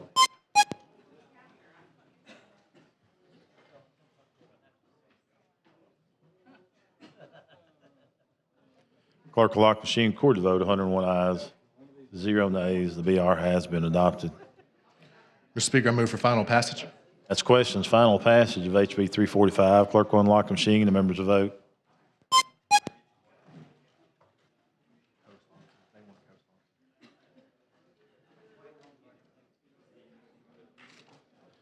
Clerk will lock the machine. Record the vote. 103 ayes, 0 nays. HB 345 has passed. Mr. Speaker, I've been asked to open this up for co-sponsors. Mr. Clerk, let's open up for co-sponsors, please.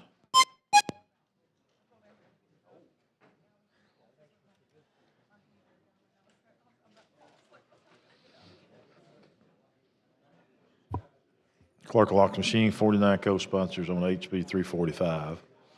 Clerk, call next bill. On page 11 of the calendar, House Bill number 123 by Representative Hill relating to the teachers' retirement system. Mr. Speaker, thank you. Ladies and gentlemen, in St. Clair County, Chairman Hill, you're recognized. Thanks, Mr. Speaker. You know, Mr. Speaker, I know I'm hungry and everybody else is, and I'm trying to move this baby along, you know? But this, look, we have a day program. The day program deals with kids that have several issues. They're all multi-needs: school, home, a lot of times substance abuse, and they are in a school. We have a capacity of 75. The purpose of this bill is to allow the employees of the day program to be able to join the teacher retirement system so that we can entice them to come and so that we can keep them to stay. That's it. And it only deals with St. Clair County. It doesn't deal with any other county in this state. I ask for the BIR. That is questions. Adoption of the BIR. Clerk will unlock the machine. The members vote.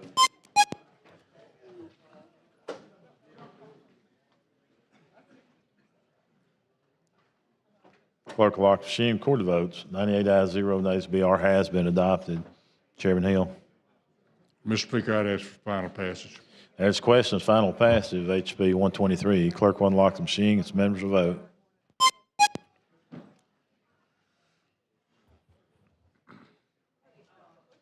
Clerk will lock the machine. Record the votes. 87 ayes, 0 nays. HB 123 has passed. Appreciate it, Mr. Speaker. And we got you some food downstairs so you can stay a while. Oh, I will, Mr. Speaker. I won't leave till I get down there, I promise. Clerk, call next bill. On page 6 of the calendar, House Bill number 223 by Representative Treadaway relating to the state firefighters. Chairman Treadaway, you're recognized. Thank you, Mr. Speaker. This bill would add Parkinson's disease to the list of firefighters' occupational diseases. This bill will also provide a standard for demonstrating that Parkinson's disease is an occupational origin in order to qualify for the benefits. Otherwise, there's documentation has to be had that you came in contact with these toxins that are known to cause Parkinson's disease before you get the benefits. With that, Mr. Speaker, I move for the BIR. Question for the body is adoption of the BIR. Clerk will unlock the machine and members will vote.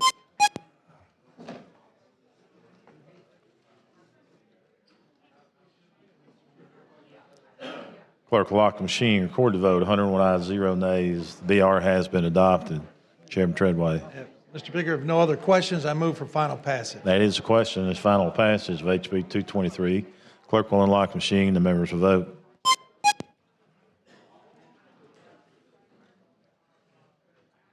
Clerk will lock the machine. Record the votes. 103 ayes, 0 nays. HB 223 has passed.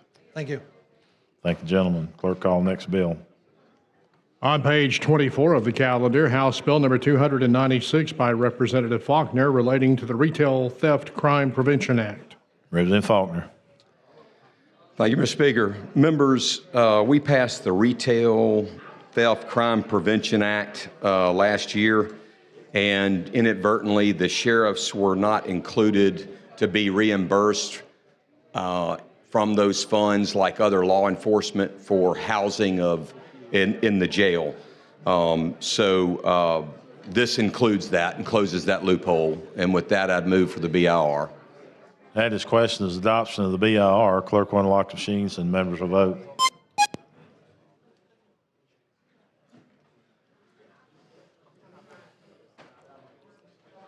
Clerk will lock the machines. Record the votes. 101 ayes, 0 nays. The BR has been adopted. Chairman Faulkner. With that, unless any questions, I'd move for final passage. That is question. Final passage of HB 296. Clerk will unlock the machine and members will vote.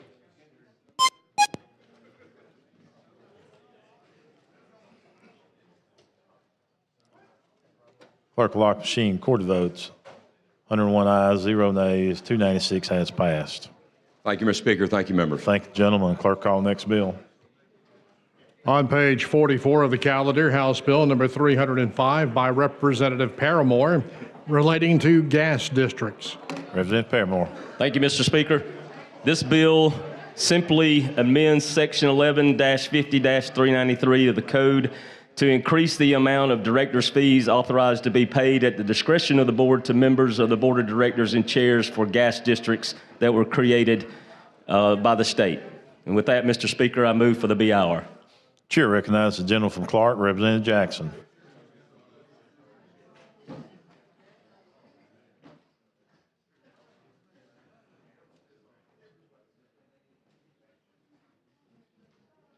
Thank you, Mr. Speaker. I want to ask the gentleman, could you explain a gas district? A gas district is formulated when 2 or more cities combine together to provide gas services to their citizens and communities. It is propane and natural gas, gas. or petroleum, but you pump out of your tank. Natural gas. Thank you so much. Yes, sir.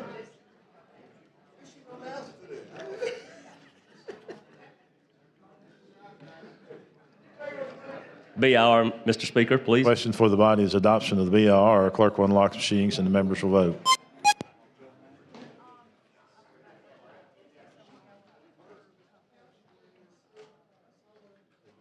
Clerk will lock the machine. Record the votes. 99 ayes, 0 nays. The BR has been adopted. Thank you, Mr. Speaker. And with that, if there are no further questions, I move for final passage. That is questions. Final passage on HB 305. Clerk will unlock the machine. The members vote.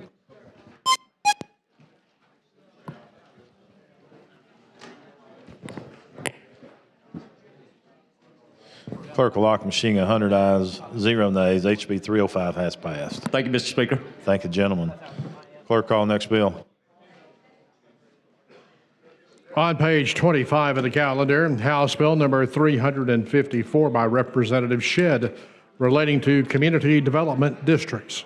Chairman Shedd, you're recognized. Thank you, Mr. Speaker, for the recognition. This legislation just amends existing law that applies to Coleman County only regarding community development districts. It deletes these words "in which the funds were collected," so that funds could be spent in other areas besides the district. So, and we do have a committee sub, Mr. Speaker, but I asked for the BIR for no questions. That is questions. Adoption of the BIR. Clerk will unlock the machine. The members vote.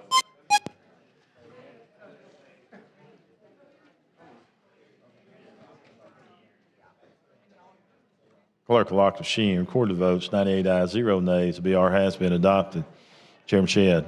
Thank you, Mr. Speaker. The committee sub corrected a technical error. There, we had the wrong sections of the code, and we have the sub gets the correct.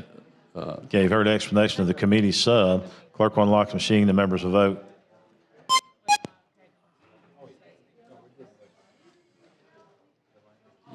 Clerk will lock the machine. Record the votes. 97 ayes, 0 nays. Committee sub has been adopted.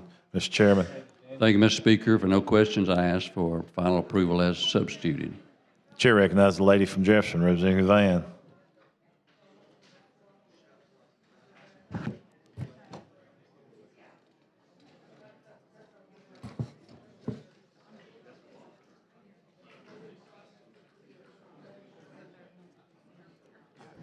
By reason of mental, all right. Mine is quick. How do you create the community development district? It was created with this legislation previously. This is a general bill. Oh, okay. The general bill that it describes the community development district in Coleman County. So you already had one? Right. Oh, okay, that's what I was trying to, okay. I still want to. This just amends the one that's there. Y'all want it? Okay, I got it. Thank you.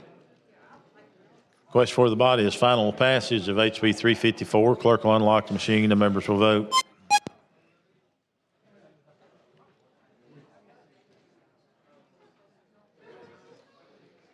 Clerk will lock the machine. Record the votes. 97 ayes, 0 nays. HB 354 has passed. Thank you, Mr. Speaker. Ladies and gentlemen of the House. Thank you. Clerk, call next bill. On page 42 of the calendar, House Bill number 336 by Representative Brown, relating to water, sewer, and fire protection authorities. Chairman Brown. Thank you, Mr. Speaker. Members of House Bill 336, which what this does is it allows people that serve in elected office to also serve without compensation on water, sewer, and fire authorities that currently they're not able to do. With that, Mr. Speaker, I call for the BIR. That's questions. Adoption of the BIR. Clerk will unlock the machine. The members will vote.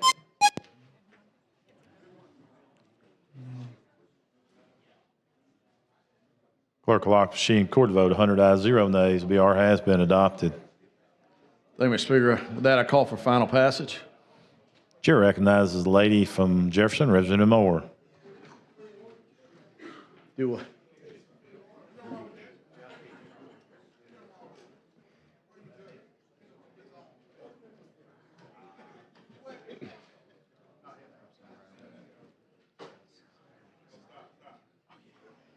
Thank you, Mr. Speaker. Reading this bill just that is allowing individuals who might hold state, county, or municipal offices to serve on these boards, I'm wondering what kind of an impact would that have? Well, what it's aimed at is by not being able to allow, say, someone that's on a county school board, let's say, to be able to serve as a director for a volunteer fire district authority or sewer authority in their city. It's just taking away an opportunity for someone that might want to serve, and that's what. But somewhere in the back of my mind, there's got to be some level of conflict with them serving on them. Say if I'm on the volunteer fire department, I'm volunteering to serve on there, and I'm also a state legislator. Now, I don't know when the budget or anything comes up what impact that might have on me serving on my volunteer fire department. I might not be on the budget committee, but I might can put some words in somebody's ear to try to put a little extra money to help my volunteer fire department. And I think because of just common courtesy, the other elected official might follow through. But somewhere along the line, it just seems like there could be the possibilities of some conflicts with elected officials, whatever level of government they come from, serving on these different boards, even as a volunteer. And I think just because we say it's a volunteer and they're not getting paid, it removes the conflict. But I just can see other ways that they can have an undue impact on the particular department that they're serving with in their particular counties. And it's just concerned me. I think they can. Even if I'm, say, a county commissioner and I want to serve on the volunteer fire or sewer board, and I'm a volunteer, but when it comes up that the county might allocate funding to that department, and I know that they need the department I'm volunteering needs additional funding, I, could speak up, and just out of common courtesy, my colleagues might, be able to give them some unjust funding that other fire departments or sewer, whatever the volunteer service they're providing, that other people don't serve on. I just could see how, and it's a helpful way they could do it. It's not that they're going to hurt those volunteer firemen or whatever position. It's just that an elected official sitting there, is just present itself to be an opportunity for something to happen that will, I guess, unintended consequences. Sure. It could happen. And I just want to put that. I know people are going to vote for it and pass it, but I just think that it just presents itself as they say, having a dead cat on the line. Yes, even though that's not your intention. No, ma'am. Right, but human beings, sure, human nature will come into play. And I don't know if it's something that once this bill is passed, that we'll be confronted with in the future in some fashion or form, because we didn't intend for it to happen. Yes, but I ma'am. thank you for listening to me. Yes, ma'am. I understand. Thank you.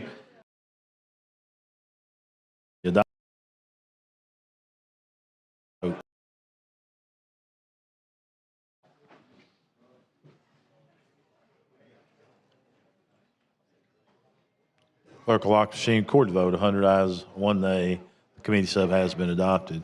Chairman Brown. Thank you, Mr. Speaker. With that, I call for final passage. That's questions. Final passage of HB 336. Clerk will unlock the machine and the members will vote.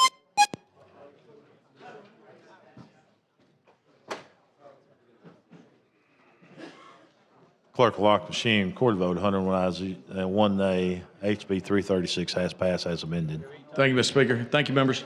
Thank you, gentlemen. Clerk, call next bill. On page 11 of the calendar, House Bill number 249 by Representative Garrett relating to taxation. Chairman Garrett.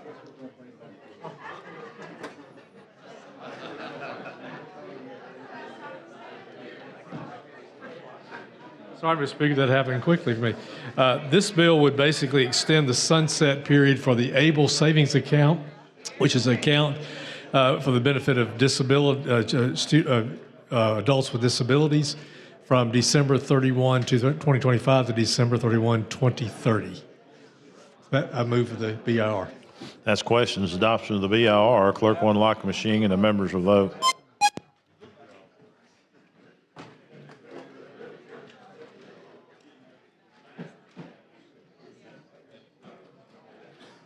Clerk will lock the machine. Record votes. 101 ayes, 0 nays. BR has been adopted. Chairman Garrett.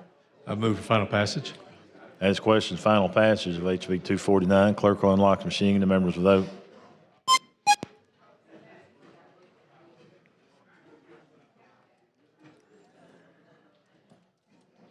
Clerk will lock the machine. Record the votes. 100 ayes, 0 nays. HB 249 is passed. Thank you, Mr. Speaker. Thank you, body. Thank you, Chairman. Clerk, call next bill.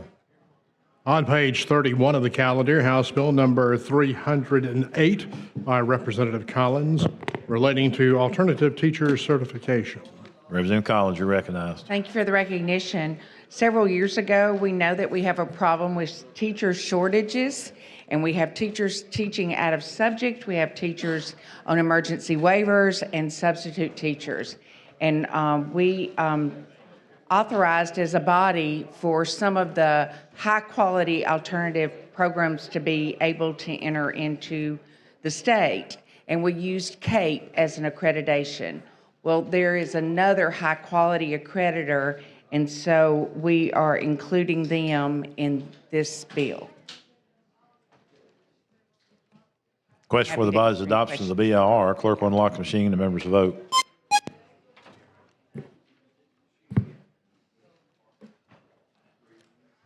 Clerk will lock the machine. Record the votes. 100 ayes, 0 nays. The BIR has been adopted. Representative? I have a floor amendment, and what this amendment does... Wait a minute. I'm seeing a sub. Oh, we did. We adopted a sub in committee that did the things that I talked about, added the additional one, and I have one more correction to that. So I move to adopt the sub. Okay, you've heard the explanation of the committee sub. Clerk will unlock the machine and the members will vote.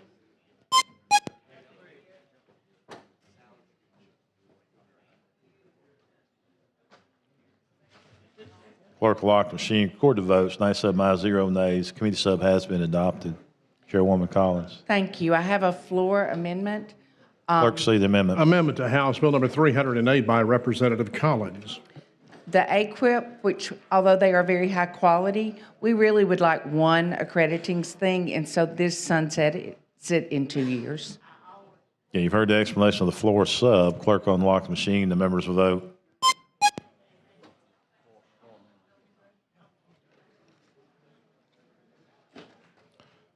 Clerk will lock the machine. Record the votes. 97 ayes, 1 nay. The floor amendment is adopted. I move for final passage. Chair recognizes the lady from Calhoun, Representative Boyd.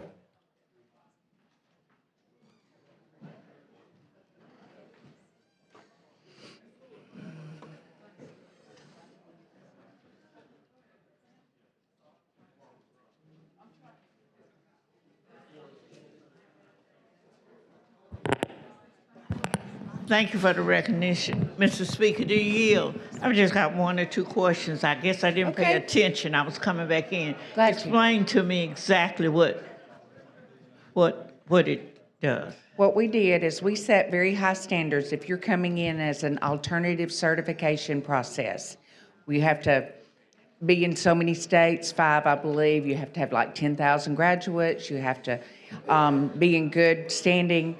But you had to be certified by CAPE. Well, a lot of the alternative programs are not certified by CAPE, but are starting to be. So what we've done is that we've added a high-quality accrediting association, but for 2 years. And then we'll go back to just the CAPE certification. Okay, so what you're saying, if they were already certified, they're fine. They are not. Okay, so this are new regulations for them if they are not already. If they're not by CAPE, that one institution, but they've already applied, then this amendment would apply to them for 2 years, and then we'll go back to only using CAPE. Okay, I got it. Thank you. Chair thanks the lady. The question for the body now is final passage of HB 308 as adopted and amended. Clerk will unlock the machine. The members will vote.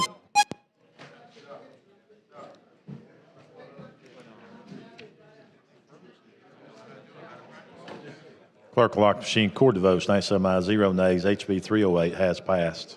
Thank you, Mr. Speaker. Thank the lady. Clerk, call next bill.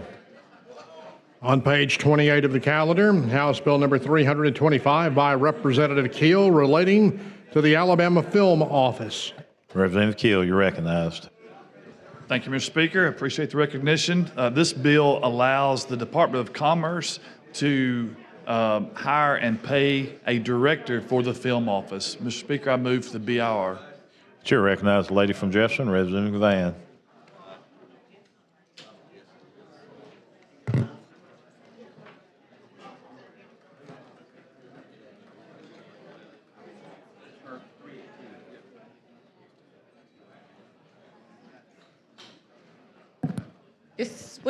Would this be our first time hiring a director? We have a part-time director. So he's part-time? Because I remember when the bill came up last year, I think it was a tourism bill dealing with the film industry, and and all of that, and I can't remember.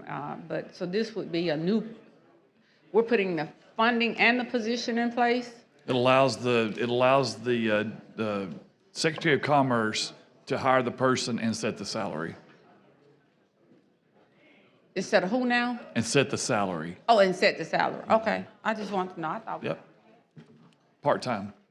Question for the body is adoption of the BIR. Clerk will unlock the machine and the members vote.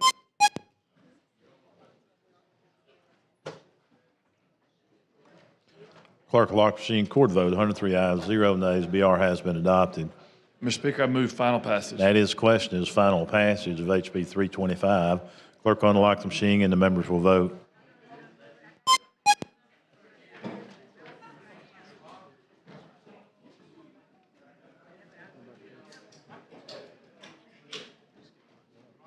Clerk will lock the machine. Court votes. 102 ayes, 0 nays. HB 325 has passed. Thank you, Mr. Speaker. Thank you, gentlemen.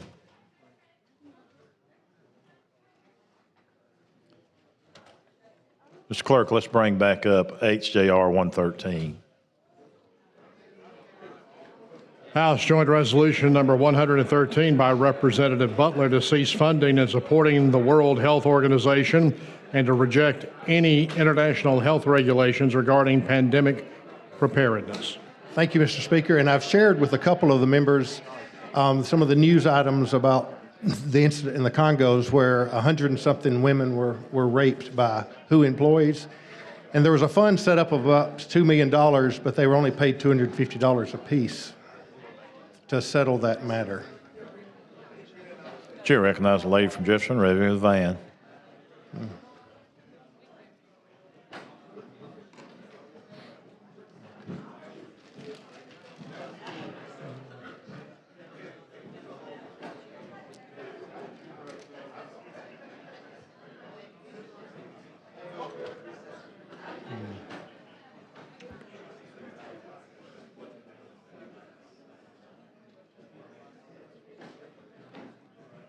Good afternoon. Your name.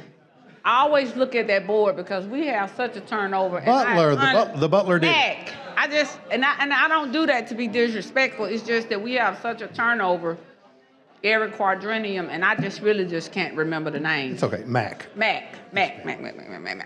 Like the truck. I didn't speak on the resolution earlier. I didn't get a chance to.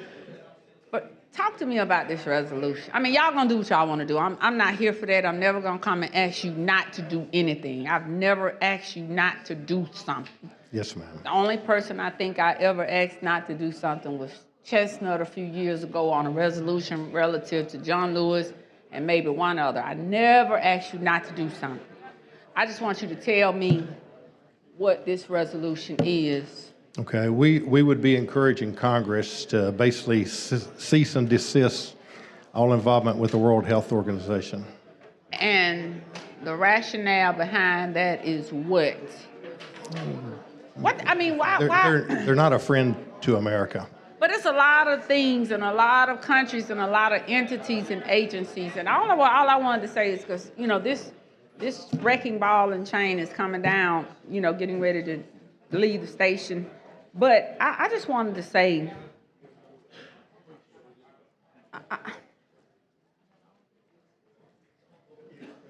sometimes I'm just concerned at the things that we get involved in. Sure. I'm disturbed that Gina, I don't think Gina has ever bought us anything in the Democratic Party that we have not supported. I can honestly say that.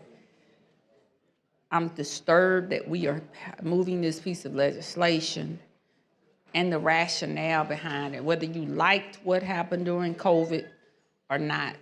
I've heard several of my colleagues talk about the lives that were lost. There were people in this room that lost very close relatives. Whether we agree with the conspiracy theories, whether we agree with masks, listen, it's your choice. In my thought on the virus, on all of the shots and all of the antibodies, that's your choice. My uncle used to run a shot house. but he would never pour anybody liquor. And he would always say the reason he doesn't pour you liquor is because you know your troubles. So he would trust you to pour your own liquor and not cheat him. And everybody in the community would be like, because they called him Biscuit. Biscuit, why do you know? He said, no. He said, let a man pour his own troubles.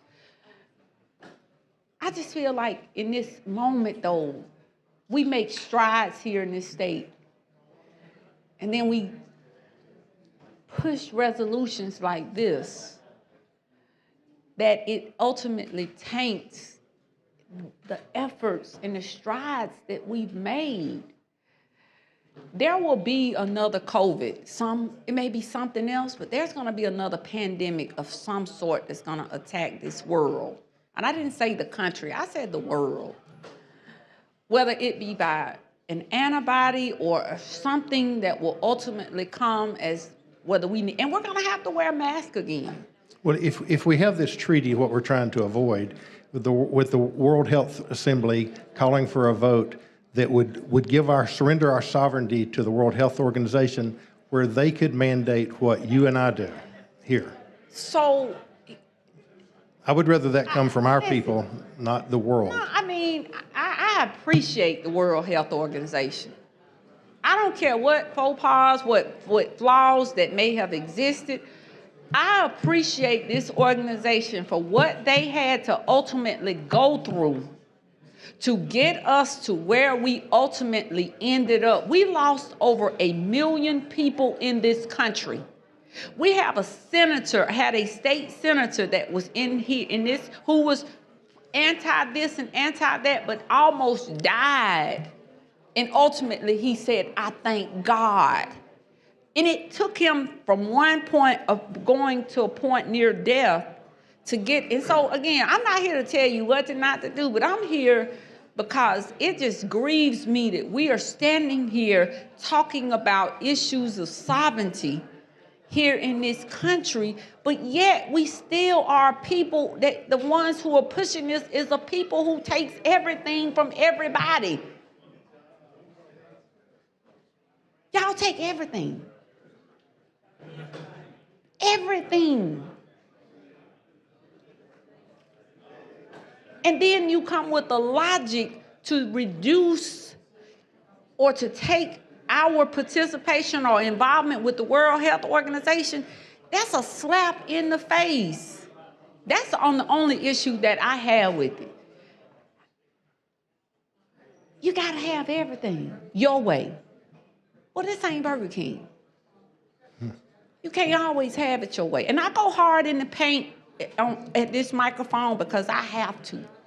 And the reason I go hard in the paint, whether anybody likes it, is because at night when I go to bed, I want to feel good that I stood my ground, whether anybody in this room liked it or not. Absolutely. My friends that wanted to wear masks, I didn't knock them. I just told them don't come around me. When I first got COVID, I knew when I was going to get COVID. I got on a plane.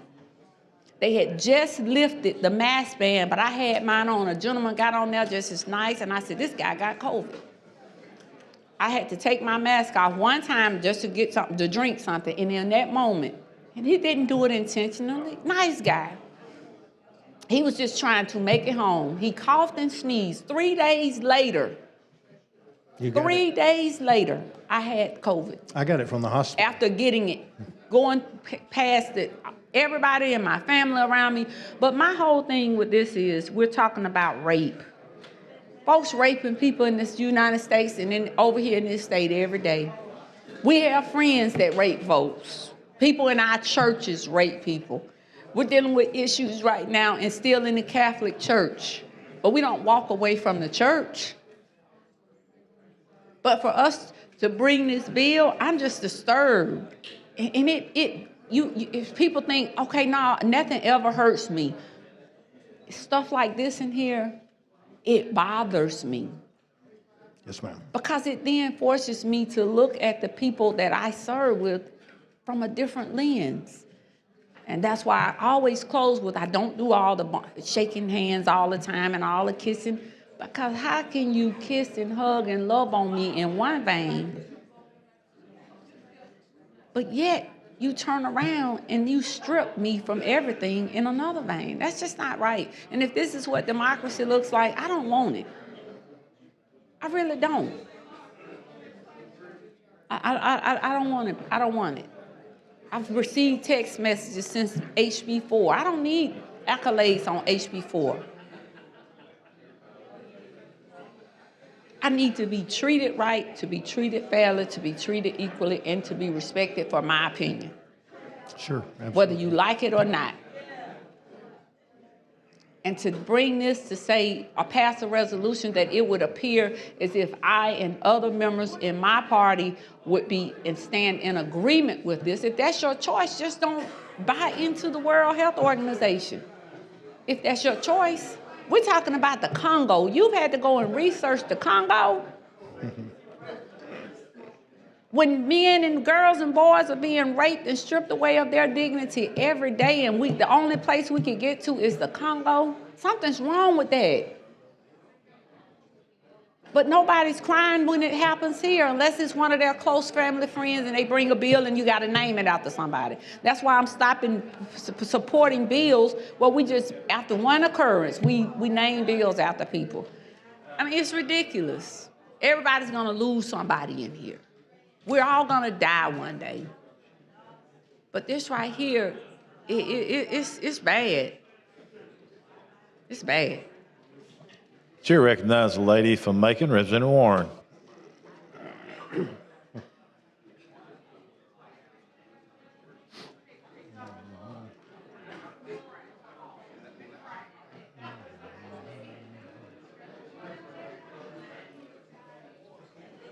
Thank you, Mr. Speaker. Will the gentleman yield? Yes, ma'am. You know, I've been around a long time. You don't look like it. And when I decided to run for a political office, I had nothing in the equation. It was all about the people that I have served and that I serve. And as I now look around and see where we are in 2024, the people are not even in the equation anymore. It's partisan politics. You're carrying an agenda that the partisan side decided that they want to carry across the country, and we are dealing with it. And what I see so often, we deal with issues that we don't know anything about. Do you have a medical background? I do not. Again, we sit up here and we continuously do things that we don't know what we're talking about. I can read data, though. And I heard you said several things. You talked about there were rapes that they didn't report. Here we are sitting in Alabama. We passed an abortion bill that will not forgive a person who's been raped. But it's so concerning you now that somebody else in another country raped somebody, and we're sitting right here in Alabama allowing people to be raped and cannot do what they know they need personally. So, you know, that's a concern to me. Also, you referred to the bill in Congress. That bill in Congress is being done by, hold on just a minute.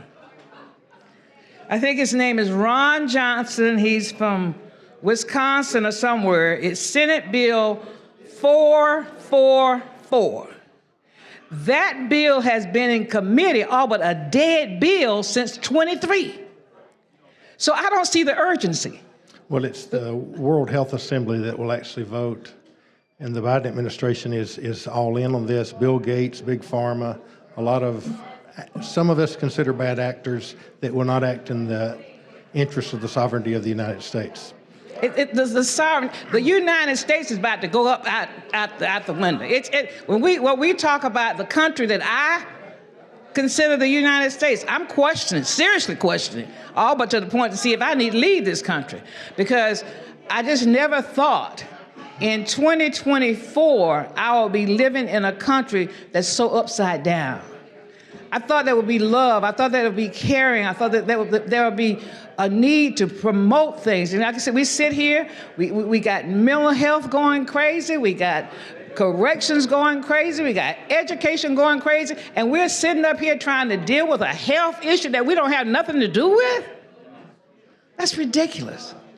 So I just want us to try to come back to reality and start dealing with things. And another thing, you know, Alabama, we have gotten to be the joke of the country. I got in an Uber in another state about 2 weeks ago.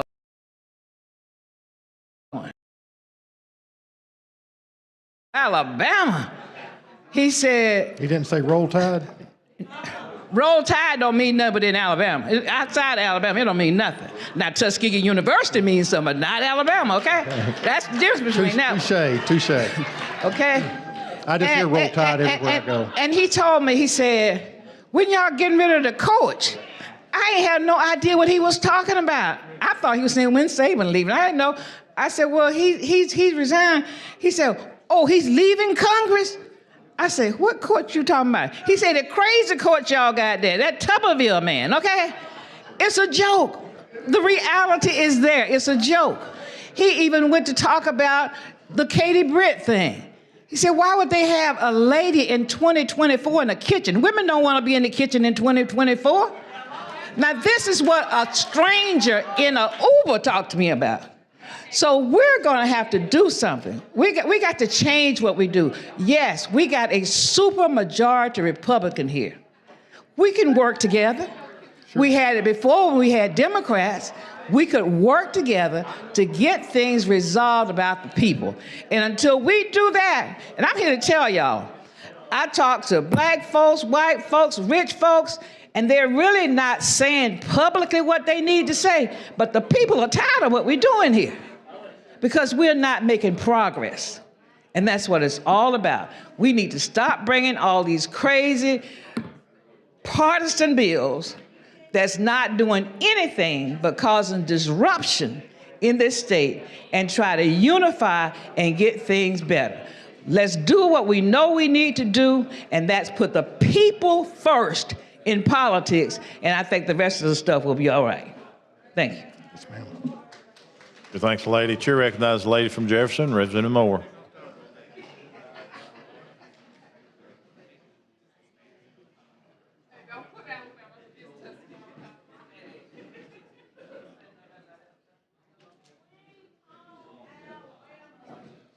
You know you're my favorite.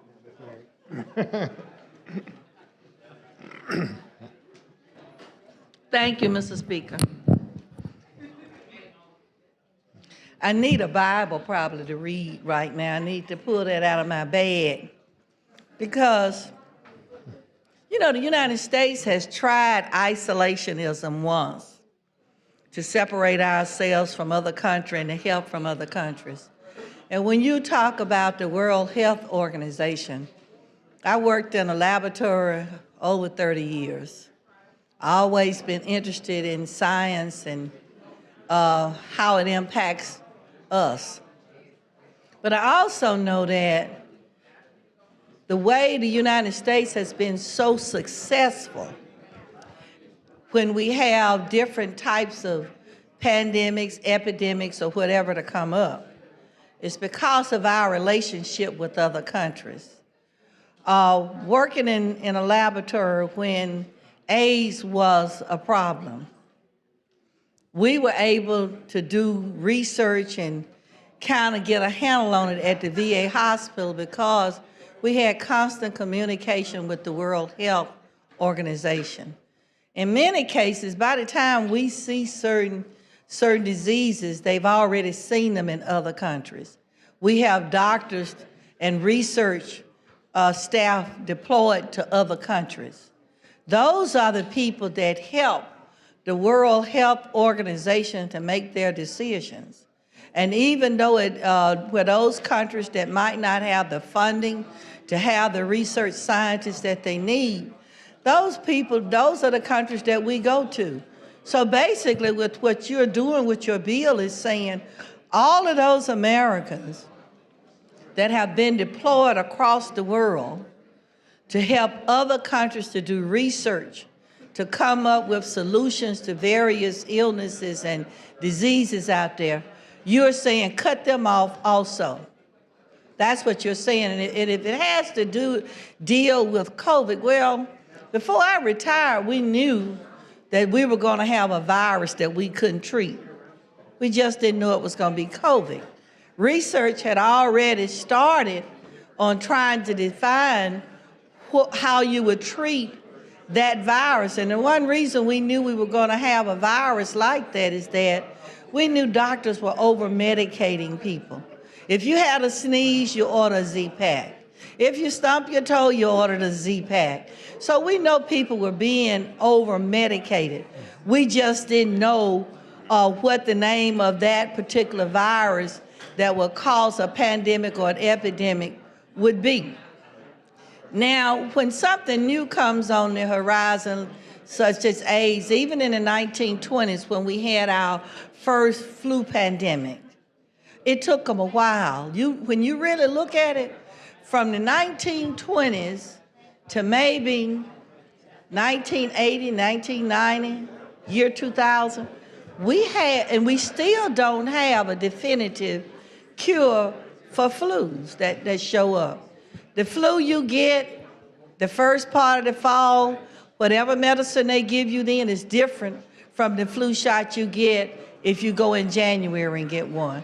Because scientists are always looking for a better cure and new information is always coming on the horizon.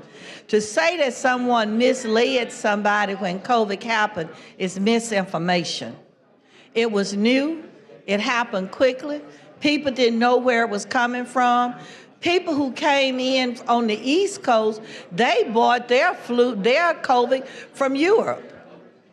People who were coming in from the West Coast, they were saying they got theirs from China.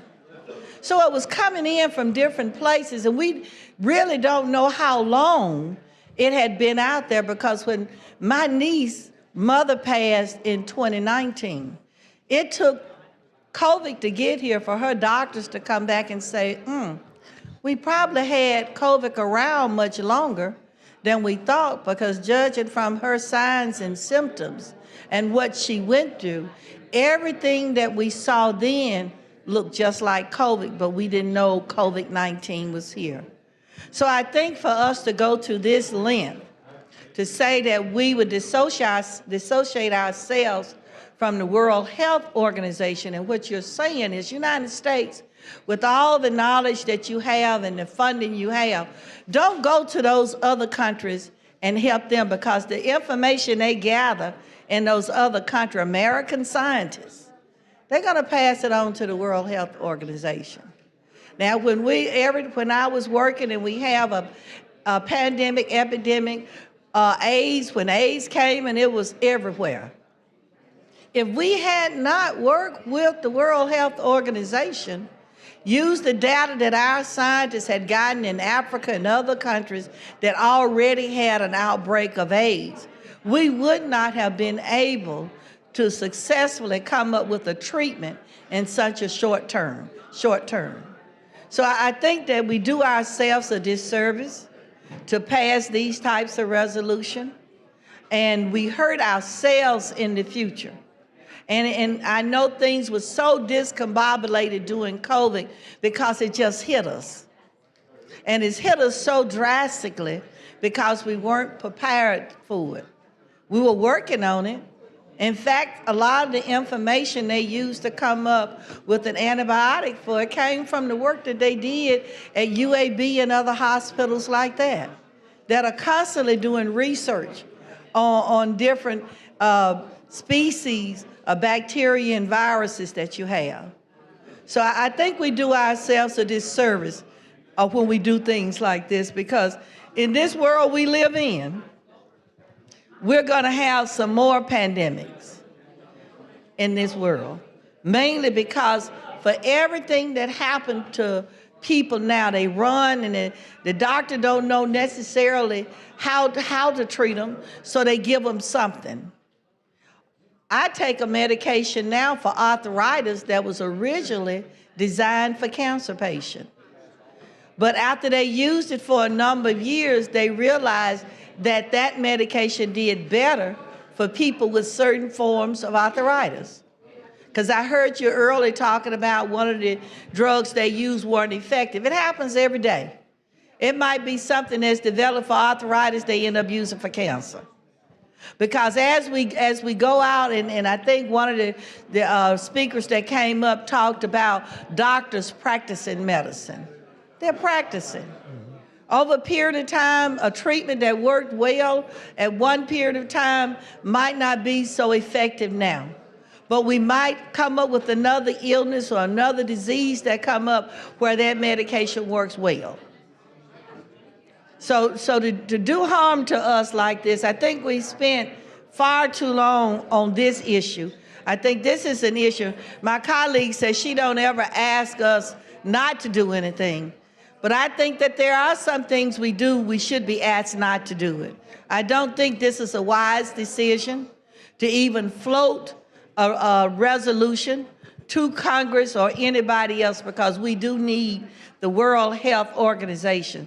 And understand, there are Americans that are deployed in countries around the world that's doing research that's providing them with the information that they are transporting to us. Yes, sometimes it appears to be inaccurate, but for the period of time an illness or disease lasts, we're still doing research to come up with a valid solution, one that we can count on.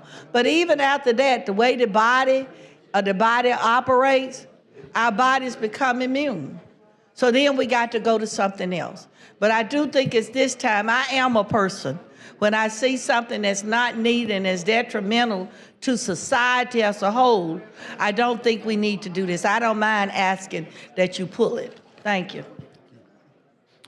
Chair thanks the lady. Ms. Clerk, let's open up the machines. It has been requested that we take a recording vote on this resolution.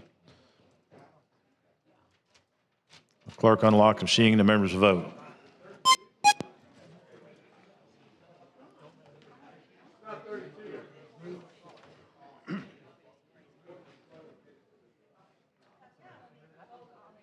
Clerk, lock machine. Record the vote. 64 ayes, 28 nays. The resolution passes. Thank you, Mr. Speaker. Thank you, gentlemen. Mr. Clerk, let's call up HJR 171, please. House Joint Resolution number 171 by Representative McCampbell, recognizing Kappa Alpha Psi Fraternity Incorporated Day on April 18, 2024 at the Capitol, and commending Kappa Alpha Psi Fraternity Incorporated on its 113th anniversary. Move for adoption. All those in favor say aye. Aye. Any opposed? It is adopted. Let's call up SJR 44. Senate Joint Resolution number 44 by Senator Wagner, observing July 20th, 2024 as National Space Exploration Day. Move for adoption. All those in favor say aye. Aye. Any opposed? It is adopted.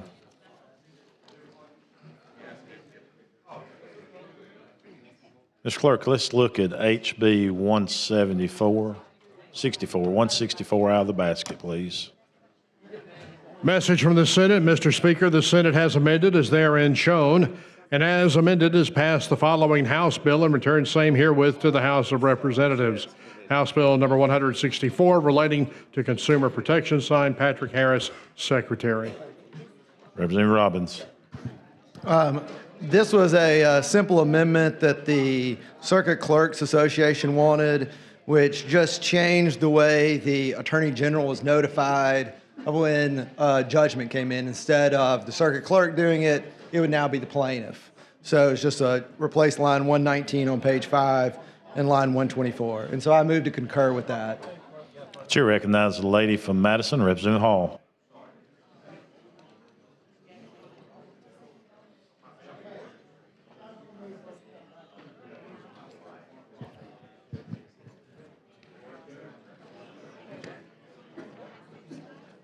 Thank you. Sure, thank you. So instead of circuit court, what was it before? So before, once a plaintiff got a judgment, the circuit clerk would notify the attorney general. So the attorney general could then proceed with collecting. But now what we're doing, because the Circuit Clerks Association said, well, we actually never notify of judgments. That's on the plaintiff. So we just switched it, and that is correct procedure. So now the plaintiff will be the individual, which would be the guardian of the minor, would notify the attorney general, hey, we've got this judgment. Can you help us collect on it? So now when you speak of plaintiff, you're not speaking of the individual, you're talking about the person that's representing the individual. No, Are you saying an individual could make this?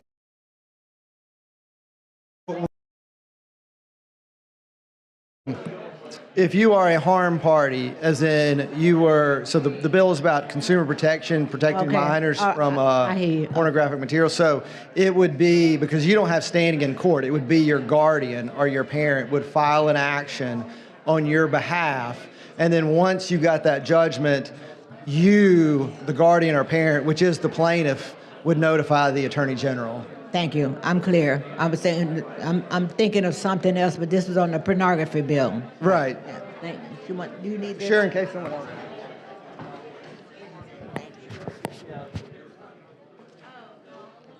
Okay, you've heard your request from the sponsor is to concur. If you agree with the current, your vote will be aye. If not, your vote will be no. Clerk will unlock machines, and the members will vote.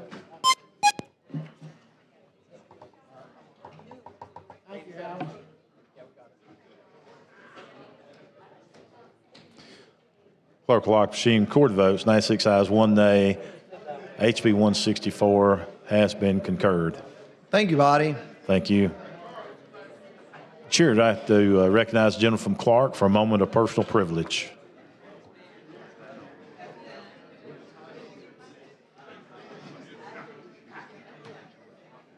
Thank you, Mr. Speaker. I'd like to remind the Divine Nine and members of this body that on Tuesday, we have the your Zetas and your Sigma Day. Wear your blue and white. And on Thursday, Kappa Alpha Psi Day, wear your crimson and your cream. We appreciate it so much. Thank you, Mr. Speaker. Have a great weekend. Thank you, gentlemen. Chair recognizes the gentleman from Mobile, Pro Tem Pringle. Thank you, Mr. Speaker. Ladies and gentlemen, having agreed to meet next Tuesday at 1 p.m., I move the House stand in adjournment. All those in favor say aye. Any opposed? We are adjourned.